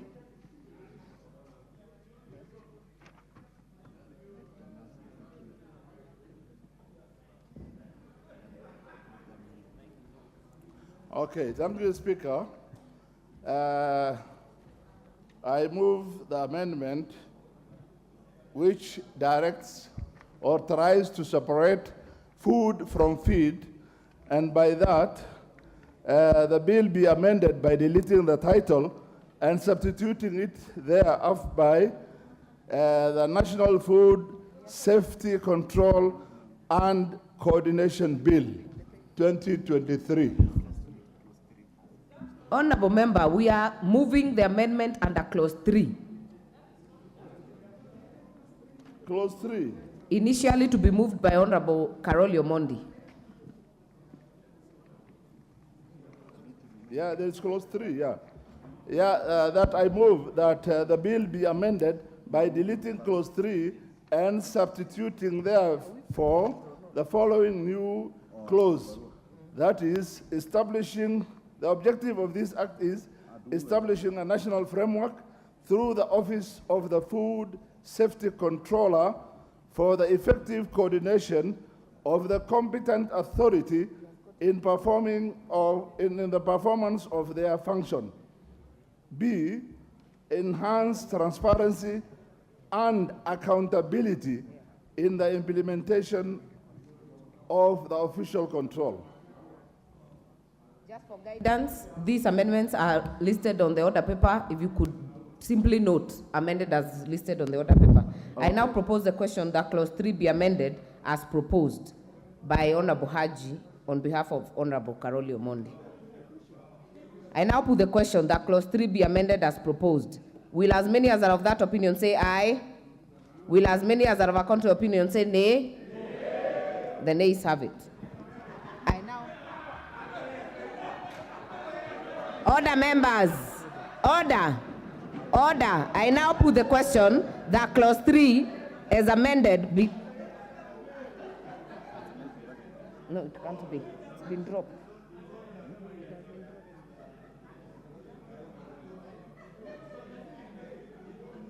If you made it loose here, it can't be part of the bill.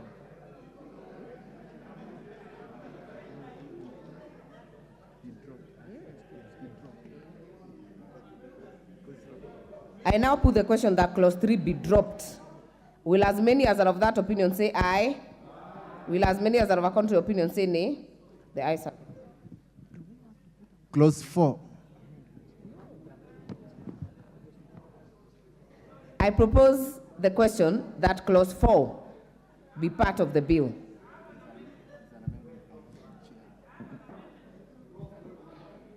There is a proposed amendment by the chairperson, Agriculture and Livestock Committee.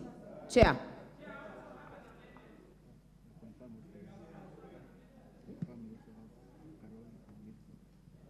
There is also, wait, Yeah, Honorable Chair, I propose. Just wait, Honorable Chair, just for the comfort of Honorable Mili. There is a proposal of amendment by the Chair Agriculture Committee, amendment by Honorable Karoli Omondi, and amendment by Honorable Mili Odhiambo. So I would hope that we wait for the Chair to first prosecute his amendment. Thank you, Honorable Chair. Honorable Chair, I propose that clause 4 of the bill be amended by deleting the words "and every person conducting food business or feed business." Yeah, by deleting those words. The rationale is that this is to limit the scope of the bill to regulation of the competent authorities by the controller. The controller will only regulate competent authorities and not individuals. That is why we are saying we delete that part, because it brings in individuals. I therefore propose the question that clause 4 be amended as proposed by the Chair. I now put the question that clause 4 be amended as proposed. Will as many as are of that opinion say aye? Aye. Will as many as are of a contrary opinion say nay? The ayes have it.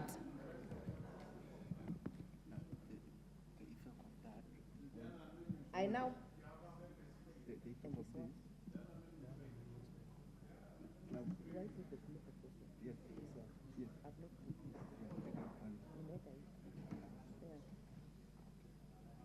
I now put the question that clause 4 be, as amended, be part of the bill. Will as many as are of that opinion say aye? Will as many as are of a contrary opinion say nay? The ayes have it. The import of that amendment means that the proposed amendments by Honorable Karoli Omondi and Honorable Mili Odhiambo fall by default.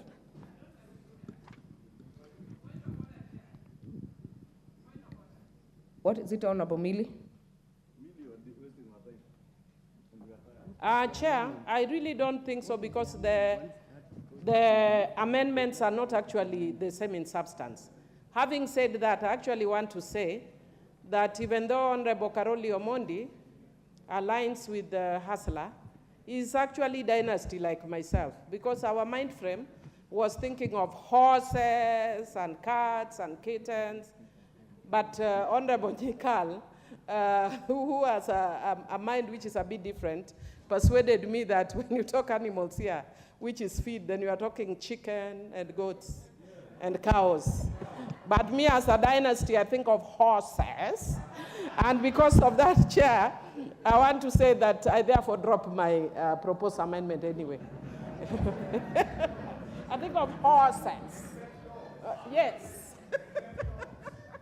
Honorable Millie, it had already fallen on this one. I'm just confirming whether you are dropping all your other amendments or specifically this one.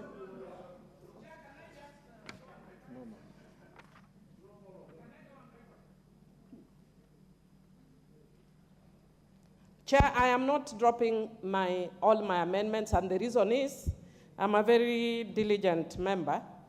And even though I knew that Honorable Kimani Ichung'wah was going to oppose my feed until Nyikal persuaded me otherwise, I also saw problems even where you have feed. So because of that, yeah, and Honorable KJ actually persuaded me. It was KJ and Nyikal. Okay.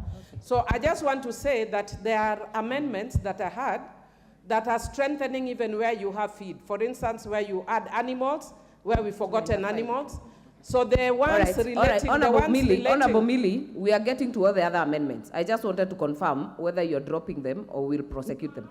So don't worry, we'll get to every other amendment. Honorable members, let us make progress. Clause 5. I propose the question that clause 5 be part of the bill. This one has 3 proposed amendments by the Chair, Agriculture Committee, by Honorable Karoli Omondi, and by Honorable Millie Odhiambo. We'll start with the Chair.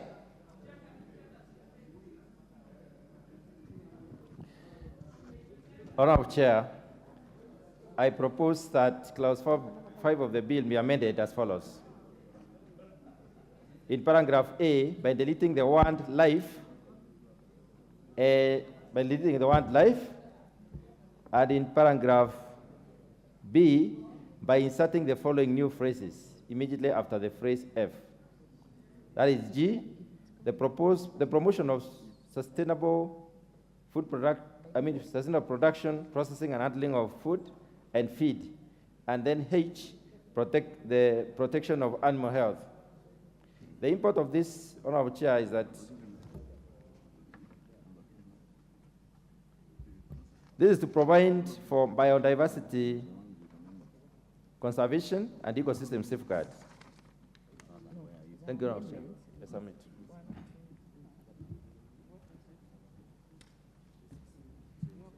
I now propose the question that clause 5 be amended as proposed by the Chair. I now put the question that clause 5 be amended as proposed by the Chair. Will as many as are of that opinion say aye? Aye. Will as many as are of a contrary opinion say nay? The ayes have it. Next clause. Order. Is Caroline? Honorable Haji.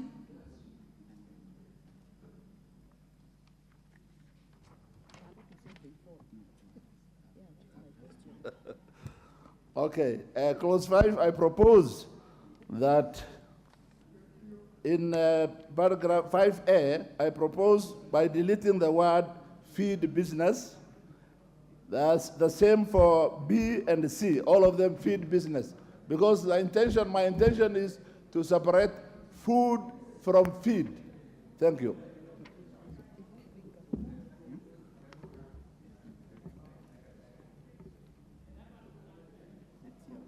I then propose the question that clause 5 be amended as proposed by Honorable Haji on behalf of Honorable Karoli Omondi.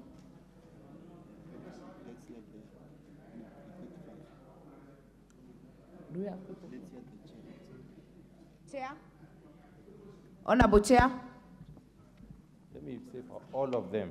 Chair, Honorable Chair, for purposes of the understanding of the members, what Honorable Karoli Omondi tries to do is to make sure that we exclude feed from the entire bill. We just talk about food.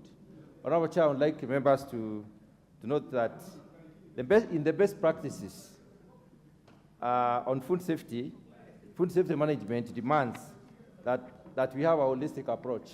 We do not just talk about food without feed. if cows eat contaminated feed, then the human beings are likely to have, to have this feed filtering into their system. For instance, aflatoxin and others.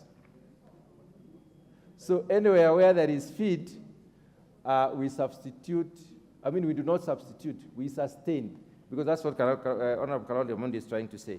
There are very many reasons that I can give, but the Honorable Whip here, Chief Whip, is telling me that that is enough. I now put the question that clause 5 be amended as proposed. Will as many as are of that opinion say aye? Will as many as are of a contrary opinion say nay? The nays have it.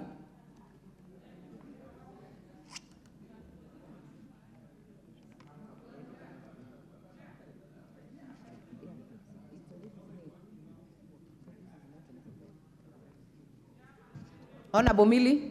No, next clause. No? Honorable Mili Odhiambo? Thank you, Chair. Chair, my dynastic comments actually have to do with what the Chair is saying. That my mind frame was to separate animals from human beings. But having said that, because my idea of animals, again, as I told you, is horses and that, not cows. As we deal only with fish, we don't have cows and stuff. But Chair, having said that, I just want to say that my amendments were touching on 5A, 5B, 5C, and 5E. And based on the persuasion, I dropped 5B, 5C, and 5E. However, I move 5A, which includes an animal. So because when we are talking about human and animal, in that paragraph, we are excluding animals. So I just want us to add an animal after the words, the protection of human, and after the words, life and death, so that the feed also includes animal. Okay. That is okay. Well prosecuted. Chair, do you have anything to say to that? Animal everywhere. Chair, I think we will be forced to add animal everywhere. And in the definition sections, we have defined properly what feed is all about. So we don't need to add animal anywhere. On the other hand, Chair, there was also an amendment on the same clause 5C, which deletes the and after paragraph E. That is by deleting the word and immediately after the word feed business in subclause E. So that also needs to be to accompany. But if we add animal, we will be forced to add animal everywhere in the bill. And we have clearly defined what we mean by feed. Feed is livestock feed, livestock food. Yeah. Other members, I now put the question that clause 5 be amended as proposed by Honorable Mili Odhiambo. Will as many as are of that opinion say aye? Will as many as are of a contrary opinion say nay? The nays have it. Next clause. Part 1.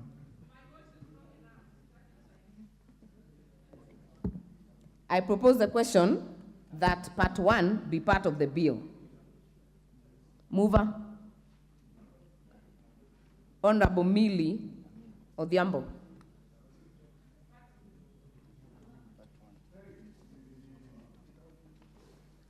Do you have an amendment to part 1, Honorable Mili?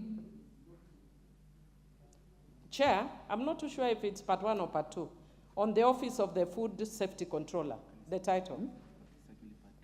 It is actually part 2. So we will move on. Yes. I propose the question that part 1 be amended as proposed. It is part 2. Order members, we will amend from our list to amend part 2 by Honorable Mili Odhiambo.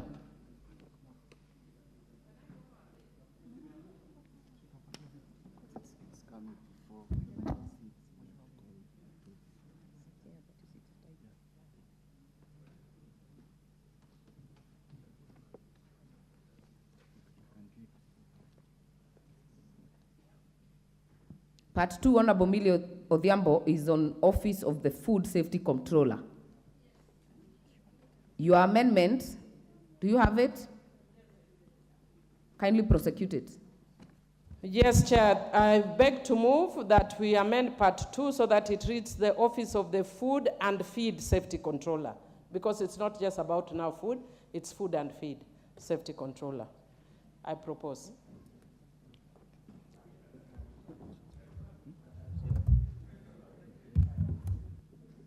I propose the question that Part 2 be amended as proposed by Honorable Millie Odhiambo.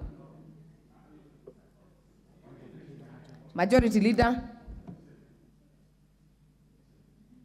Honorable Speaker, I support.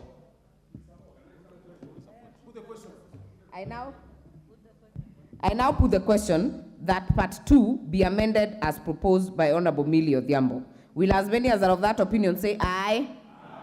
Will as many as are of a contrary opinion say nay? The ayes have it. I now put the question that Part 2 as amended by Honorable Millie Odhiambo be part of the bill. Will as many as are of that opinion say aye? Will as many as are of a contrary opinion say nay? The ayes have it. Clause 6. I propose the question that Clause 6 be part of the bill. Mover, Honorable Millie Odhiambo. Chair, this goes actually with the amendment that has just been passed, so that it reads Office of the Food and Feed. So it's just in tandem with the amendment that we passed under Clause 6.1. I propose the question that Clause 6 be amended as proposed by Honorable Millie Odhiambo. Chair? Okay. I support the Honorable Chair. I therefore put the question that Clause 6 be amended as proposed by Honorable Millie Odhiambo. Will as many as are of that opinion say aye? Aye. Will as many as are of a contrary opinion say nay? The ayes have it. I now put the question that Clause 6 as amended be part of the bill. Will as many as are of that opinion say aye? Aye. Will as many as are of a contrary opinion say nay? The ayes have it. Next clause. Clause 7. I now propose the question that Clause 7 be part of the bill. Mover, Honorable Millie Odhiambo. Thank you, Chair. Chair, again, Clause 7162, just do the same by providing for food and feed. So the amendment is just putting food and feed, because we have actually changed the title to food and feed, so it's just doing that. I now put the question that I propose the question that Clause 7 be amended as proposed by Honorable Millie Odhiambo. I now put the question that Clause 7 be amended as proposed by Honorable Millie Odhiambo. Will as many as are of that opinion say aye? Aye. Will as many as are of a contrary opinion say nay? The ayes have it. I now put the question that Clause 7 as amended be part of the bill. Will as many as are of that opinion say aye? Aye. Will as many as are of a contrary opinion say nay? The ayes have it. Clause 8. Honorable Kasim, what is out of order?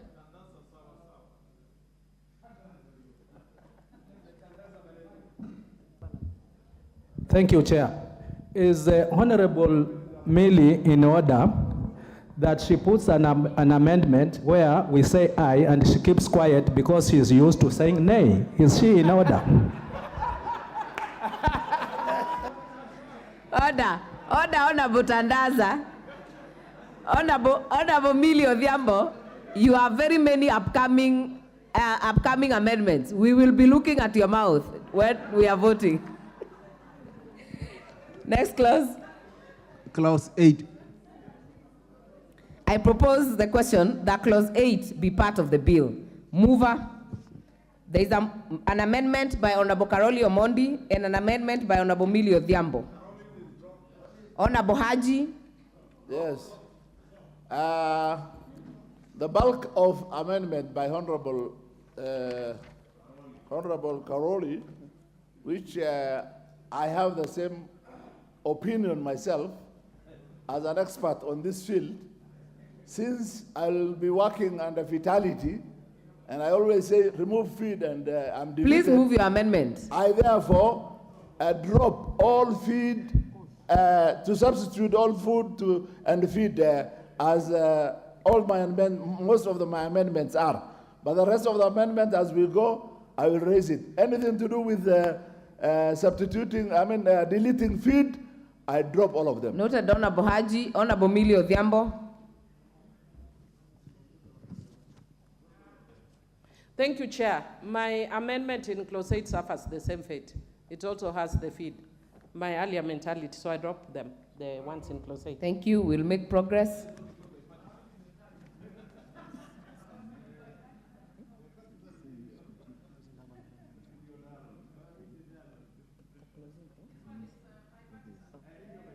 We will now move clause 8 as having no amendment, and I propose the question that clause 8 be part of the bill. I now put the question that clause 8 be part of the bill. Will as many as are of that opinion say aye? Will as many as are of a contrary opinion say nay? The ayes have it. Clause 9. I propose the question that clause 9 be part of the bill. Mover, we have 3 amendments, 3 proposed amendments. Chair, Agriculture, Honorable Karoli Omondi, Honorable Millie Odhiambo. What is out of order? Honorable Osoro, what is out of order? Honorable Chair, there's a stranger in the house, yeah? About a month ago or so, she was looking different than what she is today. And I think it's important for us to welcome her officially in a very special way. Yeah. Who is that? Who are you referring to? Honorable Cynthia. Yes. Muge. Other members, I also join you to welcome Honorable Cynthia Muge back. I also want to confirm I have seen the bouncing baby boy. Congratulations. Other members, we will make progress.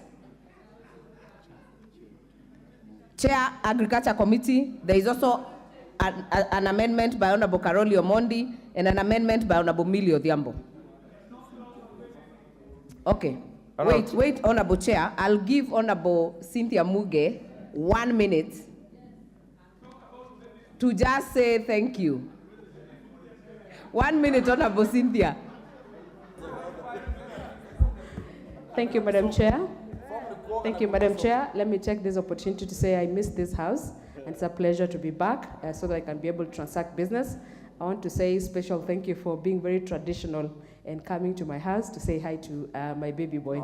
We thank God for good health, and Honorable Leader of Majority will not be worried anymore. Honorable Soro, your reminder messages will not be going in vain. I'll be showing up when you need me to show up. Thank you, Madam Speaker. With that, I thank God. And I missed all of you, like seriously missed you. Thank you. Welcome back.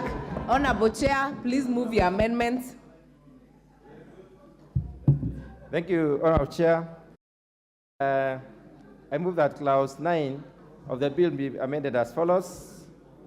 Subsection A in subclause D, by deleting the word in and substituting therefore the word of and inserting the words official control immediately after the feed safety. The reason is that to limit the scope of exercise of official control by the controller. Also, Honorable Chair, I would like to further on move an amendment in subclause I of clause 9 by inserting the words coordination of official control immediately before the words food safety. The justification is that this is to limit the scope of exercise of official control by the controller. Thank you, Honorable Chair.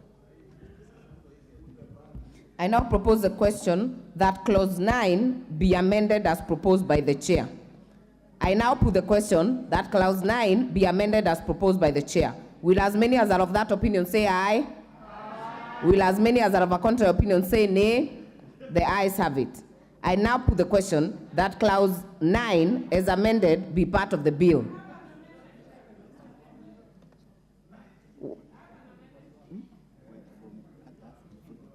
Okay, sorry, Honorable Millie, but before Honorable Millie, there is an amendment by Honorable Karoli Omondi.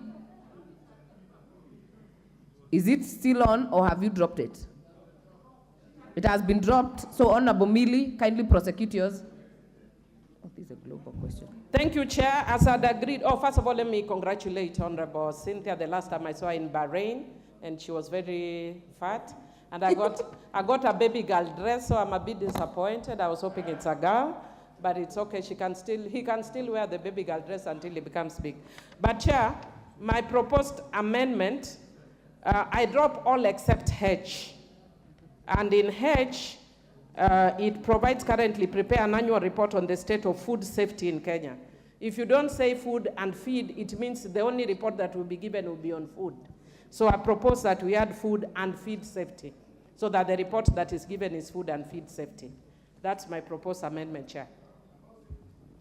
Chair. Chair. Honorable Chair, we adopt that proposal. I now propose the question that clause 9 be amended as proposed by Honorable Millie Odhiambo. I now put the question that clause 9 be amended as proposed by Honorable Millie Odhiambo. Will as many as are of that opinion say aye? Aye. Will as many as are of a contrary opinion say nay? The ayes have it. I now put the question that clause 9 as amended be part of the bill. Will as many as are of that opinion say aye? Aye. Will as many as are of a contrary opinion say nay? The ayes have it. Clause 10. Clause 10 has no amendment. I now propose the question that clause 10 be part of the bill. I now put the question that clause 10 be part of the bill. Will as many as are of that opinion say aye? Aye. Will as many as are of a contrary opinion say nay? The ayes have it. Clause 11. Clause 11 has an amendment. I propose the question that clause 11 be part of the bill. Mover, Honorable Millie. Thank you, Chair. Chair, I propose that the clause 11 be amended by adding a new subclause 4A that allows a person who is dissatisfied with the decision of the Public Service Commission to appeal to the High Court within 30 days.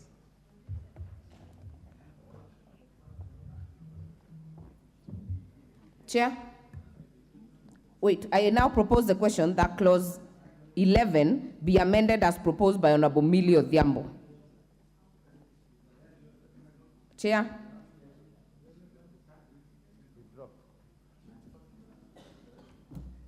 Honorable Chair, I believe the provisions in the bill are sufficient. I now put the question that clause 11 be amended as proposed by Honorable Millie Odhiambo. Will as many as are of that opinion say aye? Will as many as are of a contrary opinion say nay? The nays have it. Clause 12. Clause 12. I propose the question that clause 12 be part of the bill. Mover, Honorable Millie Odhiambo. Thank you, Chair. Chair, I would want to encourage the chairman of the committee to be listening carefully, because sometimes the same way I was accused of keeping quiet because I'm used to saying nay, he's also saying nay because he thinks everything from Millie must be nay. But if you sit in this house, you'll discover I'm one of the best legislators. I don't think in terms of parties when I do law, because I know I will be subject to this law sometime in future.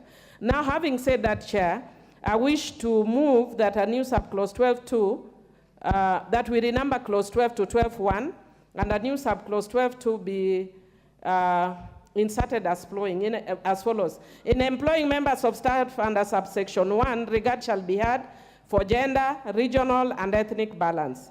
Regard shall be taken to include youth, persons with disability, minority, and marginalized communities. Chair, I know we provide for this in the Constitution, but because people always forget, even the Bible tells us, remind them even if they know. So in laws, we still remind people even when they know that we need to be inclusive. So I propose. Thank you. I now propose the question that clause 12 be amended as proposed by Honorable Millie Odhiambo. Chair? We have enough provisions on employment, Honorable Chair. I believe she has cited the Constitution, and I believe the Employment Act also proposes that. Okay, I now put the question. Honorable Rachel. Thank you, Chair. Just to support the chairman of the committee, and with a lot of respect to the Honorable Mili, that this matter is covered in other laws. There is no need to over-legislate. I now put the question that clause 12 be amended as proposed by Honorable Mili Odhiambo. Will as many as are of that opinion say aye? Will as many as are of a contrary opinion say nay? The nays have it. Pamoja. Okay, I now propose the question that clause 12 be part of the bill. And I now put the question that clause 12 be part of the bill. Will as many as are of that opinion say aye? Will as many as are of a contrary opinion say nay? The ayes have it. Clauses 13, 14, and 15. I propose the question that clauses 13, 14, and 15 be part of the bill. I now put the question that clauses 13, 14, and 15 be part of the bill. Will as many as are of that opinion say aye? Will as many as are of a contrary opinion say nay? The ayes have it. Part 3.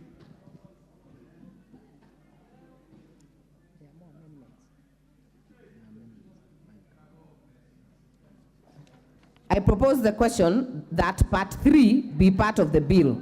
Mover, Honorable Karoli Omondis. It was dropped. Honorable Mili? It was dropped.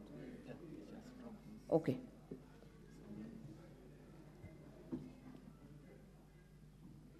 Also dropped, Chair. Yeah.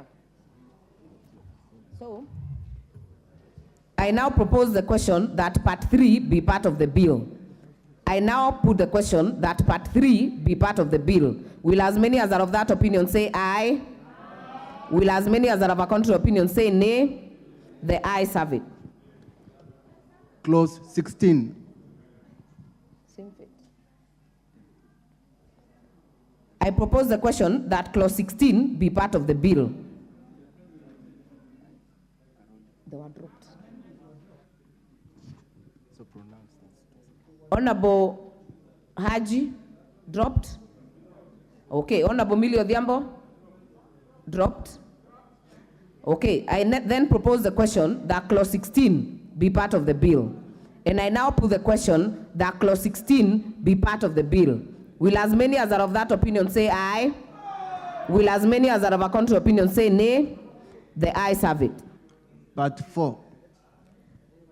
I propose the question that part 4 be part of the bill.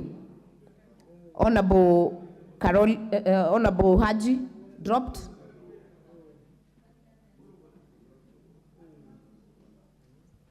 Yeah, dropped. Thank you. I then propose the question that part 4 be part of the bill. I now put the question that part 4 be part of the bill. Will as many as are of that opinion say aye? Will as many as are of a contrary opinion say nay? The ayes have it. Clause 18. Clause 17. I propose the question that clause 17 be part of the bill. I now put the question that clause 17 be part of the bill. Will as many as are of that opinion say aye? Will as many as are of a contrary opinion say nay? The ayes have it. Part 5. I propose the question that part 5 be part of the bill. Mover, Honorable Mili. Chair, I do note that that was actually a typo. What I'd intended was part 4, and actually dropped in the same spirit. So that also is dropped. I propose the question that part 5 be part of the bill. I now propose the question that part 5 be part of the bill. Will as many as are of that opinion say aye? Will as many as are of a contrary opinion say nay? The ayes have it. Clause 18. I propose the question that clause 18 be part of the bill. Mover, Honorable Haji, dropped? No. 18 by adding number 1, controller shall verify that a competent authority has a mechanism to enforce the requirement of food safety and food safety in accordance with the international standards of food safety. I propose the question that clause 18 be amended as proposed by Honorable Yusuf Haji. Chair. Honorable Chair, that amendment was already dropped. He dropped all the feed inclusion in the entire. Thank you. bill. Yeah. That is dropped. Honorable Millie Odhiambo, dropped. Chair, I know Honorable Soro used to sit behind me, and now that he has changed positions, he's very excitable. Relax, you might just find yourself here again. But having said that, Chair, I need the chair of the committee to listen on this.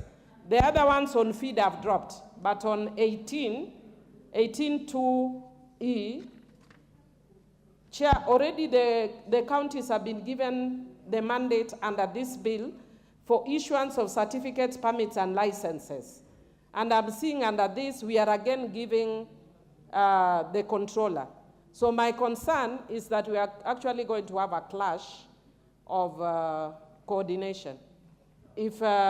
So my suggestion was to delete, if you can confirm, because it actually, in this bill, it appears the counties have the same mandate on issuance of certificates, permits, and licenses. And we are still giving the same to the controller. So that is my concern. If it can be confirmed that it is done to the county, then we are creating a clash of roles. So my proposal was a deletion. Okay. I propose then the question that clause 18 be amended as proposed by Honorable Millie Odhiambo. Majority Leader? Oh, Chair.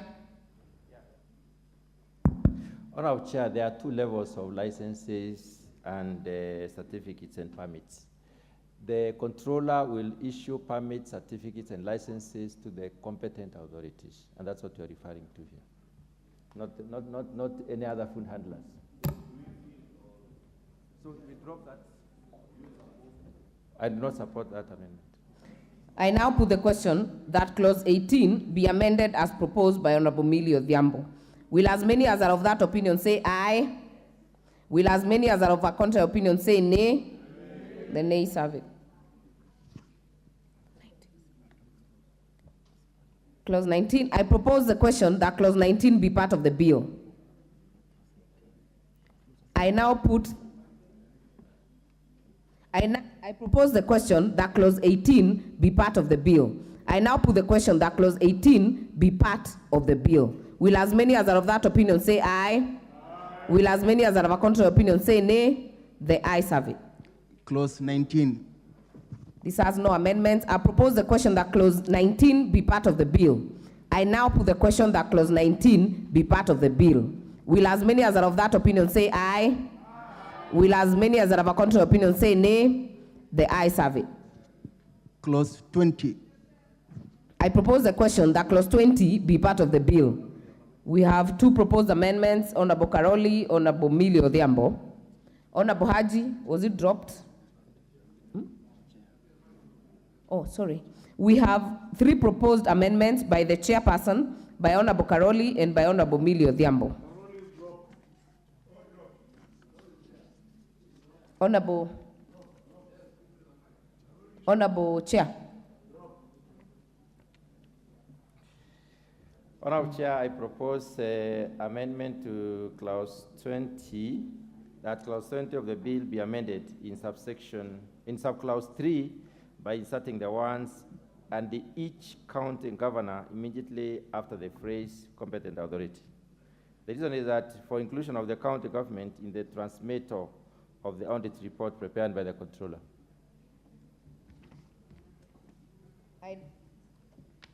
I then propose the question that clause 20 be amended as proposed by the chair.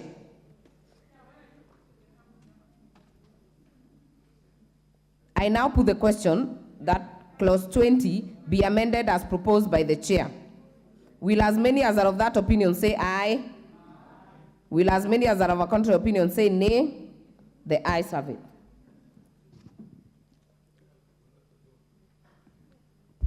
Amendment. Clause 21. This one's full.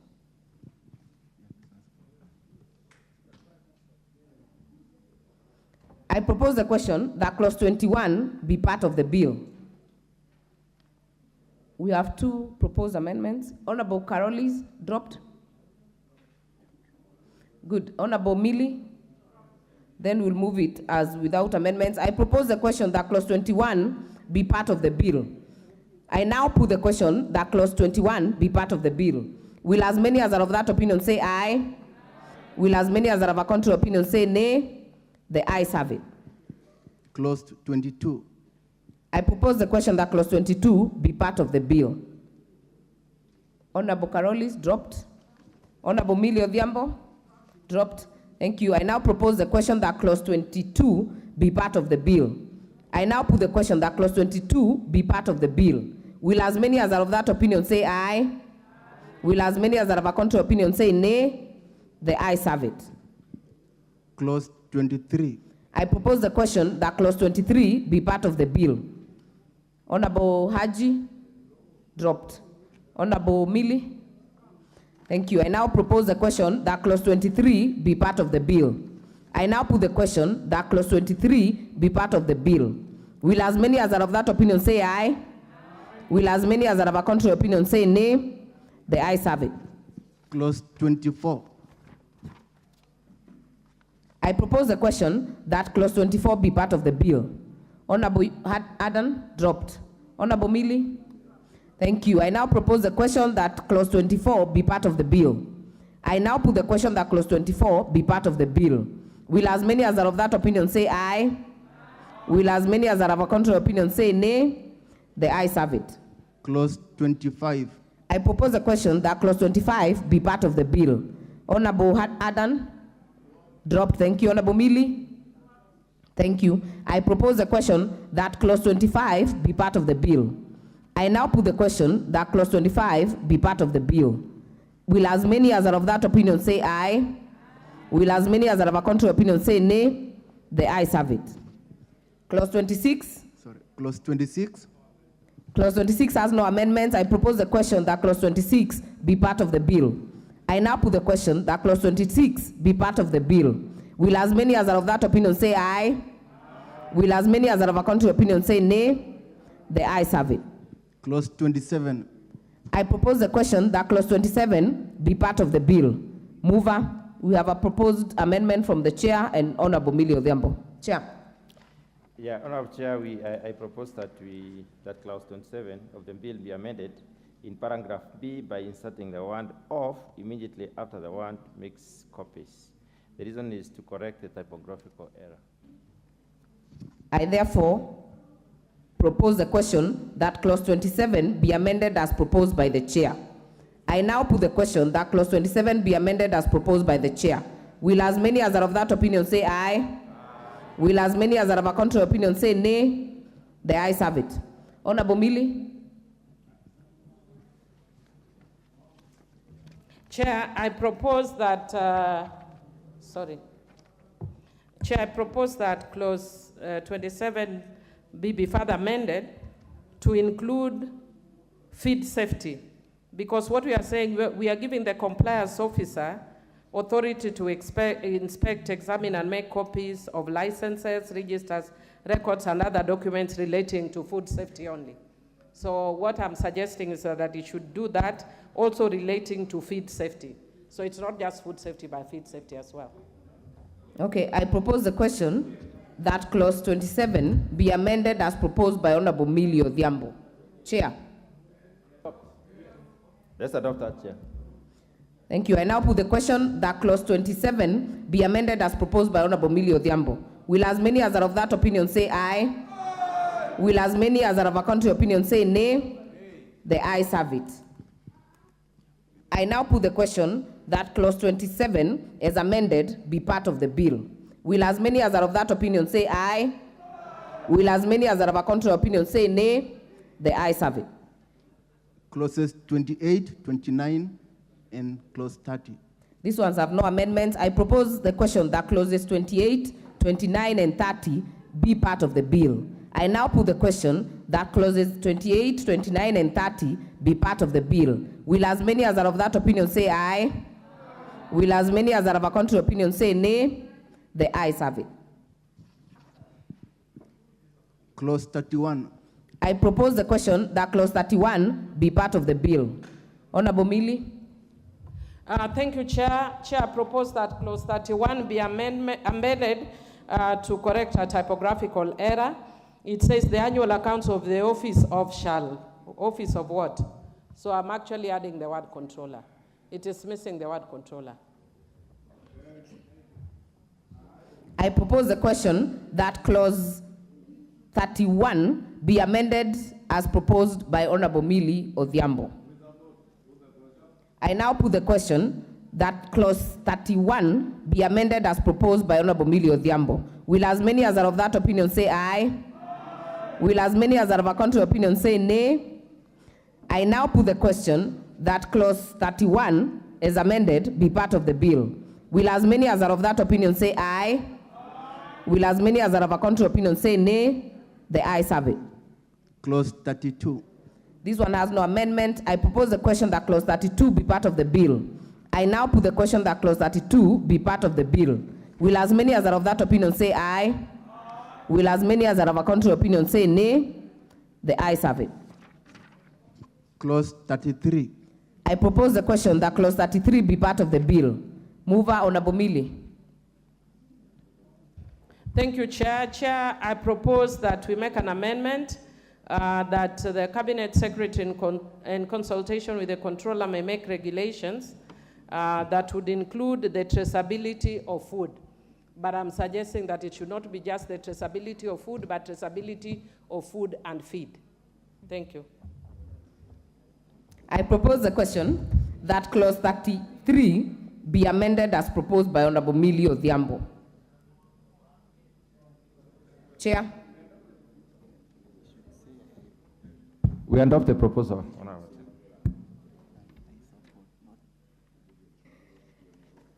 Chair, just to remind you, the adoption is up to the House. You can say you support. I now put the question that clause 33 be amended as proposed by Honorable Millie Odhiambo. Will as many as are of that opinion say aye? Will as many as are of a contrary opinion say nay?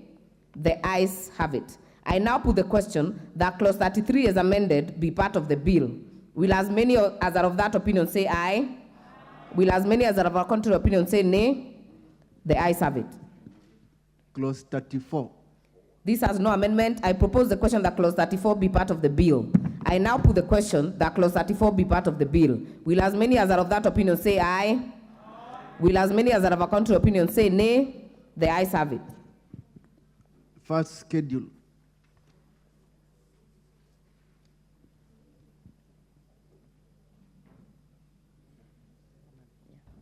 I propose the question that the first schedule be part of the bill.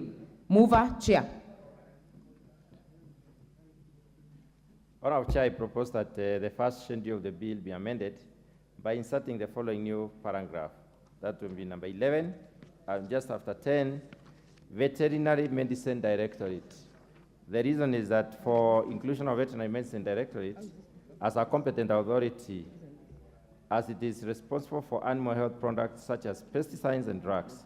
The Veterinary Medicine Directorate is established under Section 39 of the Veterinary Surgeons and the Veterinary Paraprofessionals Act, number 29 of 2011.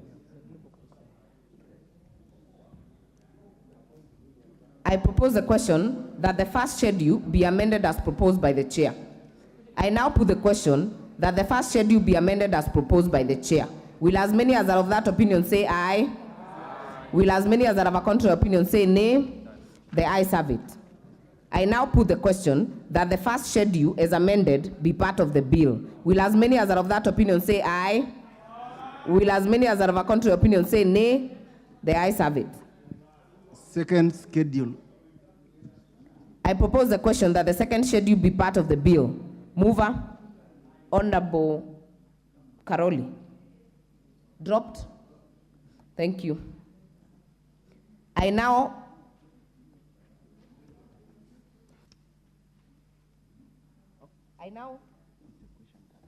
propose the question that the second schedule be part of the bill.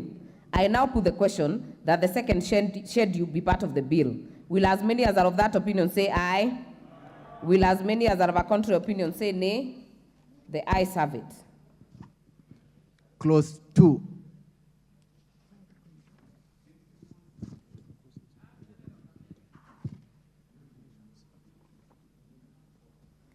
I propose the question that clause 2 be part of the bill. Mover, Honorable Haji, dropped. Thank you. Honorable Mili. No, I know Honorable Soro is tired and is setting a wrong tempo for the members, so please bring this during the day when you are not tired or when you don't have a date. But Chair, I seek your guidance, yeah? Chair, I seek your guidance because I have several proposed amendments. I don't know if I go through them one by one because some are dropping but some are moving. Can I go through them one by one? In clause 2. One by one. Yeah, because yeah, one by one. Okay, then Chair, in clause 2, I'm proposing that we define the word consumer. It is referred to in the bill, but it is not defined.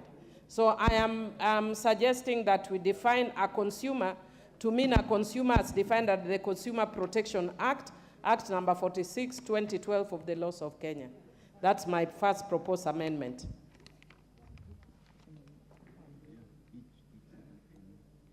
Okay.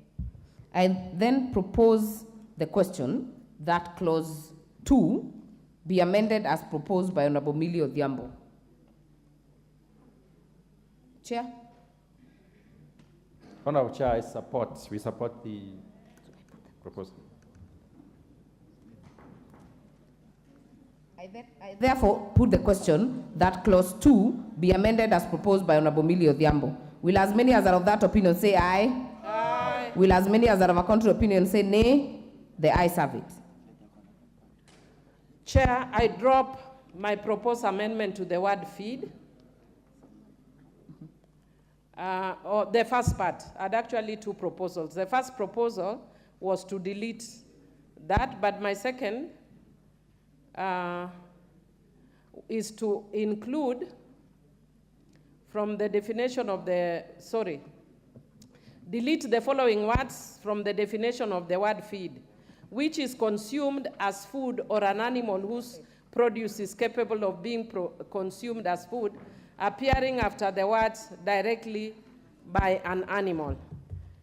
Chair, because we are moving very fast, I have not done what I traditionally do, which is to give the reasons.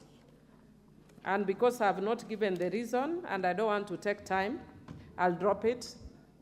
I know it makes sense, but because I want to save on time, I'll drop it. Yeah, but I think I would want to encourage the chair, just look at it for later so that it makes sense, because it wasn't making sense. That's why I proposed it. But because we are doing this in a hurry. Honorable Mili, we have already voted on one. Yes. Which one are you dropping? Please be on record so that we follow. Which are you dropping? Which Chair, are you prosecuting? The one I am dropping is the definition of the word feed. I had actually had two proposed amendments. I had two proposed amendments on the word feed. And you have dropped both? I have dropped both. Okay. So have you dropped the definition of feed business? Let me check, Chair. Yes, I have dropped feed business. Feed ingredient? And I'm dropping feed ingredient. Feed safety? I have a second definition for feed safety. Mm-hmm.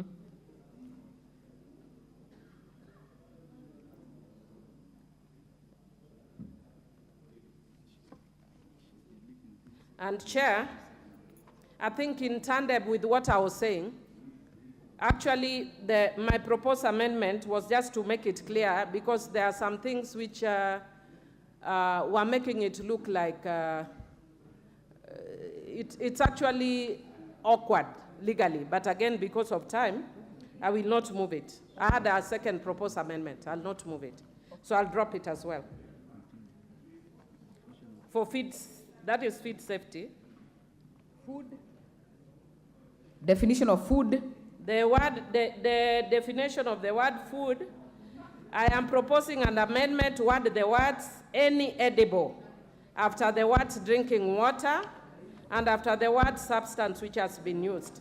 And Chair, if you actually look at the definition of food there. Honorable Millie, are you moving it now? Yes, I am. That amendment under the definition of food. Yes.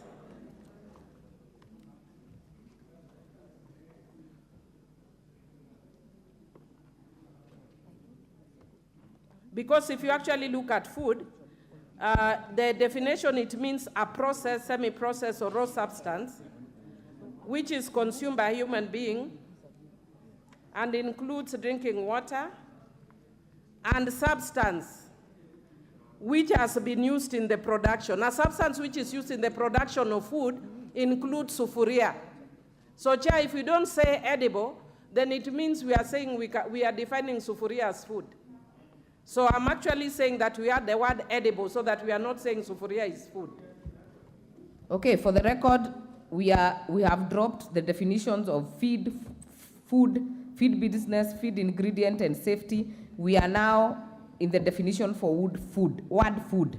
So I propose the question that clause 2 be amended as proposed by Honorable Millie Odhiambo. Chair.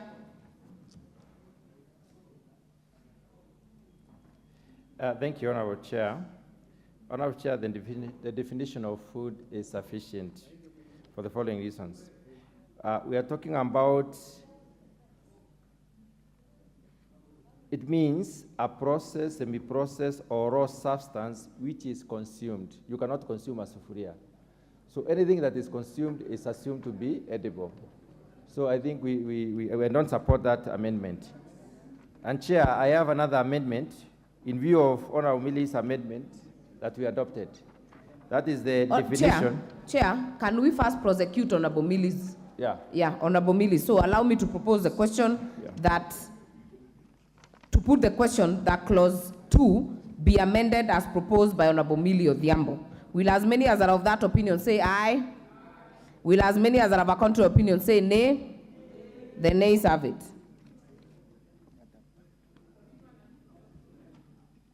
Honorable Millie, you have several other definitions. Kindly prosecute or drop.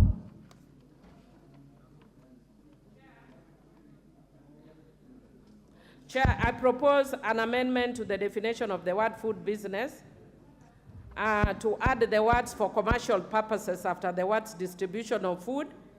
And the reason why I'm saying that is, Chair, when you have a wedding may not be for a commercial purpose. So if you actually look at food business, it says it means the production, processing, storage, or distribution of food, but does not include the domestic preparation, handling, or storage of food for consumption within a residence. And a wedding is not within a residence, it's not domestic. So that's why I'm saying we need to put for commercial purposes. I move. Okay, I then propose the question that clause 2 be amended as proposed by Honorable Millie Odhiambo. Chair? I support that. Thank you. I now put the question that clause 2 be amended as proposed by Honorable Millie Odhiambo. Will as many as are of that opinion say aye? Will as many as are of a contrary opinion say nay? The ayes have it. Hazard. Definition of word hazard. Honorable Millie? Dropped. Thank you. Definition of multi-annual control.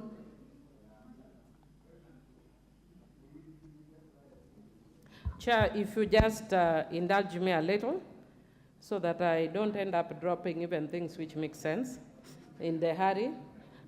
Because in multi-annual control plan, I was proposing to delete the words animal plant, appearing, no, Chair, that one I drop that one. I dropped that one. Well noted, dropped. The official control amendment? Chair.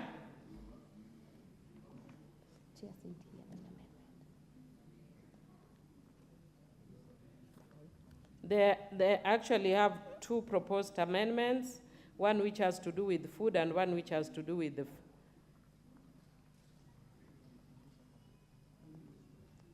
I'll drop them. I'll drop both of them. I'll drop both of them. Yes, I have. Why is Honorable?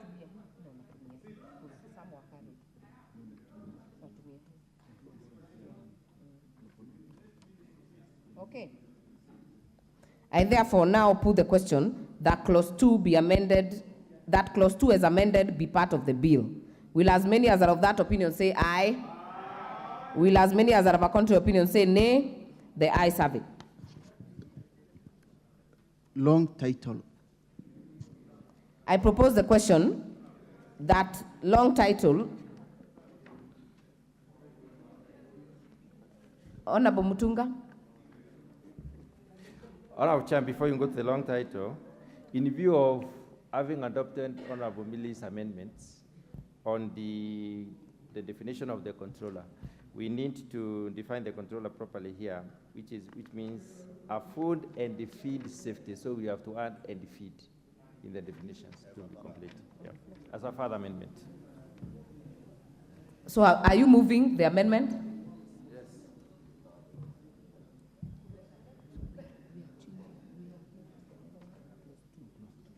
Okay. I therefore propose the further amendment that I propose the question that clause 2 be further amended as proposed by the chair. I now put the question that clause 2 be amended as proposed by the chair. Will as many as are of that opinion say aye? Will as many as are of a contrary opinion say nay? The ayes have it. Long title.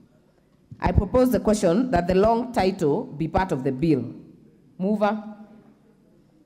We have Honorable Haji dropped.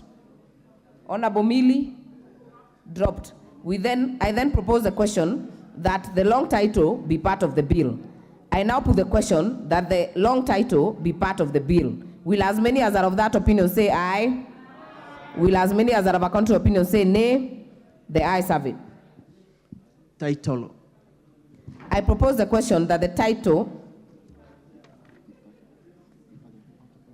I propose the question that the title be part of the bill. Mover, Honorable Haji, dropped. Honorable Mili, thank you. I therefore propose the question that the title be part of the bill. I now put the question that the title be part of the bill. Will as many as are of that opinion say aye? Will as many as are of a contrary opinion say nay? The ayes have it. Clause 1. I propose the question that clause 1 be part of the bill. Mover, Honorable Haji, dropped. Honorable Mili, dropped. I propose the question that clause 1 be part of the bill. And I now put the question that clause 1 be part of the bill. Will as many as are of that opinion say aye? Will as many as are of a contrary opinion say nay? The ayes have it.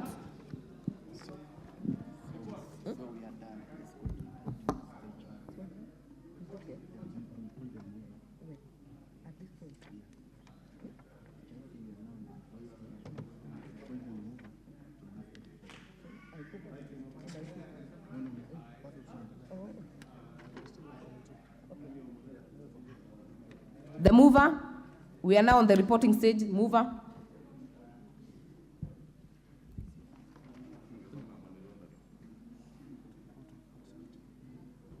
Mover to report on the Food and Feed Safety Control Coordination Bill. Honorable Chairperson, I beg to move that the committee do report to the House its consideration of the Food and Feed Safety Control Coordination Bill, National Assembly Bill number 21 of 2023, and its approval thereof with amendments. I then put the question, which is that committee do report to the House its consideration of the Food and Feed Safety Control Coordination Bill, National Assembly Bill number 21 of 2023, and its approval thereof with amendments. As many as are of that opinion say aye. As many as are of a contrary opinion say nay. The ayes have it.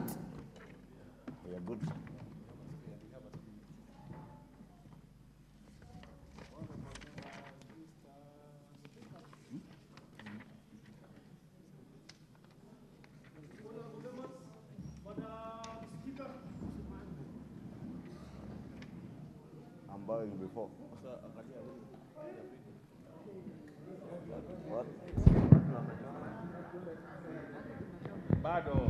What?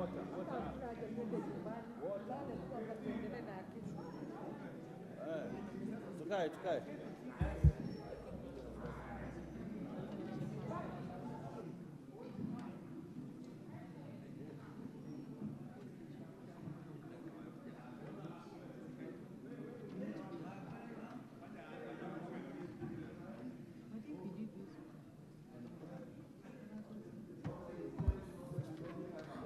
Order, members. I call upon the chairperson to report on the anti-money laundering and combating of terrorism financing laws amendment bill, National Assembly Bill number 35 of 2023. Honorable Speaker, I beg to report that the Committee of the Whole House has considered the anti-money laundering and combating of terrorism financing laws amendment bill, National Assembly Bill number 35 of 2023, and approved the same with amendments. Mover.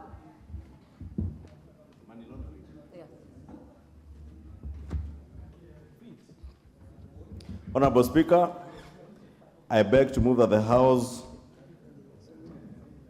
do agree with the committee in the said report.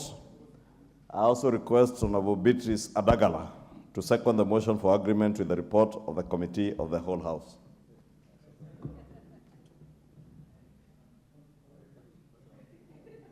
Honorable Beatrice Adagala, please give her the mic. Thank you, Madam Speaker. I second.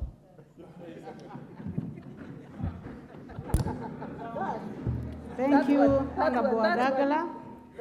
She seconded that one. Honorable members, I now propose the question, which is that the House do agree with the committee in the said report. I now put the question. Honorable members, I put the question, which is that the House do agree with the committee on the said report. As many as are of that opinion say aye. Aye. And as many as of the contrary opinion say nay. The ayes have it.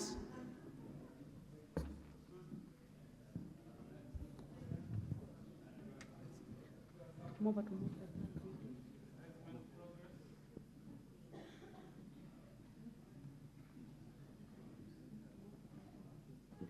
To move for the third reading. Honorable Speaker, I beg to move that the Anti-Money Laundering and Combating of Terrorism Financing Laws Amendment Bill, National Assembly Bill number 35 of 2023, be now read a third time. I also request the Honorable Komingoi to second.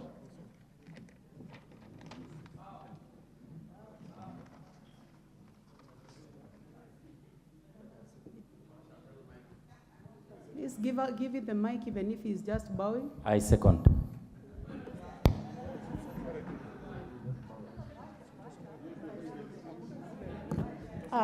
Thank you, honorable members. I now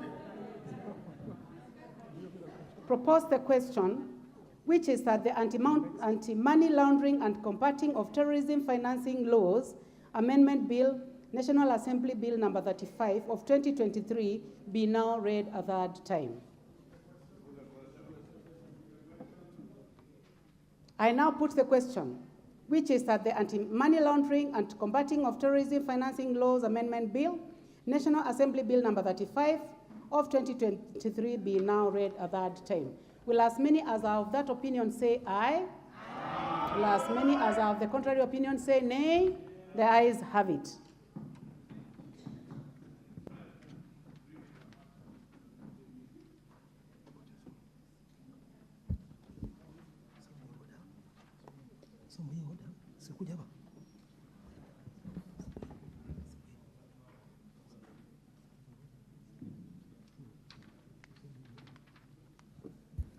Thank you. Now we move to the Food and Feed Safety Control Coordination Bill, National Assembly Bill number 2021 of 2023. Chairperson.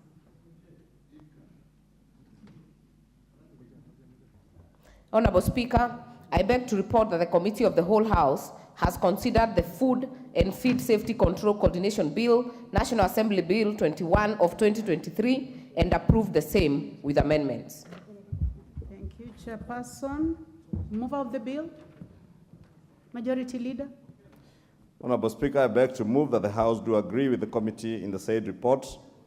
I also request Honorable Sigei to second the motion for agreement with the report of the Committee of the Whole House.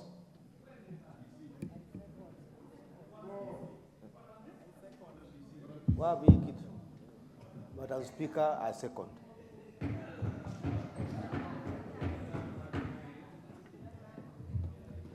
Honorable members, I now propose the question, which is that the House do agree with the committee in the said report.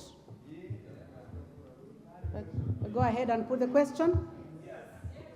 I now put the question, which is that the House do agree with the committee in the said report. Will as many as are of that opinion say aye? Aye. Will as many as are of the contrary opinion say nay? The ayes have it. Mover of the bill.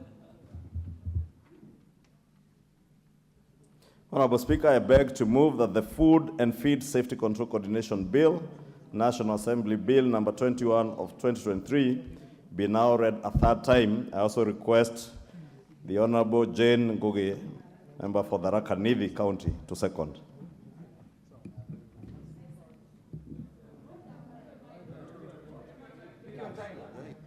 Take your time. I second. Well.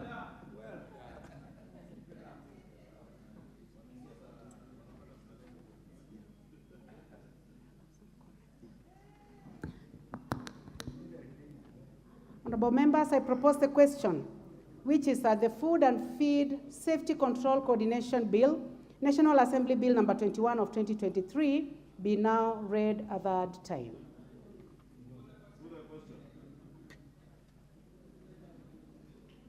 Thank you. I go ahead now to put the question after confirming that we have quorum, and I do confirm that we do. I now put the question, which is that the Food and Feed Safety Control Coordination Bill, National Assembly Bill number 21 of 2023, be now read a third time.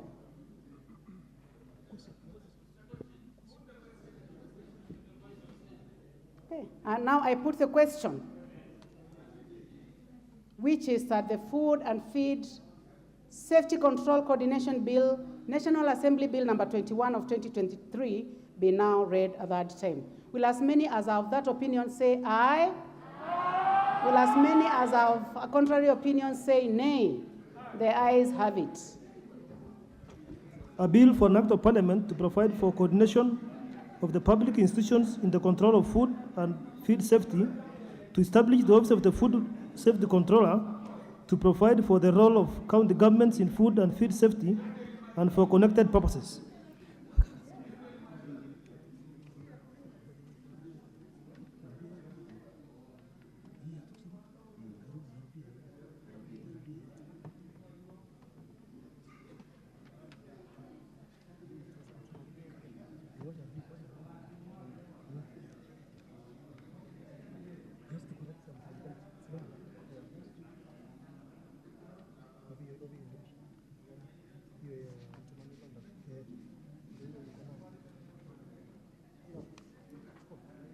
Honorable members, on the Anti-Money Laundering and Combating of Terrorism Financing Laws Amendment Bill, National Assembly Bill number 35 of 2023. I will now put the question, which is that the Anti-Money Laundering and Combating of Terrorism Financing Laws Amendment Bill, National Assembly Bill of 2023, be now read a third time. Will as many as are of that opinion say aye? Aye. Will as many as are of a contrary opinion say nay? The ayes have it. A bill for an act of parliament to amend the laws relating to anti-money laundering and combating of terrorism, financing, and proliferation financing, and for connected purposes. Next order. Order number 9, Committee of the Whole House.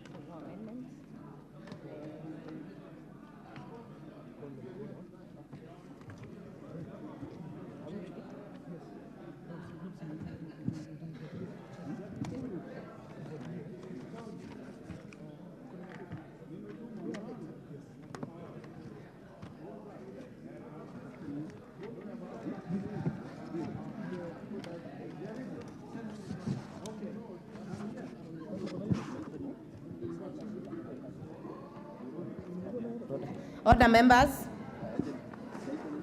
Order members. We are now in the Committee of the Whole. Consideration of the Water Amendment Bill, National Assembly, number 33 of 2023. Clauses 3 and 4. These ones have no amendments. I propose the question that clauses 3 and 4 be part of the bill. I now put the question that clauses 3 and 4 be part of the bill. As many as are of that opinion say aye. As many as are of a contrary opinion say nay. The ayes have it. Clause 5. I propose the question that clause 5 be part of the bill. Mover, the chair.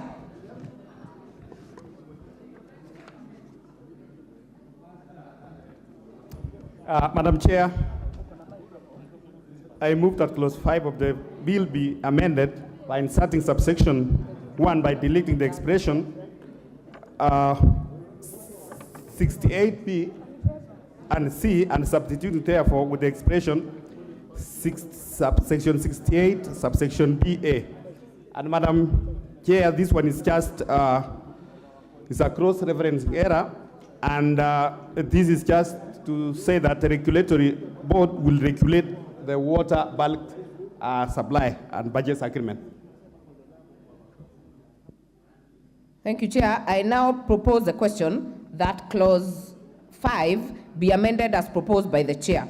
I now put the question that clause 5 be amended as proposed by the Chair. Will as many as are of that opinion say aye? Will as many as are of a contrary opinion say nay?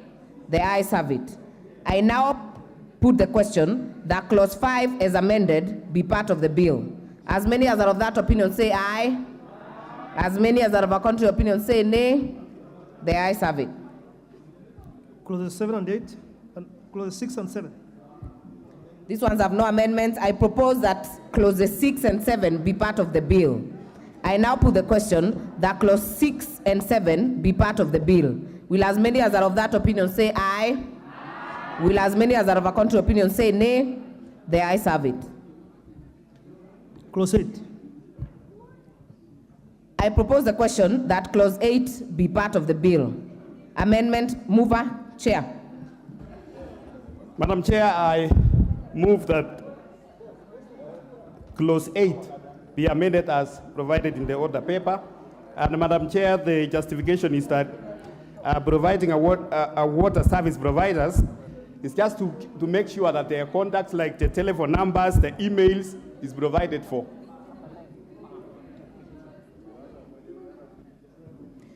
Thank you. I propose the question that clause 8 be amended as proposed by the chair. I now put the question that clause 8 be amended as proposed by the chair. Will as many as are of that opinion say aye? Will as many as are of a contrary opinion say nay? The ayes have it. Clause 9. I propose the question that clause 9 be part of the bill. Mover.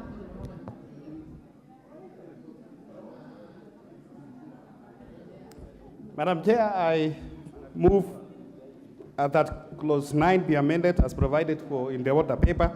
And Madam Chair, this is just to say that when a party who enters into a PPP agreement, if in case it abandons the work, they abandon the work in the middle of the contract, the government can take over that project and complete. This part, Madam Chair, it's just a cleanup of the bill which was erroneously left in the previous amendment. Thank you. I then propose the question that clause 9 be amended as proposed by the chair. I now put the question that clause 9 be amended as proposed by the chair. Will as many as are of that opinion say aye? Will as many as are of a contrary opinion say nay? The ayes have it. I now put the question that clause 9 be, as amended be part of the bill. Will as many as are of that opinion say aye? Will as many as are of a contrary opinion say nay? The ayes have it. Clause 10. This has no amendment. I propose the question that clause 10 be part of the bill.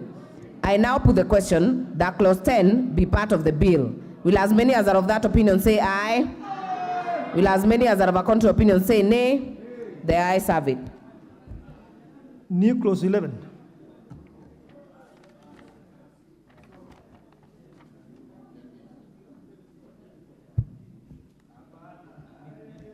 Mover.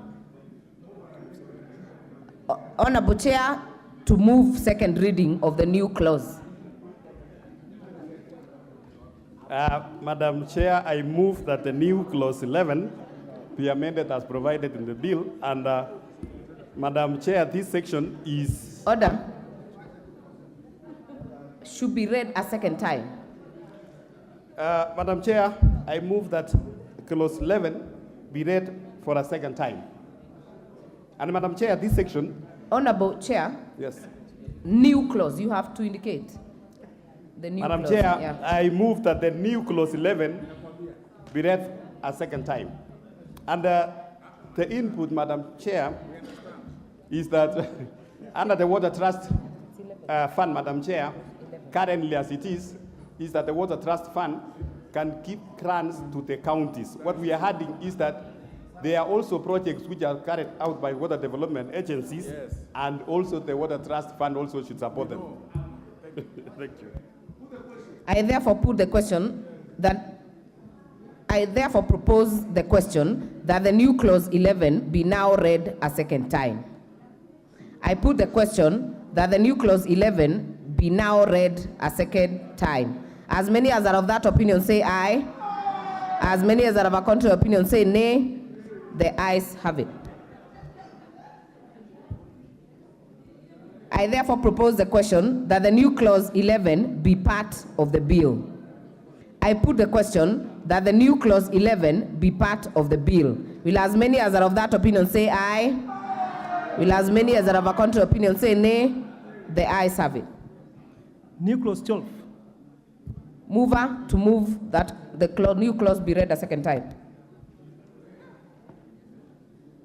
Madam Chair, I move that the new clause 12 be read for a second time, and the reason for this, Madam Chair, is to operationalize the water tribunal, which is currently providing for the chair without a membership. I now propose the question that the new clause 12 be now read a second time.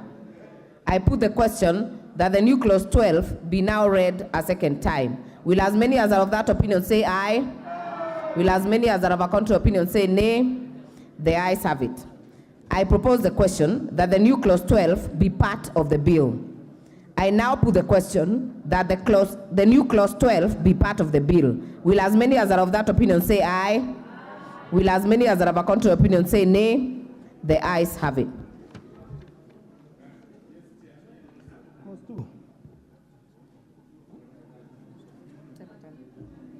Clause 2. I propose the question that clause 2 be part of the bill. Mover, Chair. Madam Chair, I move that clause 2 be amended as provided in the order paper. This is just to give a definition of bulk water. Thank you. I therefore propose the question that clause 2 be amended as proposed by the chair. I now put the question that clause 2 be amended as proposed by the chair. Will as many as are of that opinion say aye? Will as many as are of a contrary opinion say nay? The ayes have it. I now put the question that clause 2 as amended be part of the bill. Will as many as are of that opinion say aye? Will as many as are of a contrary opinion say nay? The ayes have it. Title. I propose the question that the title be part of the bill. I now put the question that the title be part of the bill. As many as are of that opinion say aye. As many as are of a contrary opinion say nay. The ayes have it. Clause 1. Clause 1, I propose the question that clause 1 be part of the bill. I now put the question that clause 1 be part of the bill. As many as are of that opinion say aye. As many as are of a contrary opinion say nay.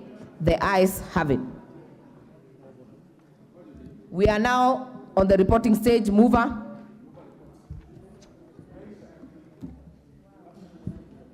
Honorable Chairperson, I beg to move that the committee do report to the House its consideration of the Water Amendment National Assembly Bill number 33 of 2023 and its approval thereof with amendments. I put the question, which is that the committee do report to the House its consideration of the Water Amendment National Assembly Bill number 33 of 2023 and its approval thereof with amendments. As many as are of that opinion say aye. As many as are of a contrary opinion say nay. The ayes have it.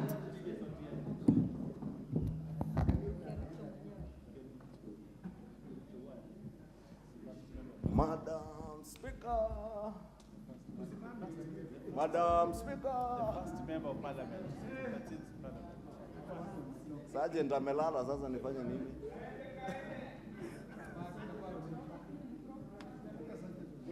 Hata sergeant wamechoka wamelala.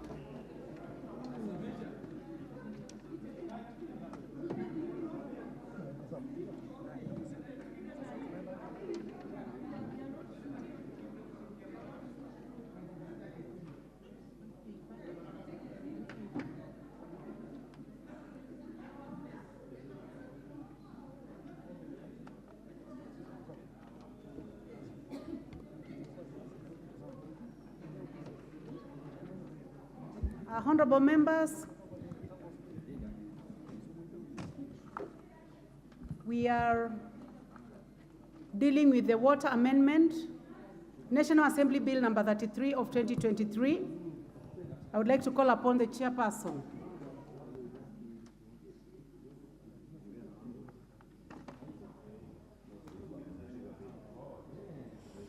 Thank you, Honorable Speaker. I beg to report that the Committee of the Whole House has considered the Water Amendment National Assembly Bill number 33 of 2023 and approval of the same with amendments. Thank you, Chairperson. We go to the mover. Majority Leader. Honorable Speaker, I beg to move that the House do agree with the committee in the said report. I also request Honorable Beatrice Kemei to second the motion for agreement with the report of the Committee of the Whole House.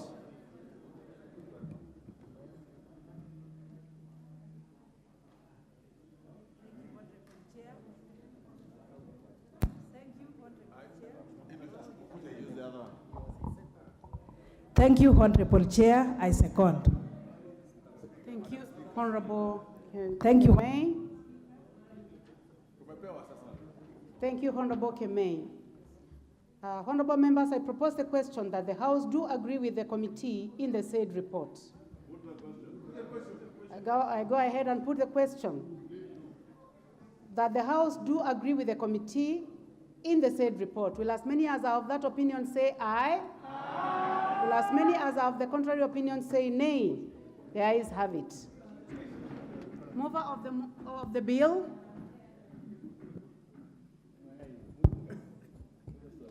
Honorable Speaker, I beg to move that the Water Amendment National Bill number 33 of 2023 be now read a third time.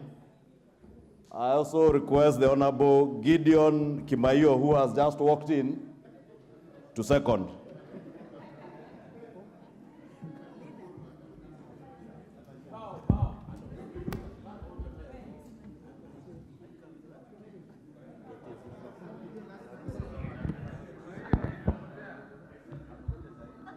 Thank you, Madam Speaker. I second. Thank you very much. Honorable members, I propose the question, which is that the Water Amendment, National Assembly Bill number 33 of 2023, be now read a third time. And I go ahead and put the question. I now put the question, which is that the Water Amendment, National Assembly Bill number 33 of 2023, be now read a third time. Will as many as are of that opinion say aye?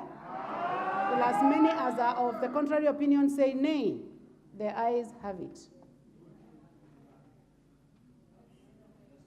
A bill for an act of parliament to amend the Water Act 2016 to provide for public-private partnerships arrangements and for the connected purposes.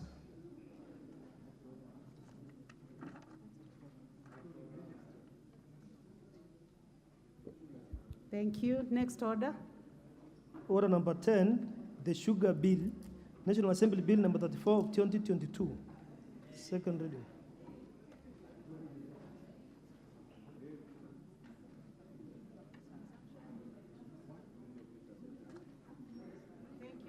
Thank you, honorable members. This is resumption of debate, which was interrupted on Wednesday, the 16th of August 2023 in the afternoon sitting, and we have a balance of 2 hours and 23 minutes.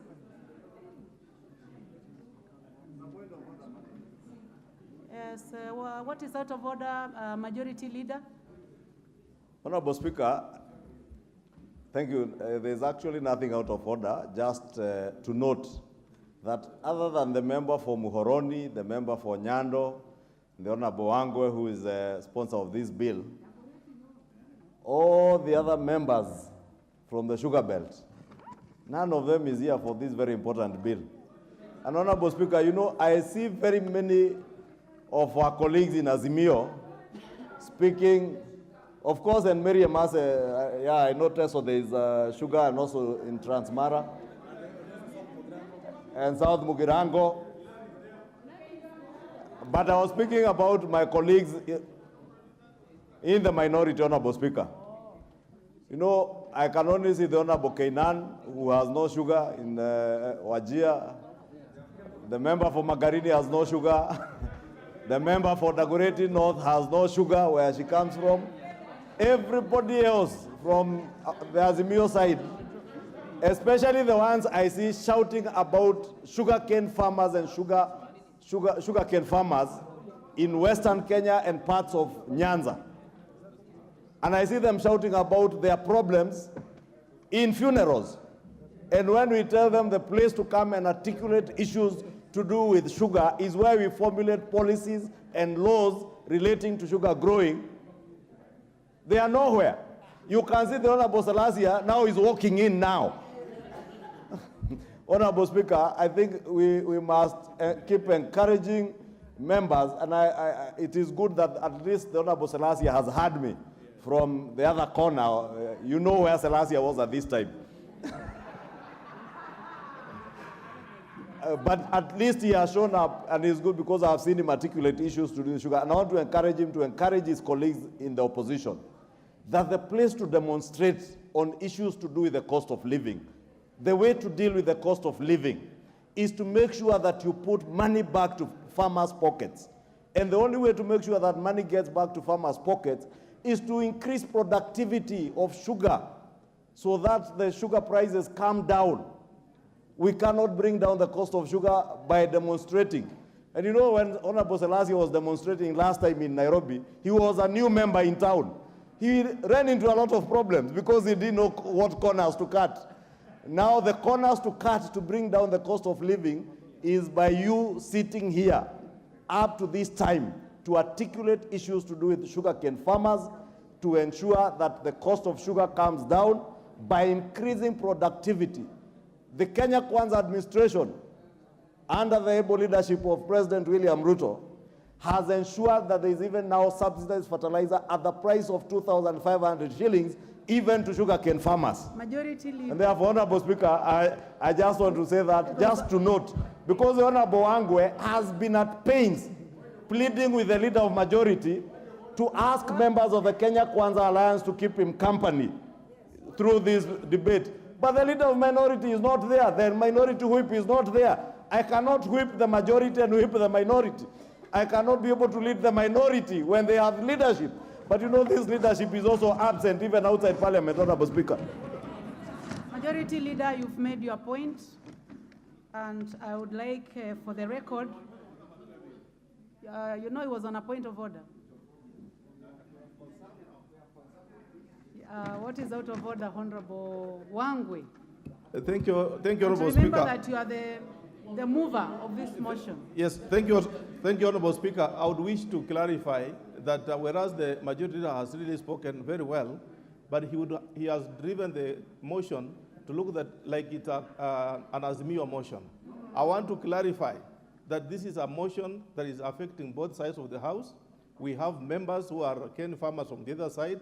So the House is proper, and I want to seek and invite the leader of majority to help us move forward as one.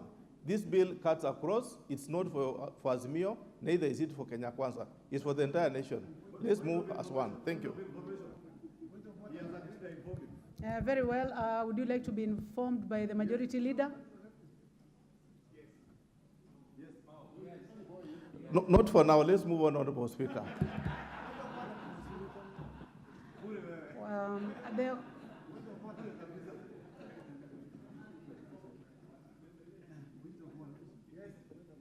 Yes, what is out of order?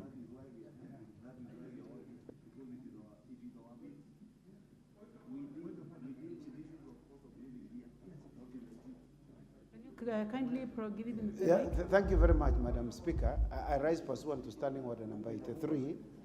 Madam Speaker, this is a very important motion, extremely very important, particularly coming from my very good friend, the Honorable Wangwe. But is it in order, Madam Speaker, for us to discuss sugar when our sugar level is down? Would it not be fair, Madam Speaker, that we adjourn to tomorrow when the sugar level is okay? Then we can discuss in a very rational manner. You could even see the members here, when you came in, you sat down and they kept on sitting because the sugar level is too low. Even understanding, Madam Speaker, right now and comprehending issues is very difficult. So, Madam Speaker, we have been here since 9:30.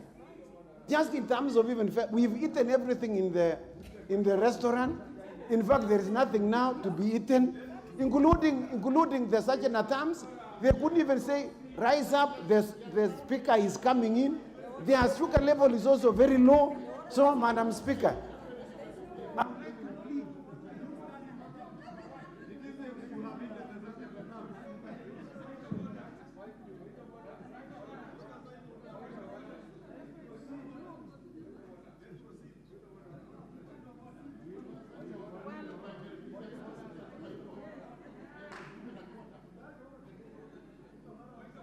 Honorable Chepkonga, Honorable Chepkonga, Honorable Chepkonga, Chairman. Order, Honorable Chepkonga. You know, you have a lot of experience and you have been in this house for a long time, and I fully understand that, I actually understand what you're saying, that people are tired. However, if you would like to adjourn debate on this matter, you can only do it using Standing Order number 96. But honorable members, while on this seat, I have also received on both sides of the House, including the chairman, Honorable Mutunga, the Honorable Keinan, and others on this side, that they would like to speak. We still have a few minutes. We still have a few minutes. Actually, it's only 30 minutes, honorable members.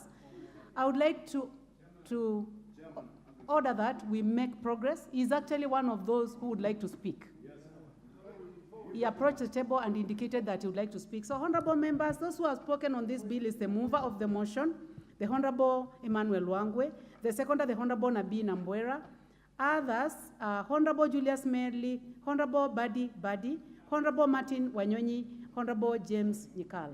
So others are free to engage, and I'll just go direct to the screen, honorable members. I'll start with the chairman. I'll give the first opportunity to the chairman. Honorable Mutunga, please proceed. Thank you. Thank you very much, Honorable Speaker, for Honorable the opportunity. Keinan, you know you are one of our very senior members, and when you say point of order many times, I'm inclined to give you a chance. So I give you a chance. What is out of order, Honorable Kainan? Thank you, Madam Speaker. Madam Speaker, you have had the leader of majority cast aspersion on the leadership of the minority side.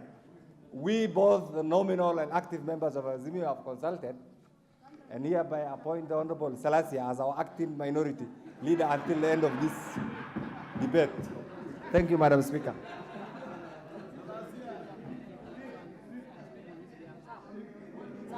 Honorable Kainan, I order that we proceed with debate, and the chair was on the floor. Honorable Mutunga, please proceed. Thank you very much, Honorable Speaker. Honorable Speaker, I appreciate the fact that people are tired. But Honorable Speaker, if I remember what used to happen in the last session of Parliament, sometimes we were staying here up to midnight to pass important legislations. So Honorable Speaker, the other issue is about the sugar levels. The sugar in the body is different from the sugar we are discussing, Honorable Speaker. This is called sucrose. Sucrose has a totally different formula than the sugar that we take, or rather that is we are talking about here. Honorable Speaker, sugar cane or sugar value chain is one most important value chain in this country. It supports more than 8 million Kenyans, 8 million households that rely on sugar for their livelihoods. So it's really important. It's one of the early introductions. Sugar was introduced in Kenya in 1922. And we remember 1922, we used to have colonialists here. Those are the ones who introduced sugar. It was introduced in several agroecologies, a lot more on the western part of Kenya, and later on, the commodity has been produced even in the coastal region of Kenya, and the potentialities matter. Honorable Speaker, when we look at the western region as a sugar production or sugar belt, we have to apply different models of improving on sugar production, targeting a lot more on productivity because it's an area that doesn't have a lot of land. But there are possibilities and options as proposed in this bill. So this bill comes in to improve on the sugar productivity, to increase sugar production so that we can be self-reliant in sugar. The sugar subsector, Honorable Speaker, basically the subsector in Kenya, we produce about 48% of our local sugar requirements. Our annual requirement is about 1 million metric tons. So we produce 48% of 480,000 metric tons, and this is why we import sugar once in a while. Sugar sector has very many challenges, and these challenges are the mischief that this bill comes to deal out. Some of them include high cost of production. When you are producing on a small scale, of course the cost is high. There's acute cane shortage. Sometimes the processors run for 4 or 5 months, and then the rest of the year they are closed. So we do not have sufficient amount of cane. There is low productivity. Our cane quality and the varieties are not very high producing. They are not very, high in terms of productivity, and therefore we need to embark on research. And we have proposed measures in this particular legislation to ensure that we can increase sugar production. The committee has looked through the bill. The committee has made proposals that will come in form of amendments when we get to the committee of the whole house. Sugar production in Kenya has many other challenges which I do not wish to allude to because my colleagues will be speaking to that. I would like to be very specific on a few issues. One of the key issues that this bill does is the reintroduction of the subsidy.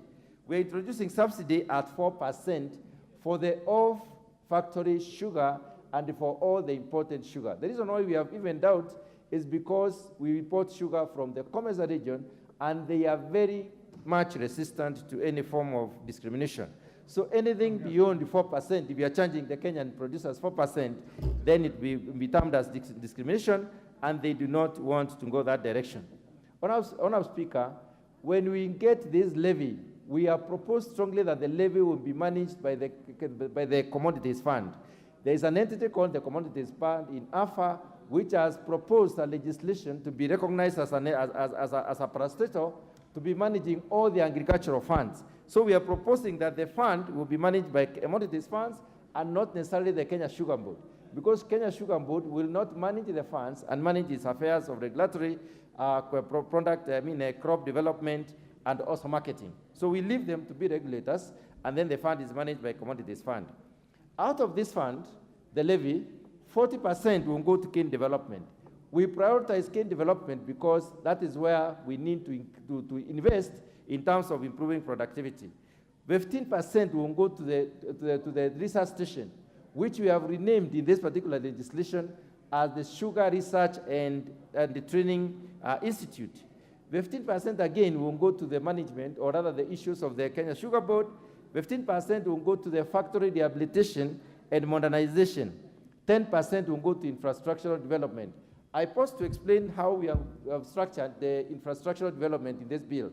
We have said that Kenya Sugar Board or the county authorities, that is the county government, will have no business in handling this money. This money will be transferred directly after collection to Kenya Rural Roads Authority. Kenya Rural Roads Authority will use their mechanisms of development to utilize this money to develop the areas from which this money was collected. So what will happen is that if we collect this levy from, let's say, Kakamega County, all the money collected from Kakamega County will go, 10% of it will go to do the roads in Kakamega County through the Kenya Rural Roads Authority. Honourable Speaker, this bill is proposing enforcement of cane contracts as a way of ensuring that the farmers respect the contracts and also the millers also respect the contract. What has been happening in the past is that each of the parties have not been very, very, very serious about respecting the contract, and therefore there has been collusion or sometimes farmers selling to anybody who comes by. We would like the factories, the sugar millers, to respect the contract with the farmers so that if they are engaged in cane development, they are able to do serious cane development. And if a certain factory has, or a certain miller has developed cane in a specific area, then this particular cane must be consumed or must be processed by that particular miller. So we are not going to, the penalties that have been put in this particular legislation are going to restrict any cane selling through dubious methods. The other issue that has come up, Speaker, is the possibility of using this cane testing unit. Cane testing units are huge investments that this country has made. We have put up about 11 cane testing units in 11 milling plants. The cane testing unit enables the farmers to sell their sugar through use of sucrose content. Sucrose content is the amount of sugar within a cane plant, and therefore that gives the farmers more money. They have not been appropriately sensitized about CTUs. They have not used the CTUs yet. The CTUs are just investment within the sugar factories, and these need to be used so that the farmers can be able to benefit better. The idea is to benefit the farmers better and benefit the other value chain actors without any form of mismanagement of the whole. The other issue that is important is managing the investments within the sugar industry. Investments are required at all levels of the sugar industry, especially at the farm level, where the farm sizes have reduced. We must get high-yielding varieties, and that is why we have revitalized, or rather proposed to revitalize, the Sugar Research Institute, so that we get better cane varieties that will mature faster and will have better cane content, sucrose content, so that the farmers can benefit. The cost of production in the sugar industry is high, and I want to take a few minutes to discuss the cost of production. One of the reasons why it is high is because the inputs are costly. The inputs in the sugar, that go through the sugar production are costly. The fertilizer is costly. The other operations within are costly. The number of times that you have to eat and so on. There is also high operational costs in terms of the power that is used, the fuel itself by these processors, and also the taxes and licenses are also expensive. The other issue about the sugar industry is that most of the public mills are obsolete. They use obsolete technology. Technology needs to be improved. Their processors are old, their processors are outdated, they consume a lot more than really give the mechanical advantage. So in order to increase production, production within the milling plant, or rather turnover within the milling plant, we need more efficient machines. The other one is the high cost of farm inputs. We know fertilizer is used and it's expensive. We know the other inputs are also expensive. Extension services are not very much available, and what we have done deliberately is to ensure that the research institute does have an arm of training, so that now they can train personnel to be able to send messages, or rather to impact the farmers on with the messages that are necessary to enable them to increase production and productivity. Poor networking within the sugar sector, there is a lot of suspicion. We have gone round about, in all the regions, we've seen more than 11 or 12 factories, and we have seen many farmers and understood their relationships, and we realize there's a lot of suspicion within the sugar sector. And we need to reduce that by having a lot more of interactions that the bill basically promotes that. It is also a high labor cost issue, and there is inadequate, raw materials. Raw materials, in this case, we are looking at raw materials in terms of inputs to the farmers, because cane development has not really happened in Kenya. The research system has not been very efficient. They have not produced new varieties that are better. Also, on the other hand, we have not tried out varieties from the other countries. There hasn't been much that has been happening, because the KSREF, which used to be the Kenya Sugarcane Research Foundation earlier, was merged with the other research institutes under the Kenya Agriculture and Livestock Research Organization, and the efficiencies went down instead of improving.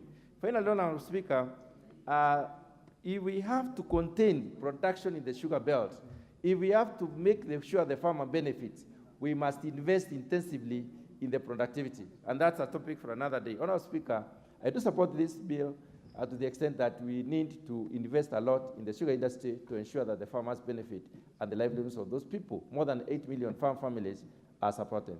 Thank you, Honourable Speaker. Thank you, Honourable Mutunga. The Honourable Jared Okello.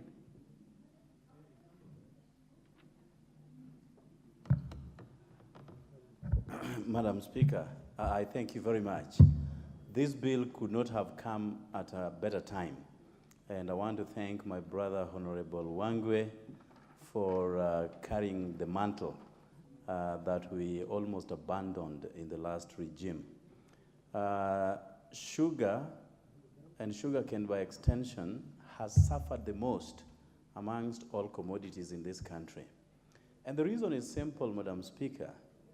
During political campaigns, sugar then becomes a low-hanging fruit in mopping up funds to carry out political campaigns in this country.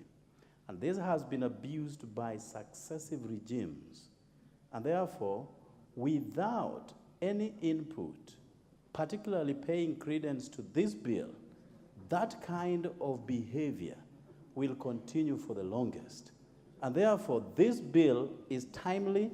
I sit in Agriculture Committee, superintended by my brother, Honorable Mutunga, together with my colleagues in that committee, together with our Vice Chair, Honorable Yegon, who together burnt the midnight oil, looking at this bill clause by clause, putting in necessary beef to this bill so that sugar matters can be handled once and for all, Honorable Speaker.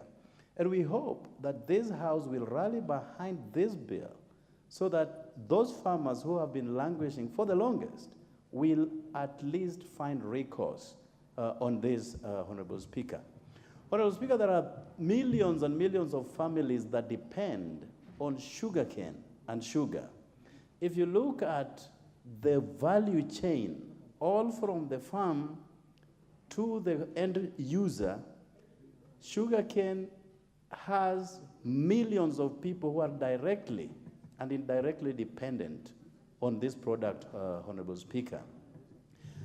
When we talk about catchment areas for sugarcane, Honorable Speaker, it does not limit itself to Western Kenya, and that means Nyanza, together with the Western region. Rift Valley, for instance, has the best soil that can support the growth of sugarcane. And because there has been myriad frustrations in the value chain, people have chosen to cut back on their investments on sugarcane. We have seen instances where families uproot sugarcane because there is nothing to write home about it. And this bill will inevitably go a long way to addressing all the gaps that have consistently existed within the sugar value chain, Madam Speaker. Western Kenya, for instance, has thousands and thousands of land that is lying idle, not having any sugarcane on it, yet it is a sugar growing region. We had, as a committee, a very good opportunity to move around all the sugar companies in this country. We met with the farmers, we met with the owners of sugar companies, we met with members of staff, and they did present their various plight on areas where we need to improve on. And all those were captured in the sugar report that ultimately made it into the sugar bill that we are discussing today. If the government will put a lot of attention to these areas that are capable of having sugarcane on them, give the farmers the input that is necessary, provide information through extension officers that have also been proposed into the bill, then this country will be able to export sugar and not import sugar, which is currently the status. Madam Speaker, when you talk about sugar importers, you are talking about a very small sector, a very small populace. They are the people with briefcase companies, but are masquerading in town as sugar importers. They do not have employees in their custody. So you give people permits to import sugar, but only addressing the plight of 10 people. Yet companies, if properly addressed, if we properly address their concerns, millions of people who are now under their jurisdiction will be able to have a livelihood.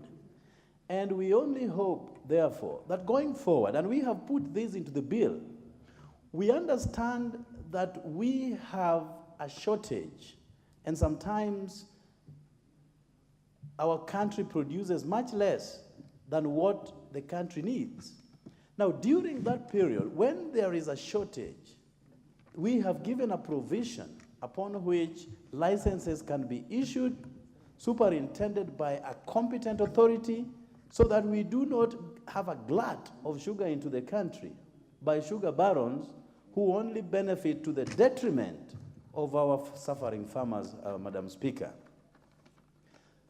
How I hope that people from Western Kenya and Rift Valley and coastal region, because we also visited Kwale, and they're doing a splendid job there, will come to realize the benefits accruing from sugarcane, Madam Speaker. My chair has ably stated about the research institute that has been proposed into the bill. Madam Speaker, we are still relying on the older cane variety that takes between 18 months to 24 months to mature. Yet, through inventions and innovations, we have had sugarcane that can take up to just 1 year or 10 months to mature. That is the direction that we need to go. How do we then have our people growing the right seeds that will address these problems, Madam Speaker? And people have so chosen to substitute their farms with maize instead of having sugarcane, because maize takes 3 months. Sugarcane takes forever. So how do we then respond to the needs of our farmers in a way that they will generate their income within the shortest possible space of time, just like any other commodity? This is the direction that we are taking, and I want to thank members of the Agriculture Committee, and I can see some of our members here, Honorable Salasia, Honorable PK, Double N. I see my brother and immediate neighbor, Honorable Kimei, together with my able Vice Chair, Honorable Yegon, that whatever we have put our hands on will not go in vain, that this House will be rallied behind to support this, so that for once we have something to stand on. Finally, Madam Speaker, this is not a new bill to us. It has been here before. It was frustrated at the Senate. How do we then marshal the Senate behind us so that we do not lag behind and throw the bathwater with the baby. And finally, Madam Speaker, I would want to appeal to members of this House that when we do lots of imports, we by extension ship our jobs abroad. But when we produce locally and have our investments worked upon in this country,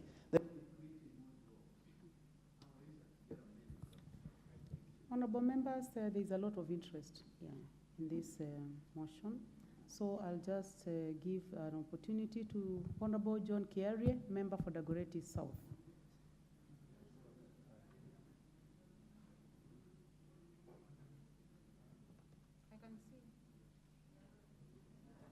Yes, I can see, and as I said, there is a lot of interest. I just decided to stick to the screen, and that is why I called the Honorable John Kiarie. Madam Speaker, I had indicated my interest to speak on an earlier matter, and because Dagoretti South constituency is a sugar consumer and a constituency of sugar traders, I would want to donate this time to people who belong to the sugar belt, who have real concern on sugar issues. Thank you very much, Honorable John Kiarie. Thank you for being considerate. Honorable members, I would like to know those who have interest in speaking on this to go to the intervention.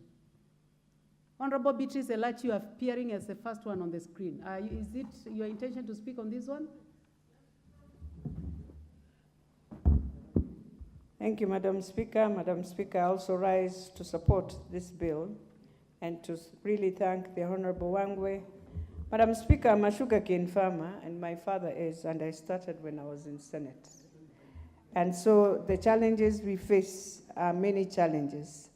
But today, I just want to thank Honorable Wangwe for bringing in this bill. This is a bill that came in last time in the last Parliament, Madam Speaker, and I'm hoping we can, for the first time, finalize. And as many of our colleagues have really spoken, that we are hoping the Senate will not again sit on this bill and that we can finalize the challenges that many of the sugar belt farmers face in this country. Madam Speaker, when I look at the bill, and more importantly, when we talk of the tribunal, which is Article 43, shall have the powers of the High Court, Madam Speaker, we have faced so many challenges, especially for us who have been farmers. And I know, Madam Speaker, I'm also headed to Western to really speak about it and to awaken the people of Western Province to realize that, Madam Speaker, we cannot have the private ginneries functioning very well. And you find the factories that are run by government are the ones that keep on collapsing and keep on ensuring that money has disappeared for farmers. Yet here the government now has come up with a very fantastic proposal, Madam Speaker, that they will waive all the debts and we start on a clean slate. And for this, Madam Speaker, you know that sugar is a commodity that is very emotive, that has very serious business people, that they will wish to kill all factories for them to import more sugar in this country. And so, Madam Speaker, even as we bring in this bill, we would really want to ask government, and I know the President is really, really supporting this, that we must find a way to ensure that when we now start bringing back these factories, Zoya factory, you find Mumiasi, which is every day spoken about, that we will want to see also some mitigations in ensuring, even if you are importing in sugar, then import in sugar when you know exactly that there's no sugar within those local factories.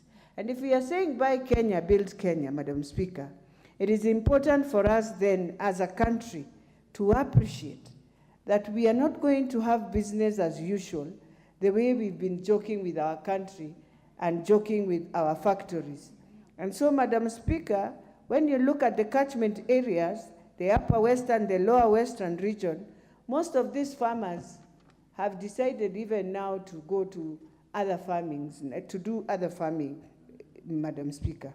You find that those who used to really do sugarcane farming are so demoralized. They have become so poor. Those towns have gone down, and I don't think it is fair, even as we speak and we ensure that this bill passes, we want to see transformation back in this agricultural sector. That, Madam Speaker, in the sugar sector, we shall see now farmers coming back and even getting incentives the way the other crops are getting incentives to ensure the farmer is able now to become a sugarcane farmer again. The other thing, Madam Speaker, is how the growers, they have been frustrated. While we waiver the money, we must go back to do very serious public participation that to really enable each farmer to appreciate and to start again farming. And I want to plead, as I give more chance to other members, because I can see very few minutes, every farmer in Western Province, can you go and register as a farmer? Can you ensure you are a farmer so that every incentive that government is bringing in agriculture, you are able to tap in, be it for farming of sugarcane or even maize. And that is why, Madam Speaker, I support this bill. I support the amendments, and I know we shall go, we shall, in the end, ensure that the amendments that are coming in are not the amendments to give, again, those who are importing sugar in the country more powers than what the Kenyan farmer can really benefit from. I beg to support. Thank you very much, Honorable Beatrice Elachi. The Honorable Mwangi Kiunjuri. Thank you, Madam Speaker. Member for Laikipia East. Madam Speaker, I just want to say a few things, not more than 3 minutes. Number one, that the issue of sugar in this country, I'm a consumer, and I believe even the consumers are more affected than even the producers. Madam Speaker, I happen to be Minister for Agriculture, and we had several meetings with leaders from Western Kenya and Nyanza region. Madam Speaker, the issue, as you have seen, and Ishongwa majority brought it up, that about leadership. Those people who are supposed to be the front line to fight for sugar, to fight for issues that affect their regions. However, Madam Speaker, it's not about those who are producing that are affected. It's all Kenyans across board. Because today, if you look at the price of sugar, and you ask yourself, if we had intervened, if the sector is working, would we be buying this sugar at the prices that we have today? Look at our neighbors, Madam Speaker, their production vis-a-vis our own production. The issue is that we know the answers. Honorable Wangwe, you know that we sat down, we were able to bring up leadership in the region, we had to sit down then, and we agreed of raft of reforms that ought to be taken. Today, even what we are doing, I would still argue they are still piecemeal. Because why don't we, Madam Speaker, be able to bring comprehensive amendments that are already there that can be able to sort out this issue? Madam Speaker, today, you have AFA. All the directorates are dead. Sugar directorate is dead, tea directorate is dead, coffee directorate is dead, all those directorates. The CEOs get to the office, they are earning, the workers are being paid, but producing nothing. Research and development, dead. No new crops are coming up, no new variety, innovation, dead. And what they are doing, just earning salaries. Madam Speaker, you continue importing, and even what you are producing today, you look at coffee, tea, the prices, Madam Speaker, are also miserable. It is a high time we start rethinking again on the reforms that were carried in this House 15 years ago when Kome was the PS Agriculture, and look back again and ask ourselves, is it the high time we look at the act again so that we can empower the farmer? Because production without a farmer is dead. Today, you go to Western Kenya. There are factories there, Madam Speaker. But what are they doing? They are the ones controlling agriculture sector, and they are also the importers. So what they are doing, it is easy for them to import sugar, come and package and sell in Kenya than growing it in Kenya. If you look at them today, they are always interfering with farmers, interfering with leaders. That is why today cooperatives are dead in Western Kenya. That is why today you get a factory like Mumias with all the land and investment they have. Another factory owned by an individual is able to run, make profits, and you wonder, why are these factories dying? I agree, let us write off the debts that they have, because they will never pay in the first place. You are only putting bad money, good money into bad money. Madam Speaker, the issues are political, and unless the leadership of Western Kenya sit down and agree, even if we are made today, even if we carry this amendment, without goodwill of the leaders, again, we shall go back, because it's not about the law. It is about whether... What is out of order, Honorable Koyo? Member for Mohoroni. Without the intention of disrupting my good friend, he was our minister, CS Agriculture, and he did very, together with him, we tried to bring changes. But now he's trying to canvass this issue as if it is a West Kenya affair, when the sugar is grown in Rift Valley, is grown in the coast, and several other areas. So I want him to be serious. He has very good issues, very good things which he should have canvassed at the committee level, if he was serious. Thank you. Honorable Koyo, this is a house of debate, and the Honorable Mwangi Kiunjuri was Serious cabinet secretary for agriculture for that matter. Madam Speaker, he just argued his point. Honorable members. Madam Speaker, I argue my point, but it's also good to speak out your heart. I said once again, we are affected more consumers than even producers. And therefore, Madam Speaker, for me, I would say I thank the mover, and at least let us get more reforms in the sugar sector. Thank you very much, Honorable Mwangi Kiunjuri and Honorable Koyo. Honorable members, this motion has a balance of 53 minutes. The Honorable Mwangi Kiunjuri, you will have 4 minutes. The Honorable Mwangi Kiunjuri will have 4 minutes.